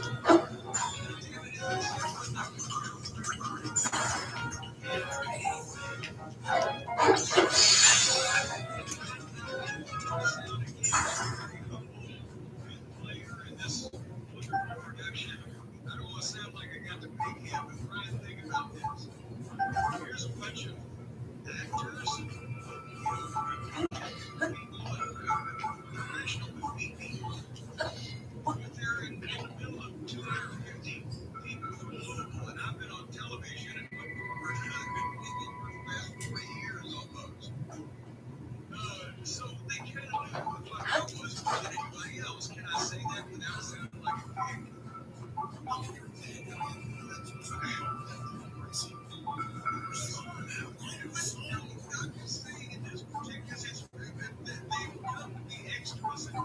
Wrestling rated movies, so they kind of, many of them were the wrestling fan description.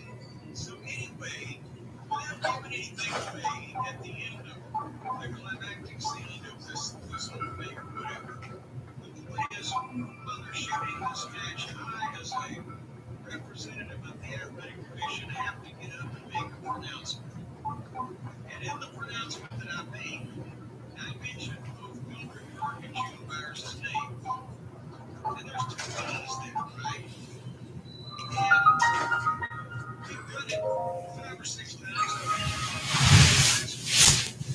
Shoot the same thing. Obviously, it's a movie from numerous angles and redo certain things and do things and whatever. No big deal. It's a fucking sentence.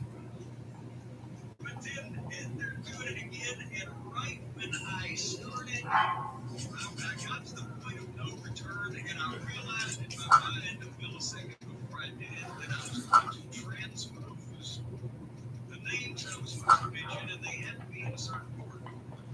And so I just stopped right dead, paused for 2 seconds, and said, shit. And the whole goddamn place blew.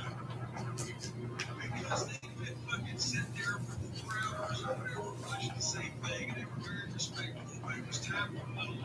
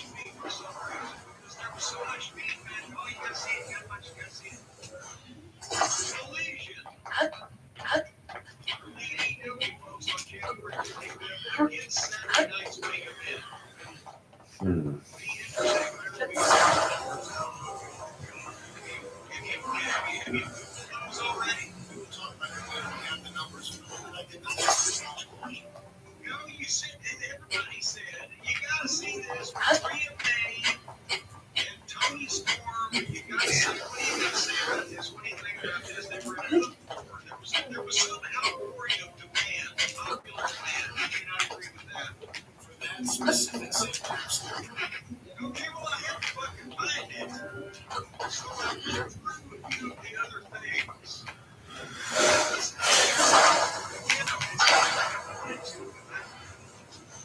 Stop it.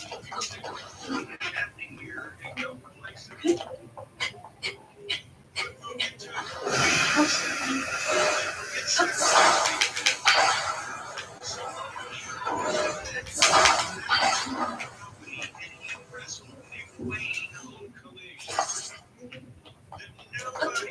Nobody watches me and not against NBC and the cop, right? So they bring Samoa Joe back in the nation. He's not. He needs to be immediately insane. Wrestling didn't play. Even if it's part of his real thing version, he needs a guy that can step in and save something for this floundering ship. Floundering or floundering? No, it's not. I will. Why'd you ask me? Well, because I thought you gave me an answer I agree with. I'm going to. It's flounder. I bet you it is. I'm looking it up now. I'm looking it up now in the fifth edition. Loose FOURSTUB. That's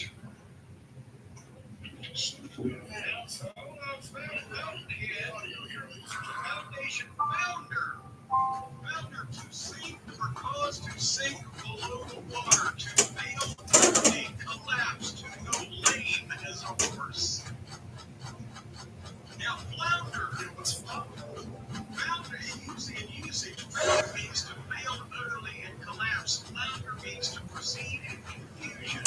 If John is floundering in a course he had better drop, and if he is floundering, he may yet afford it. So I think floundering and flounder, because they are similar to the issue, and certainly resemble the horse. There you go. Floundering, floundering, floundering. So they were outdoors at Daly's place. Did you notice that, or were you so impressed by the lesbianism that was being displayed on the screen that you forgot they were in 40-degree weather in North Florida, outdoors, in what looked like a fucking game show set with a studio audience wearing it looked, I swear to God, what was the name of that place? The Rust River Ice Rink in Bell Vernon, Pennsylvania. But I just flipped out and promo on everybody. 45 degrees for the Ring of Honor TV taping. They couldn't turn the fucking heat on or they melt the ice. Anyway, then you didn't see Okada versus Commander. Commander, by the way, is the prestigious Ring of Honor World Television Champion. You didn't see this. I didn't know Okada's the Continental Drift. Yes. Yes. Well, I'll just let you know the finish, because this was a thrilling, actually slow motion, because Okada was going to take a cold ring, take a bump speed, even a good ring, 45-degree weather will jar your goddamn kidneys. So after about 10 minutes, Commander, who's the babyface, he did a springboard moonsault off the top rope to the floor onto Okada, and boom, it landed on him, right? You visualize that? You got that in your head? Sure. I've seen Commander fly around, sure. He way up there, bam, and landed on him, and then he picked Okada up and rolled him in the ring like a sack of shit, and jumped up to the top rope and came off the top. And when Okada just stood up and caught him coming off the top of the waist lock and hit his little clothesline, 1, 2, 3. What was the moonsault? This fucking guy jumped up 15 feet in the air and landed on this son of a bitch with this big moonsault, and then rolls him in the ring, and then immediately got his and then Okada offered his hand to shake his hand. Vander shook it, and then Okada leveled him and pickled him 3 or 4 more times before he got up off him and walked off.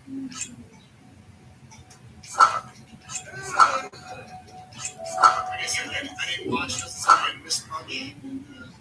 Yes. You missed the move, guys. They moved with Adam Cole. And then they had a 6-man tag with Adam Cole and Kyle O'Reilly, Roderick Strong against Danny Garcia and Cool Hand Luke against Daddy Mac. So yeah, they had a 6-man tag, and Cole and his guys won, and then they all took hands. It was thrilling. Finally, Tony Schiavone was in the ring and introduced Maria May. That's what they call it then. But actually, they call it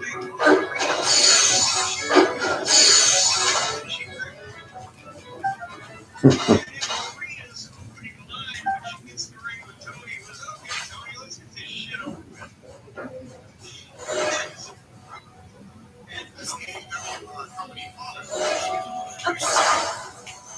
She did. She was called out there so that she could talk to Tony some more face. Let's get this shit over with. That's what everyone says.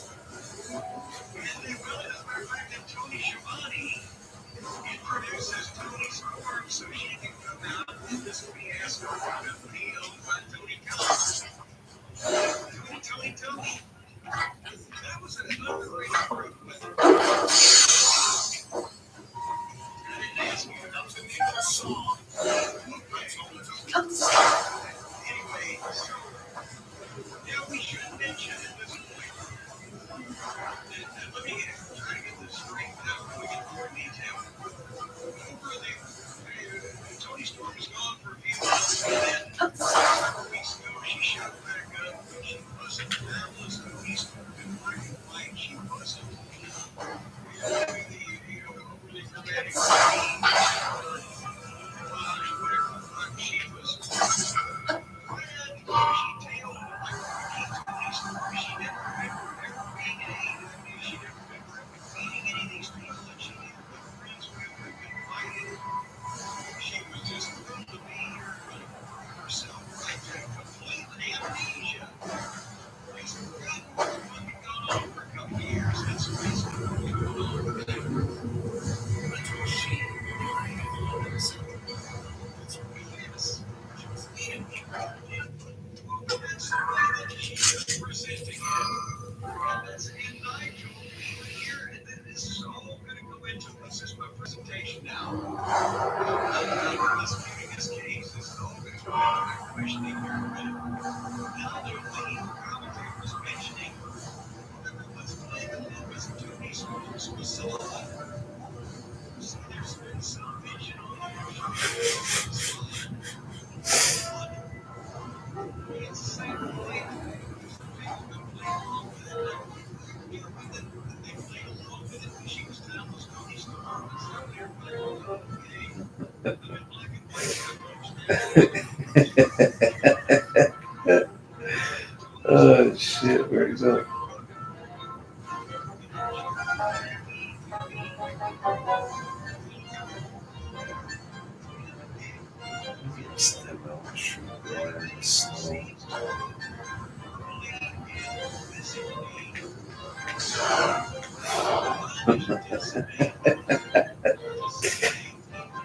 You didn't like that. Oh shit. Shit, where you go?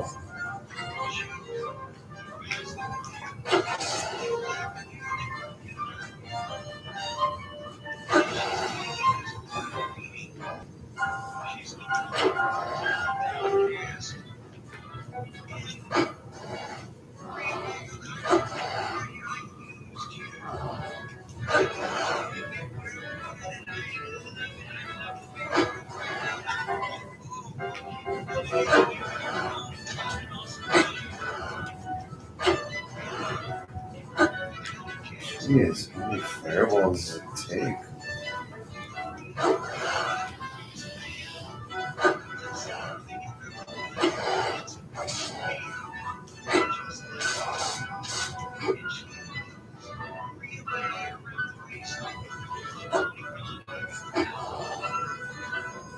Ah.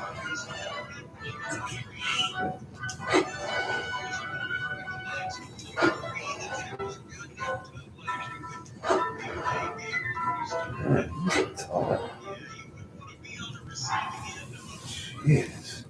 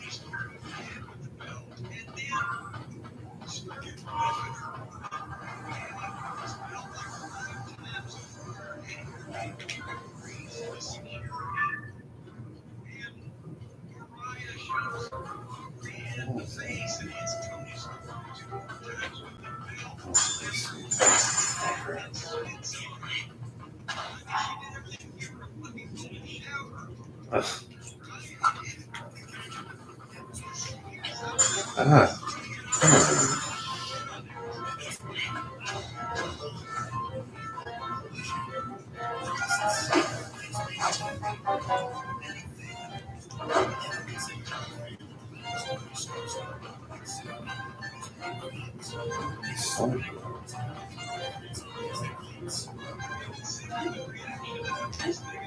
Come on.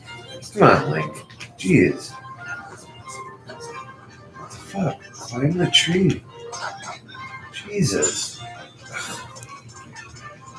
Can you climb the fucking tree, please? Jeez.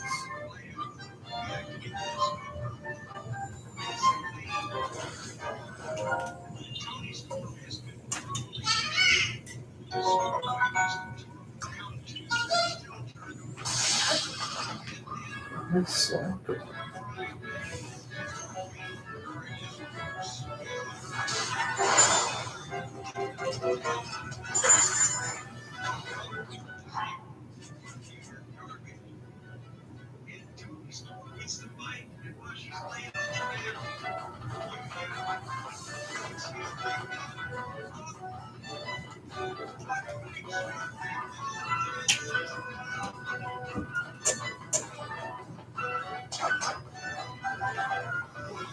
What is slacker?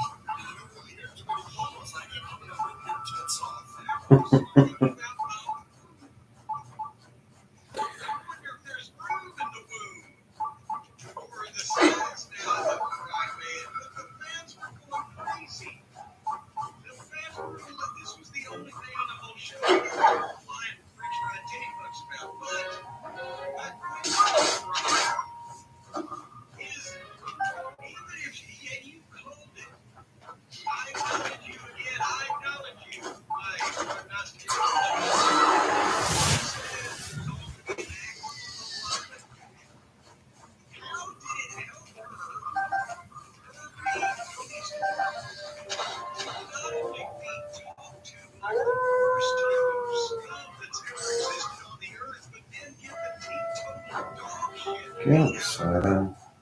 Get him, Sidon. What are you waiting for? Get Sidon. You suck. Get him. Get him.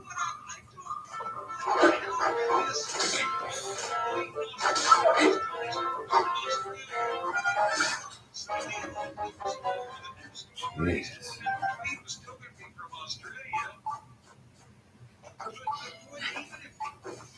It's too long. This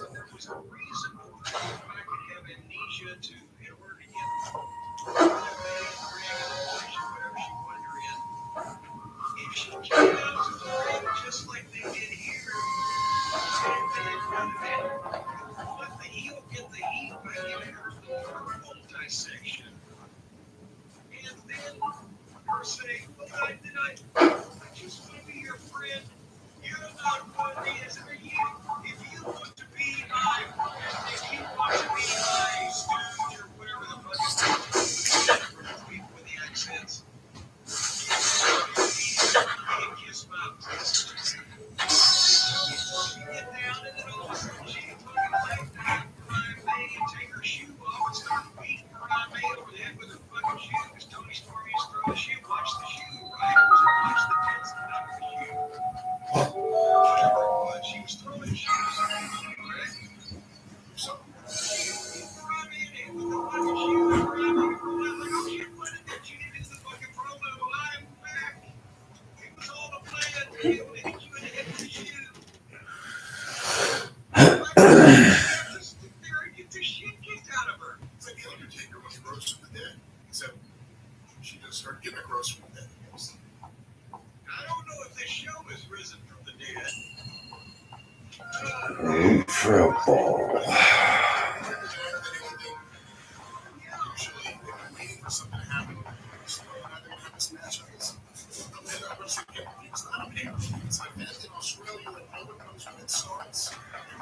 Hey, sweetheart.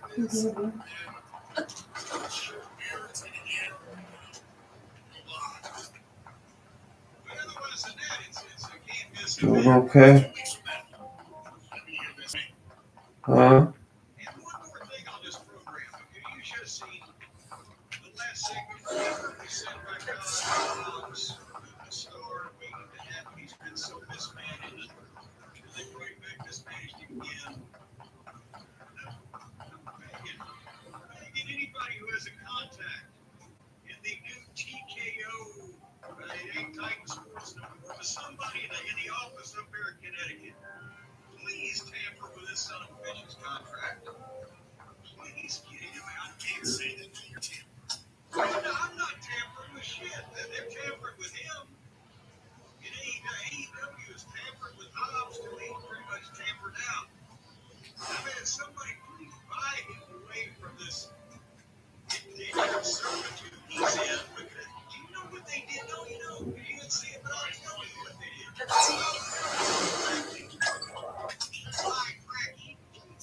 What they did. So, Big Bill is in the ring doing a promo. Talking about Hobbs. And apparently last week Hobbs jumped him in the parking lot. And so they make out with Hobbs on Saturday nights. And he called the Hobbs out to you. He said, I'm going to have him arrested, locked up for jumping me in the parking lot.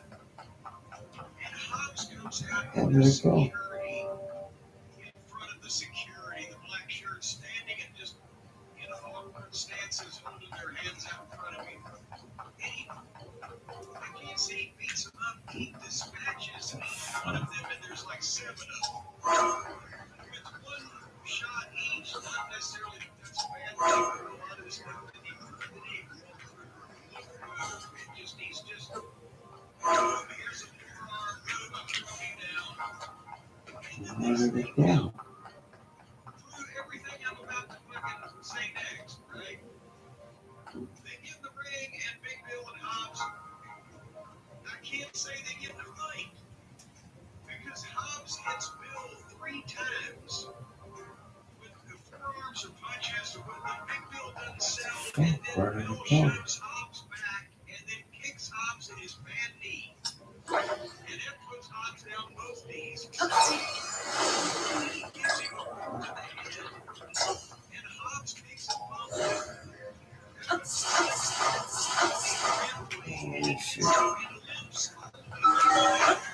There we go.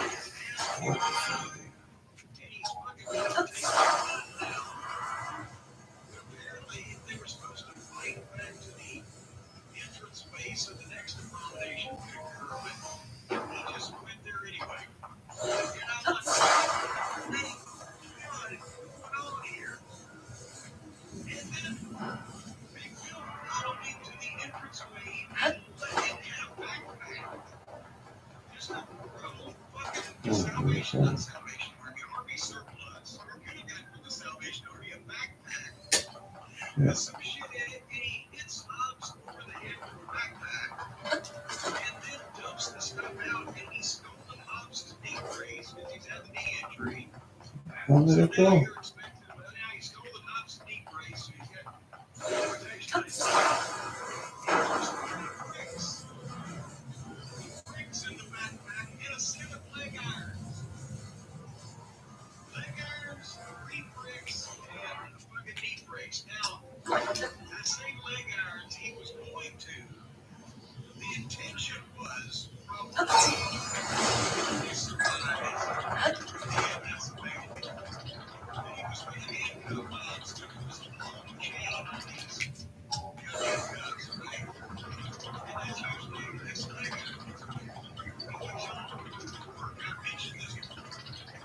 Shit, that didn't work.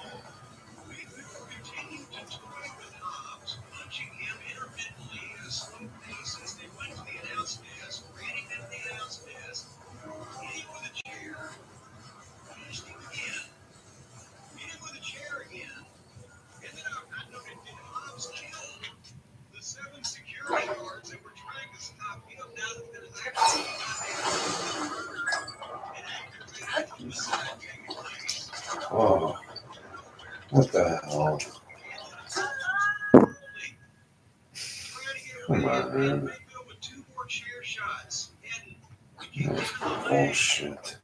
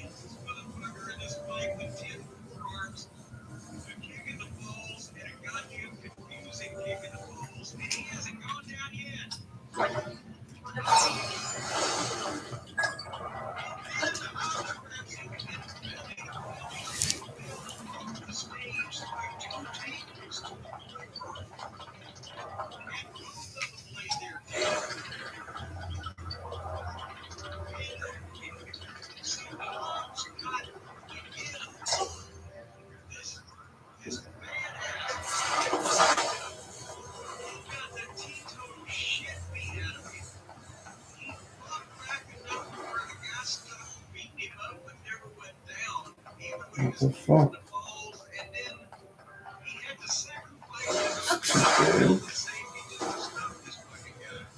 You serious?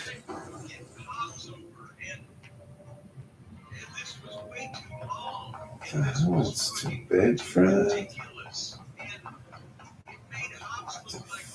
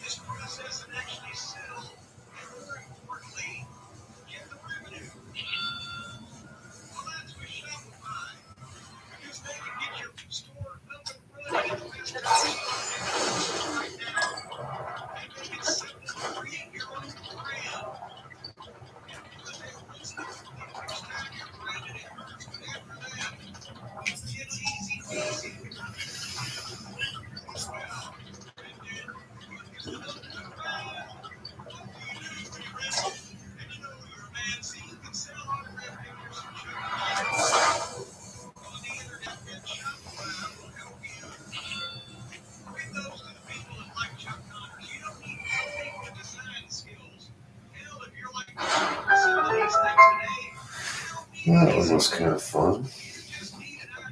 A little more challenging than some of the others. That's fun though. I like those shrines. Way too many Raru's blessings. They needed more stuff like that. More puzzles.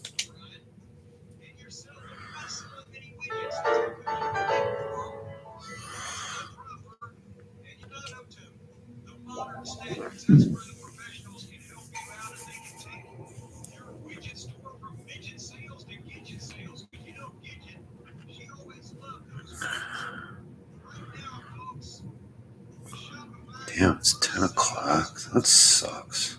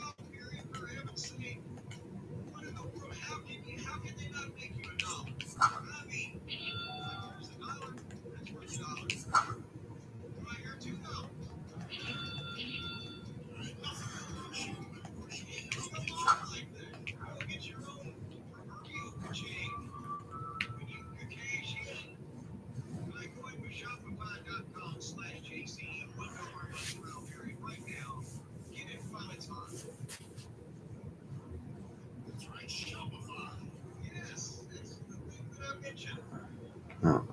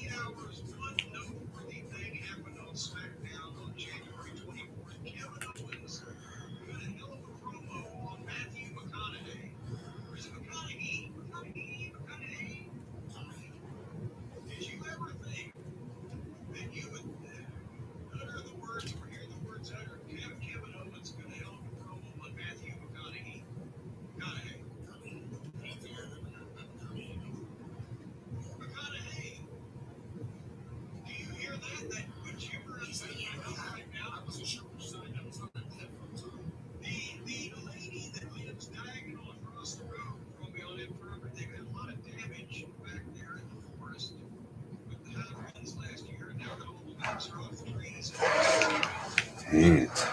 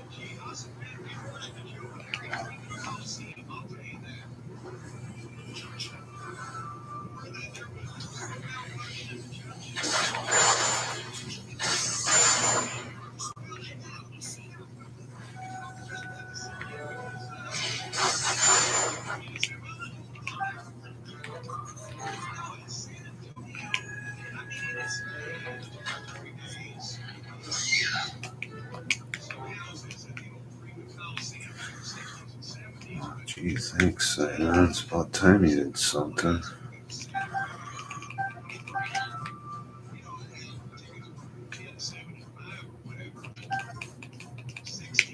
Nothing in here.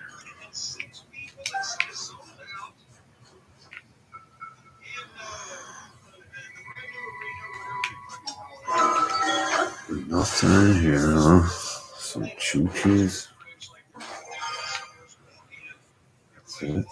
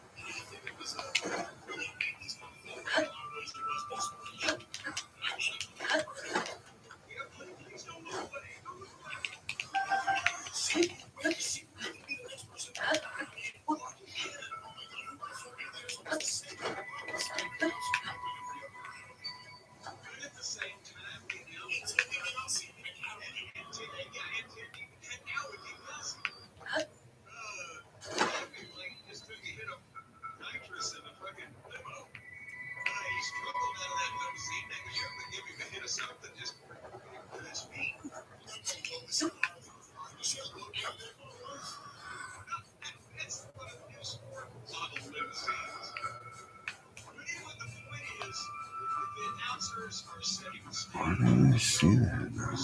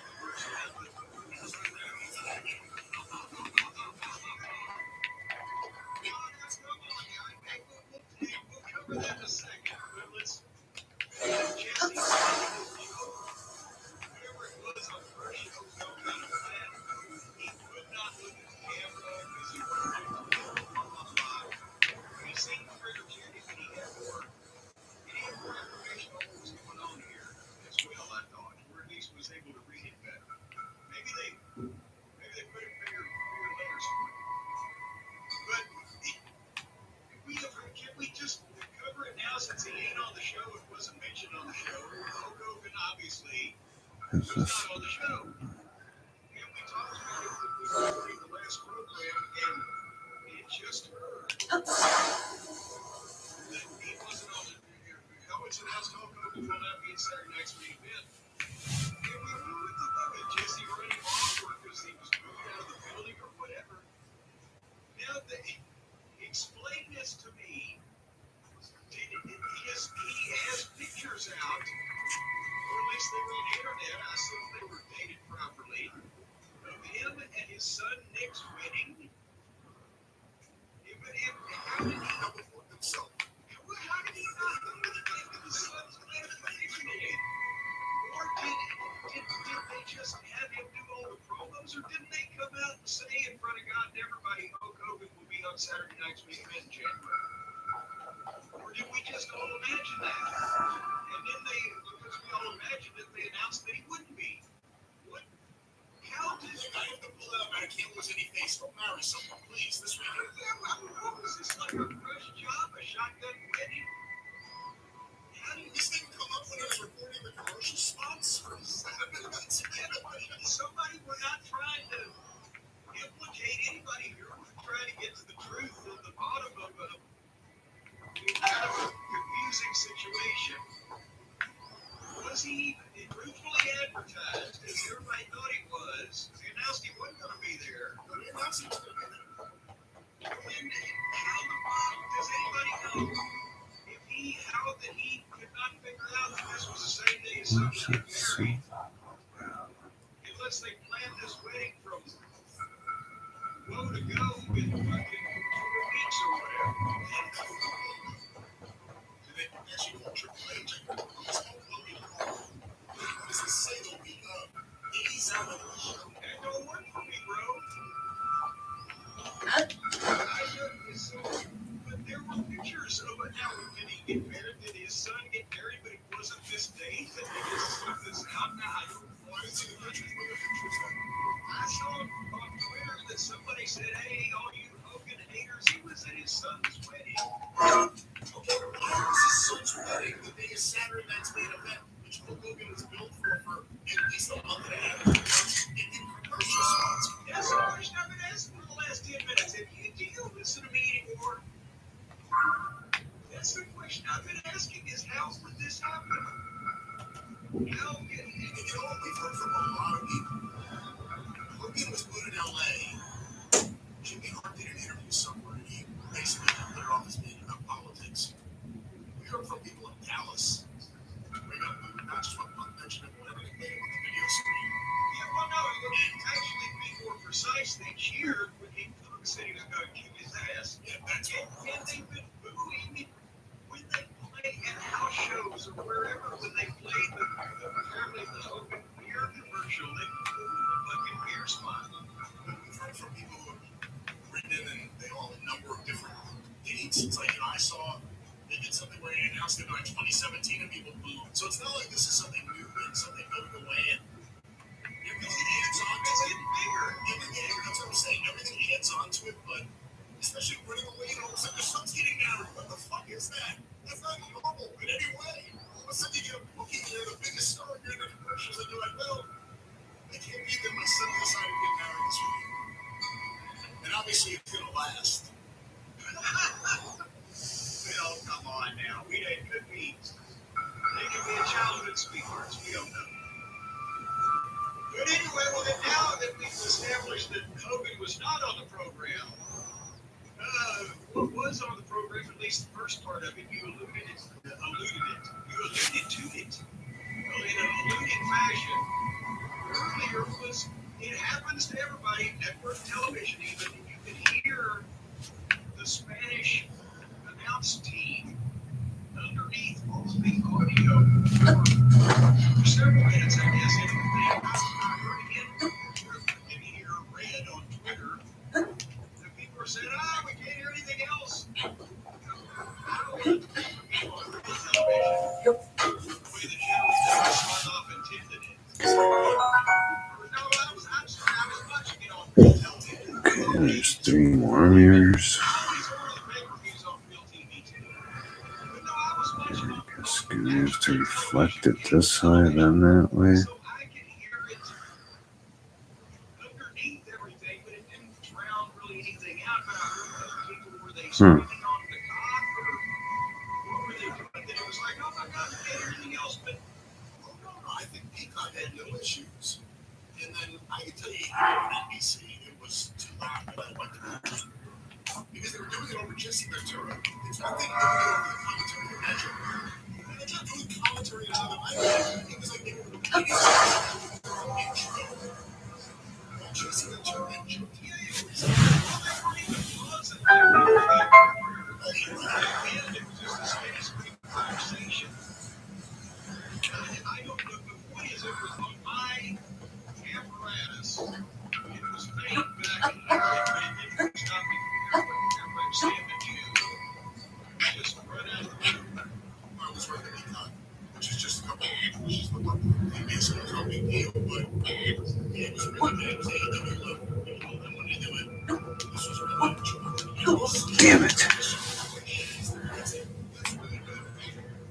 But how long did it last then? Because it was during the first match, or about the first match, I wasn't noticing.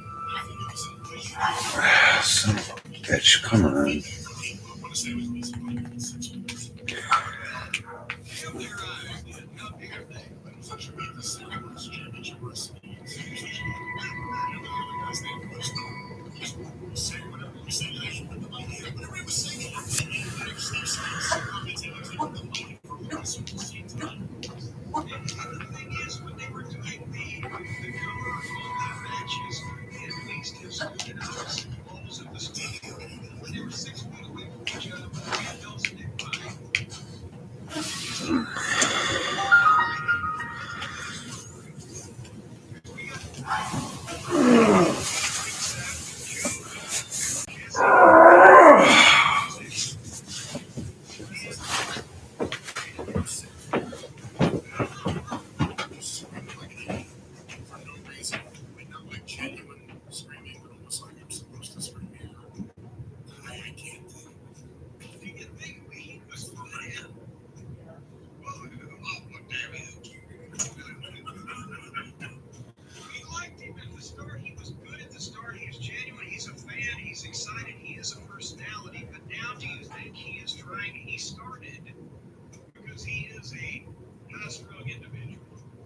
He started out at 100 miles an hour when he started the job.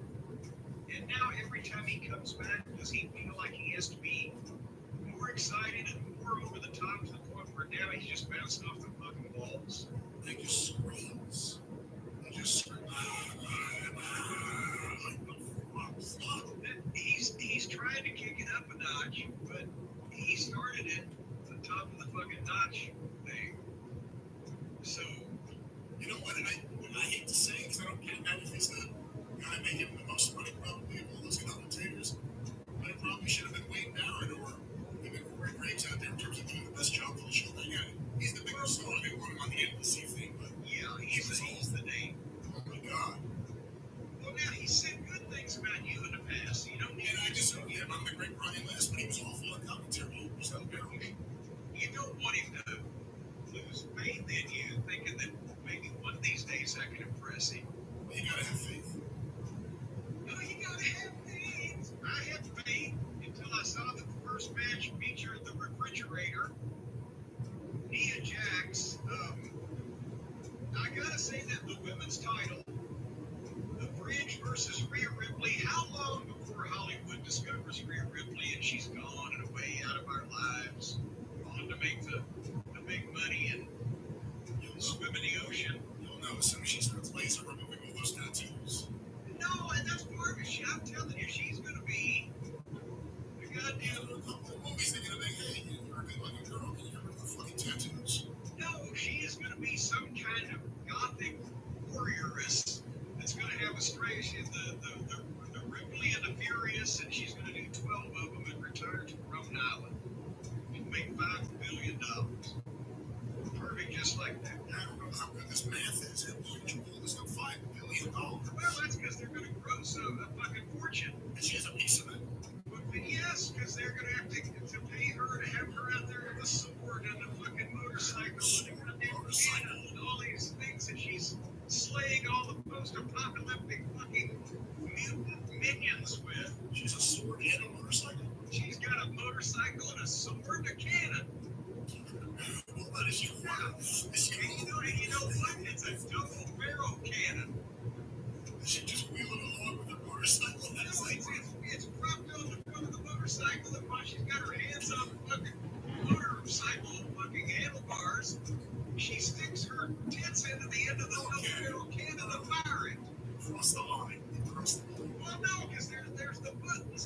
boom, and it's her movie cannon. You know, Hollywood's still not making TV sort of a motorcycle that can yeah. A double barrel cannon and a loaded boot. A loaded boot that when she fucking taps the heel, then she can kick somebody and the toe of the boot explodes. Oh, so how does that not kill her? Well, because she's kicking the motherfucker with the blowing up foot. And how big is this explosion that it just would only kill the one person and not damage the other person? No, she's kicking him in the head. She just lives off. All right, well, you know what?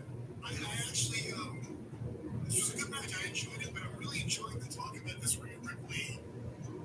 It's not a trilogy of films. It's no, it's an entire franchise. I'm telling you. It's going to go on and on and on, much like this impromptu bit. But they did have a match, which, and I agree with you. I didn't mind this as normally as much as I mind the refrigerator, because they kept it moving. It was short, it didn't overstay its welcome, and they kept it moving. And Rhea, again, is somewhat sturdy enough to bear up under some of the refrigerator's balance issues. And she's over like crazy. And they're chanting, "Mommy, Mommy." And they went back and forth enough to where Rhea can sell, but you don't want to leave the fridge in control too long because then so they kept it fresh. And did you set the crossbody off the top rope to the floor by Rhea Ripley after foiling the bonsai? She's actually a grown adult person. Of course, she was falling on a human gargle out here, but still, that was impressive. And then, boom, boom, boom. Finally, the fridge took over and hit a bonsai drop and went for another one. And Rhea was up. After that bonsai, which lays everybody else out, but she withstood it, got up under her crotchal area and got the electric chair, a kick to the head. And the riptide came in low this particular night, but at least it came in. She got the riptide on her. Boom. 1, 2, 3. And it wasn't 10 minutes, and I think it was perfect. Yeah, good match and all that struggle. In some cases, I mean, if you talk to Rhea, it may have been. And Nia and Rhea. Nia's not even her name. Nia's her name. Nia on a night. Rhea handles Nia Jax better than most, and she does power moves with her, and it looks like a struggle, and I'm sure it is. But she gets the best out of her, I think. You know, since Britt Baker is MIA, maybe Rhea Ripley can get the dentistry degree. Well, teams have a match with the Ripley. But anyway, yes, I applaud. Hold on, let me applaud.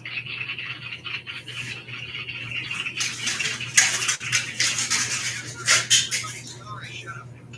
Yes. Yes. They need to just keep feeding her threats of various kinds and see when, Hollywood calls. But that's what I thought about that, Brian. Like I said, I thought it was a good match so far. Let's start the Saturday night's main event. Yes, so far, everyone thinks that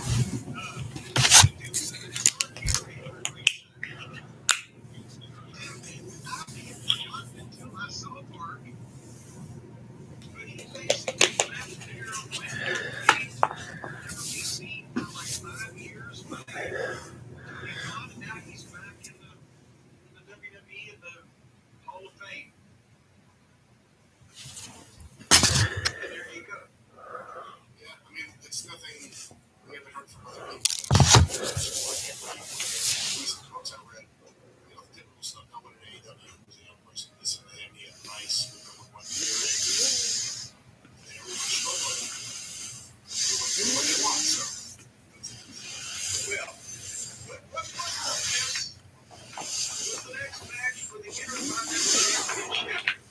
Braun Breaker defending against Sheamus. Yeah. Occasionally,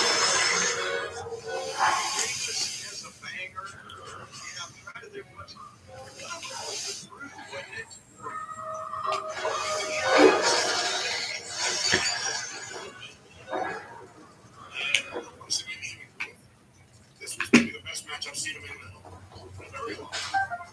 Well, yeah. Praise. I mean, it's Braun. But I think, unfortunately, Sheamus is like Drew McIntyre. For a while, he was just there. Remember, like, oh, this fucking guy again. Now he became the most interesting guy in the WWE. And Sheamus is just there, and he's been there, but he ain't changing anything. He ain't got a tan.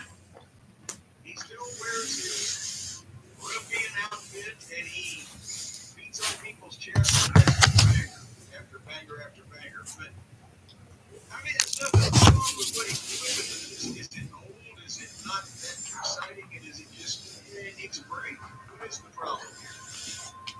He's been there a long time. Jesse Ventura on commentary talking about maybe that's what the reason I like the thing so much. He talked about he's had some shit for Sheamus for Battle Royals. That was over 10 years ago.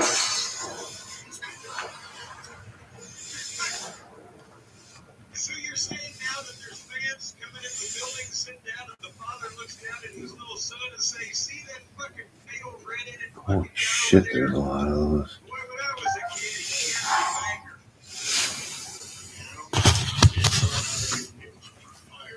You know what Tony used to hire with the WWF? Let's go, right? Now do something different. Just make it interesting. Paint him if you have to. Paint him. Paint him. Tan him. Do something. Shave all the hair off of him and make a freak out of it. I don't know. Just do something different because he looks like nobody else. It's not like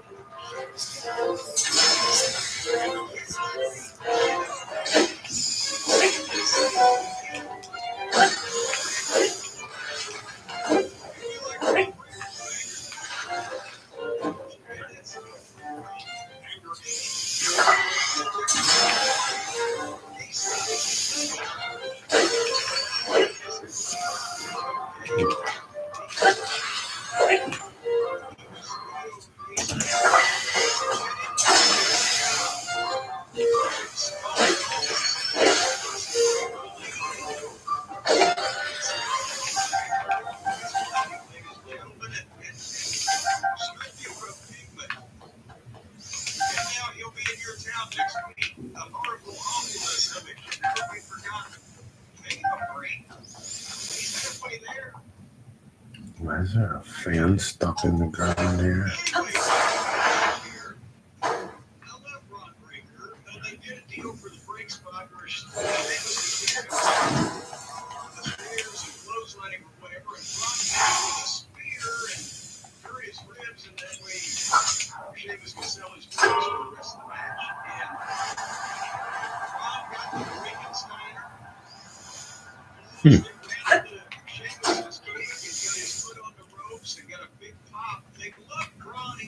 Crazy.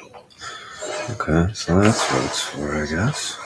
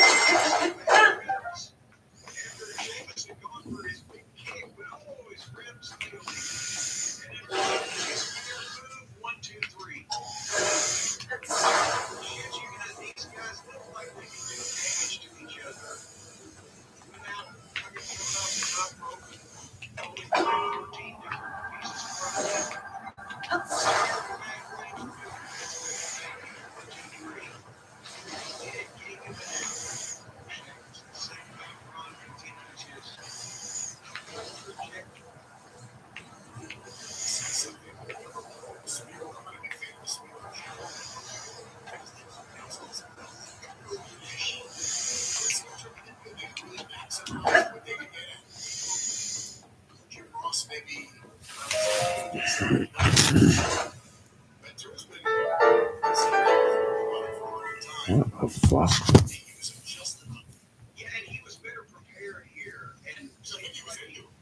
watching that show Monday to get caught up this week. Fuck do I want that for?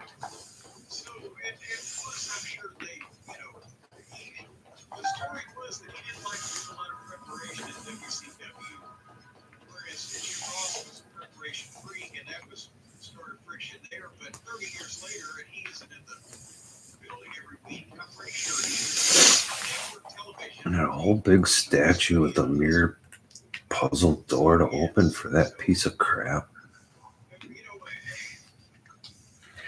mean to be so hard on him on the first one, but I was like, it just seemed to me like he sounded a little. Always miss him. But on this one, he's got a little old in his voice, but he's got some kiss in his delivery.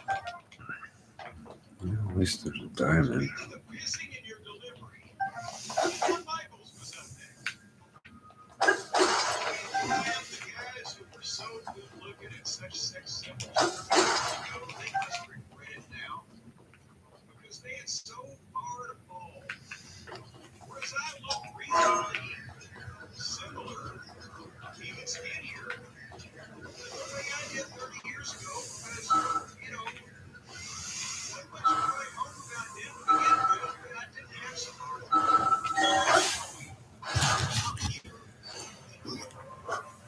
Lend me some type of animal magnetism, and it's hard to quantify. It changes anything. But speaking of changing anything, boy, howdy. Michaels with gray hair and 160 pounds with a cowboy hat. He did the sexy boy entrance, but it didn't look as salacious as it once did. At least he didn't jump up and down humping anything with his pants stuffed in the front with a giant cod piece. This was enjoyable. Anyway, Shawn Michaels made his DiBiase, Dory Funk Jr., and Hacksaw Duggan. Probably if you thinking of each had reasons for melting Michaels, but maybe kill that by party. Hey, wait a minute. No. She wasn't even there. Duggan, no matter where he goes to this day, the USA immediately had the ball going in the hole. Again, we said Marty doesn't care, so he kind of got the hook. Come on.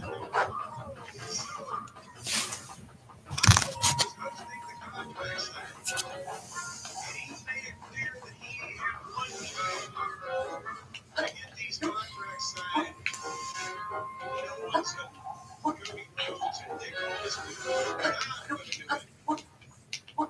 and he introduced Kevin Owens. And Owens comes out in a Cody Sucks Pigs shirt as a tribute to Terry Funk. You remember that shirt, right?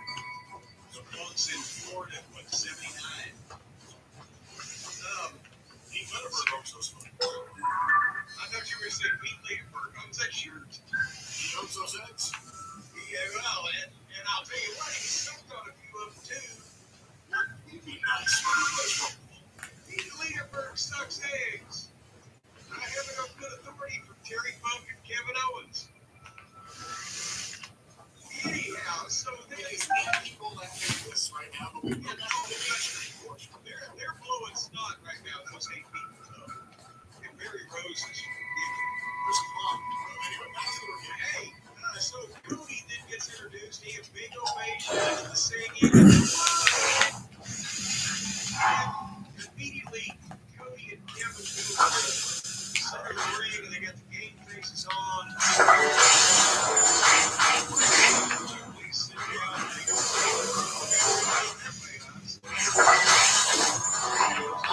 Fuck, didn't I just freeze your fucking ass?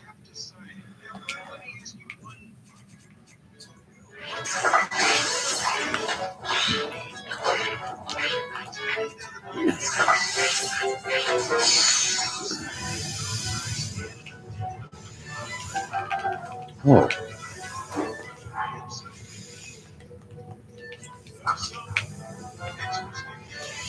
Where'd you get that fucking thing?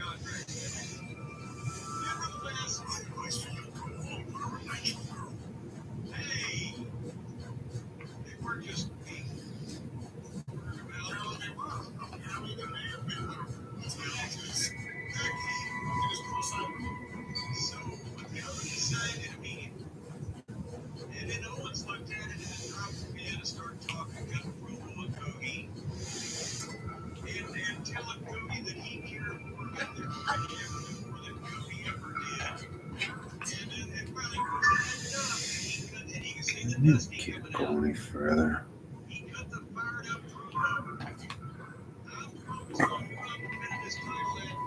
Can't climb this fucking mountain there. Guess not.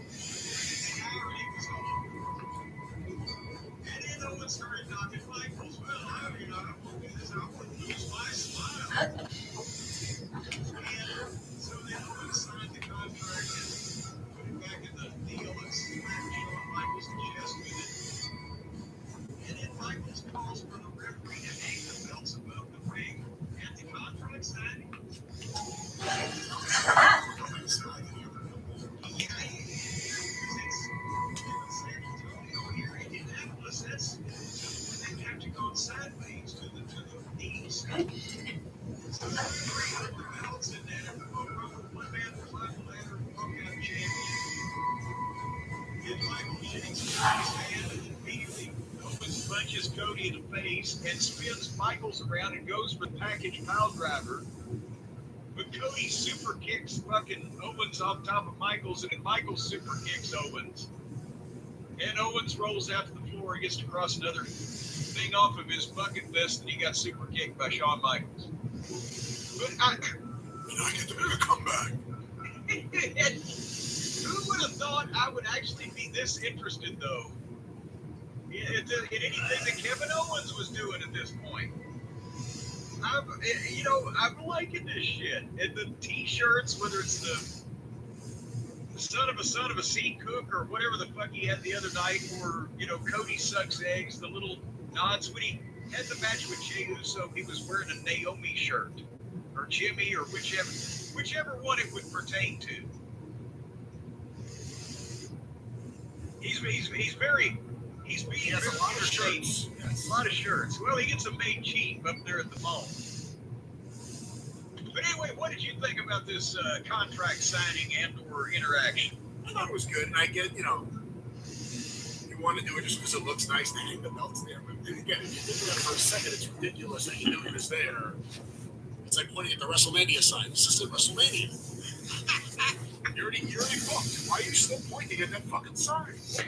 But I guess we're about to see that season start. But no, I agree with you. I was kind of bored with Owens a few months back. They got me interested again. When he was just like screaming and getting mad backstage for no reason. Boring. This is good stuff, and it'll be an interesting match because Owens likes to go too far.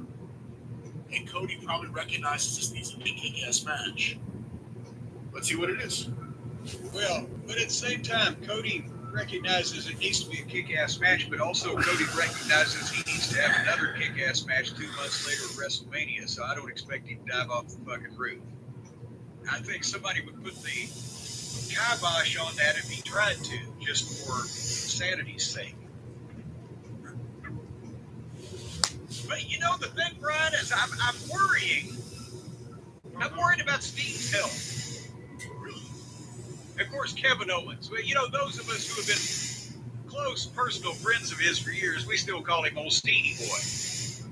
Kevin Steen, Kevin Owens, which I'm worried about his health, but you know, he's lost weight since the Ring of Honor days. He still has somewhat of a Heyman-esque shape, just not with the gravitational pull or the overall girth and width.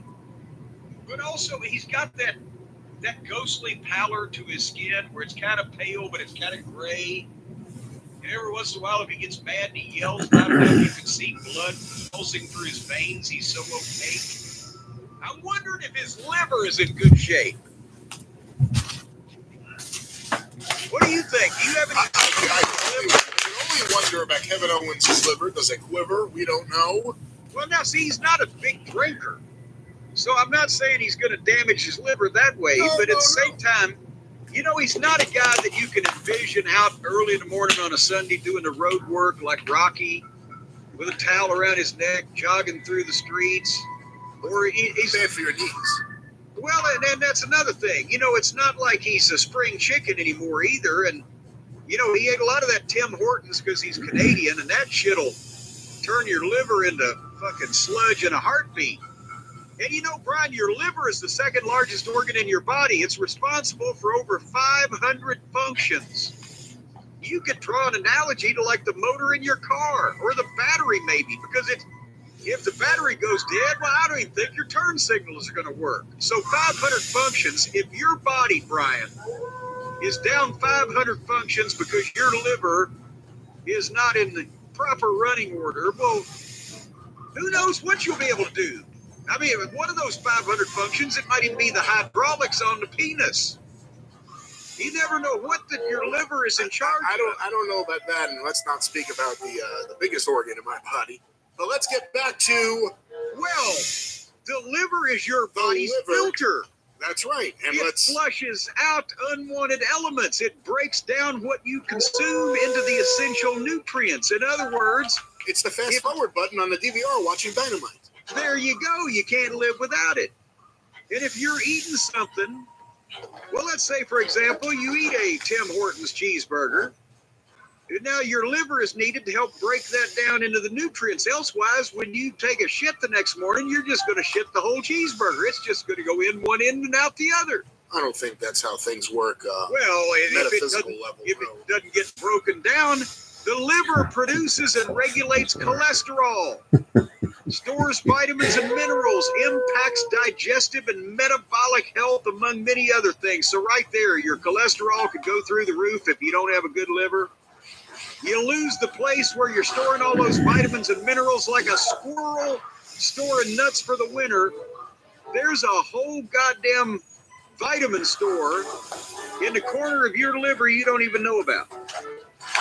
And I'll tell you what, our friends at Dose are going to take care of that vitamin store you got in your stomach. They're going to take care and make sure that you're not hooping Tim Hortons cheeseburgers. You're going to be shitting good quality shit like people ought to.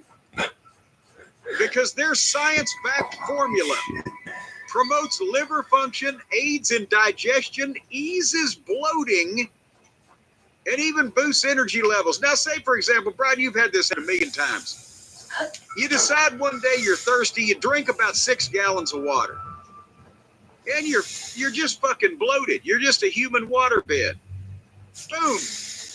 If you're on the Dose, all that stuff will immediately, you'll just eliminate all that stuff and you will not bloat up.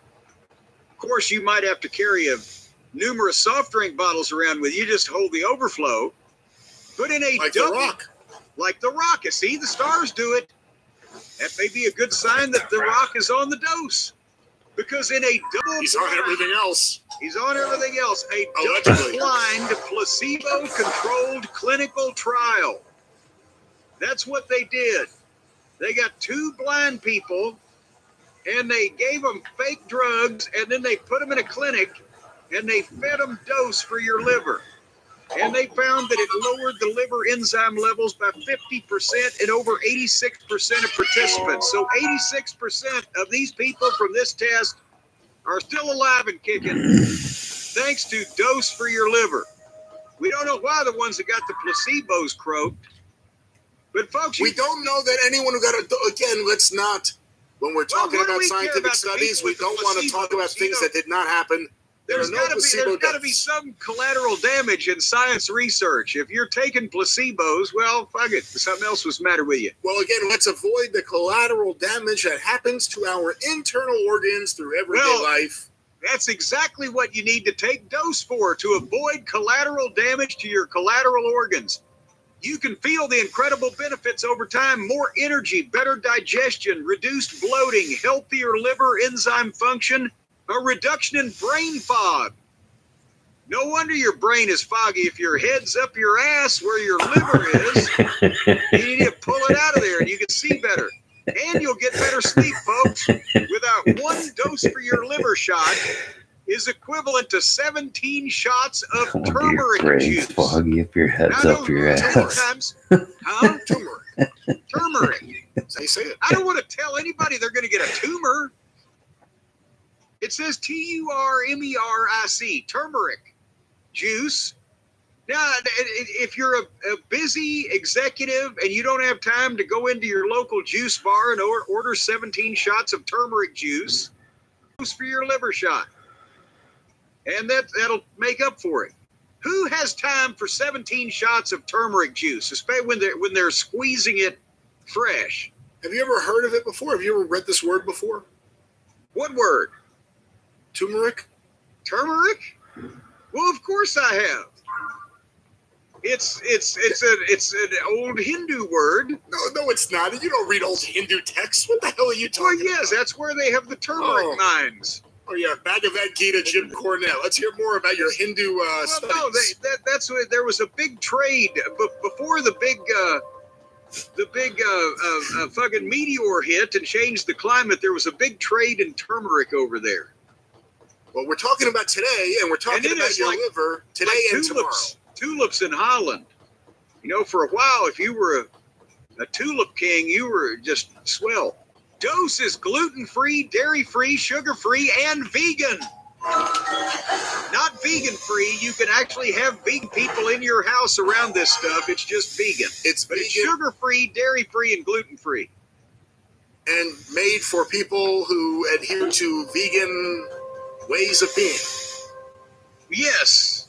The existential veganism. That's right. Brian Danielson, isn't he a vegan or something? I think he's something. I think either that or Austin Aries, he's the one that only eats turnips. But nevertheless, he's the size of a turnip. Folks, that's why he feels dominant over them. Over 30% of Americans have a sluggish liver. Do not be one of them. Or you can see them walking down the street, the people with a sluggish liver. They're the ones that halfway stooped over, looking at the ground.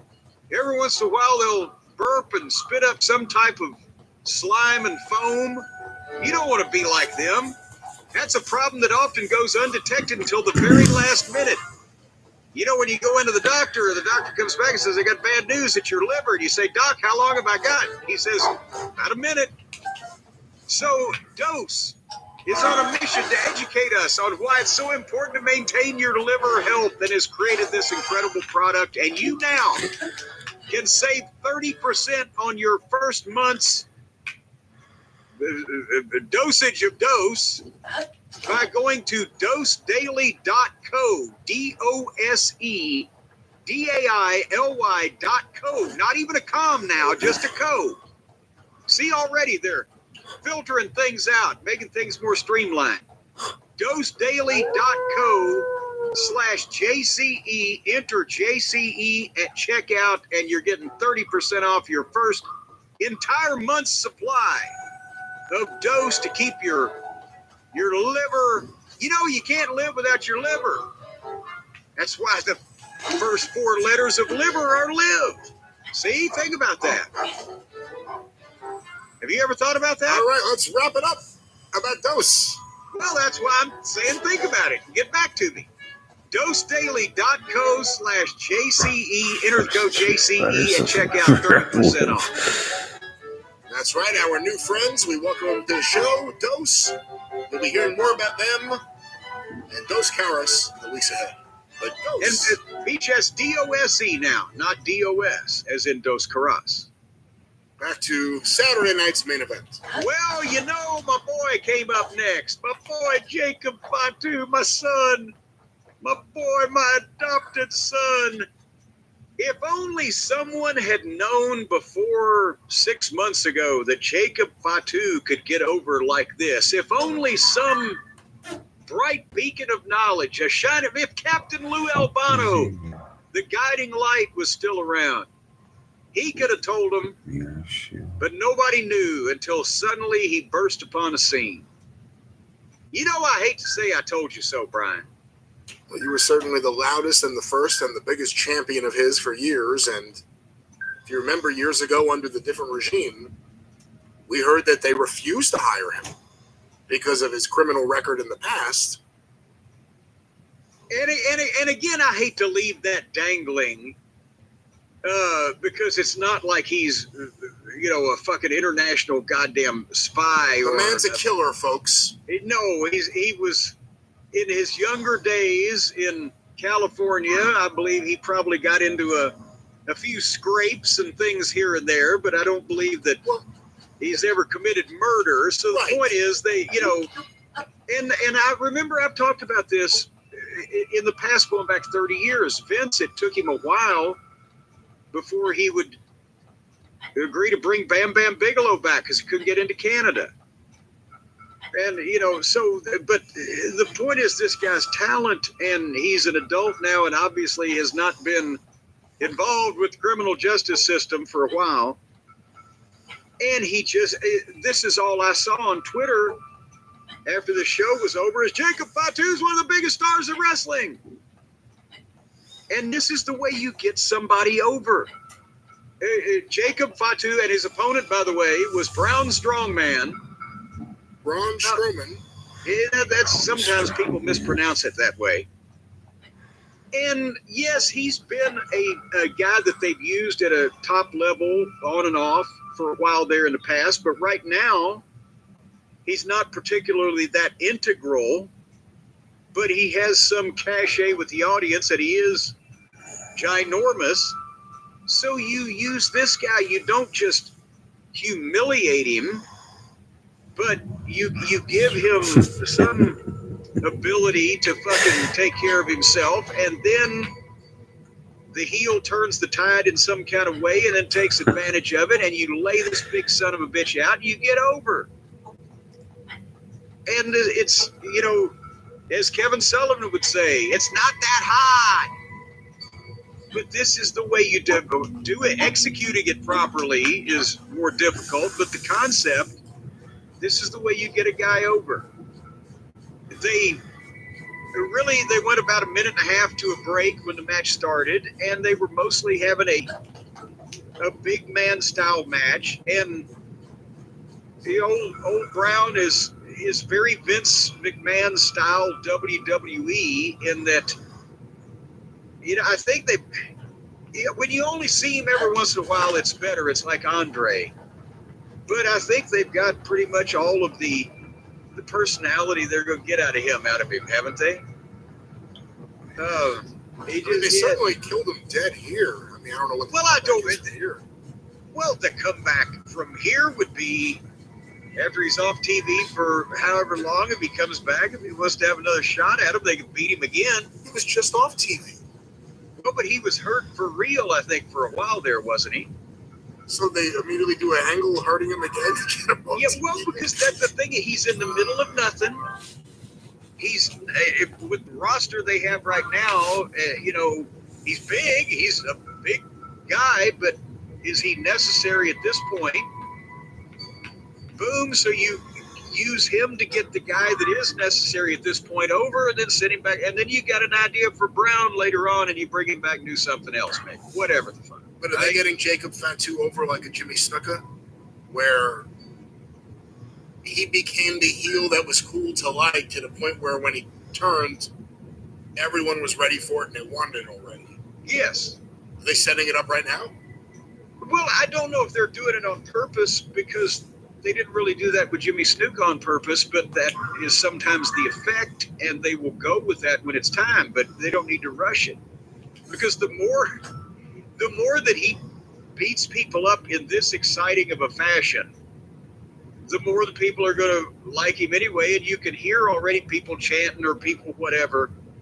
But based to tell the folks who didn't see this program what he did, old Brown ran around the ring. Our youth run in quotation marks. Remember a couple months ago he ran around the ring and ran by the guy, and the guy just took a bump on his own. He didn't even touch the guy. But he ran around the ring and tackled Jacob over the announce desk, and then he tried again, but Jacob Samoan dropped him on the announce desk. You see Jacob go over the desk? Yes. Like head over feet, like just like a rolling ball of fucking fire. Well, yeah, your head are usually over your feet. But just, I mean, you don't really see people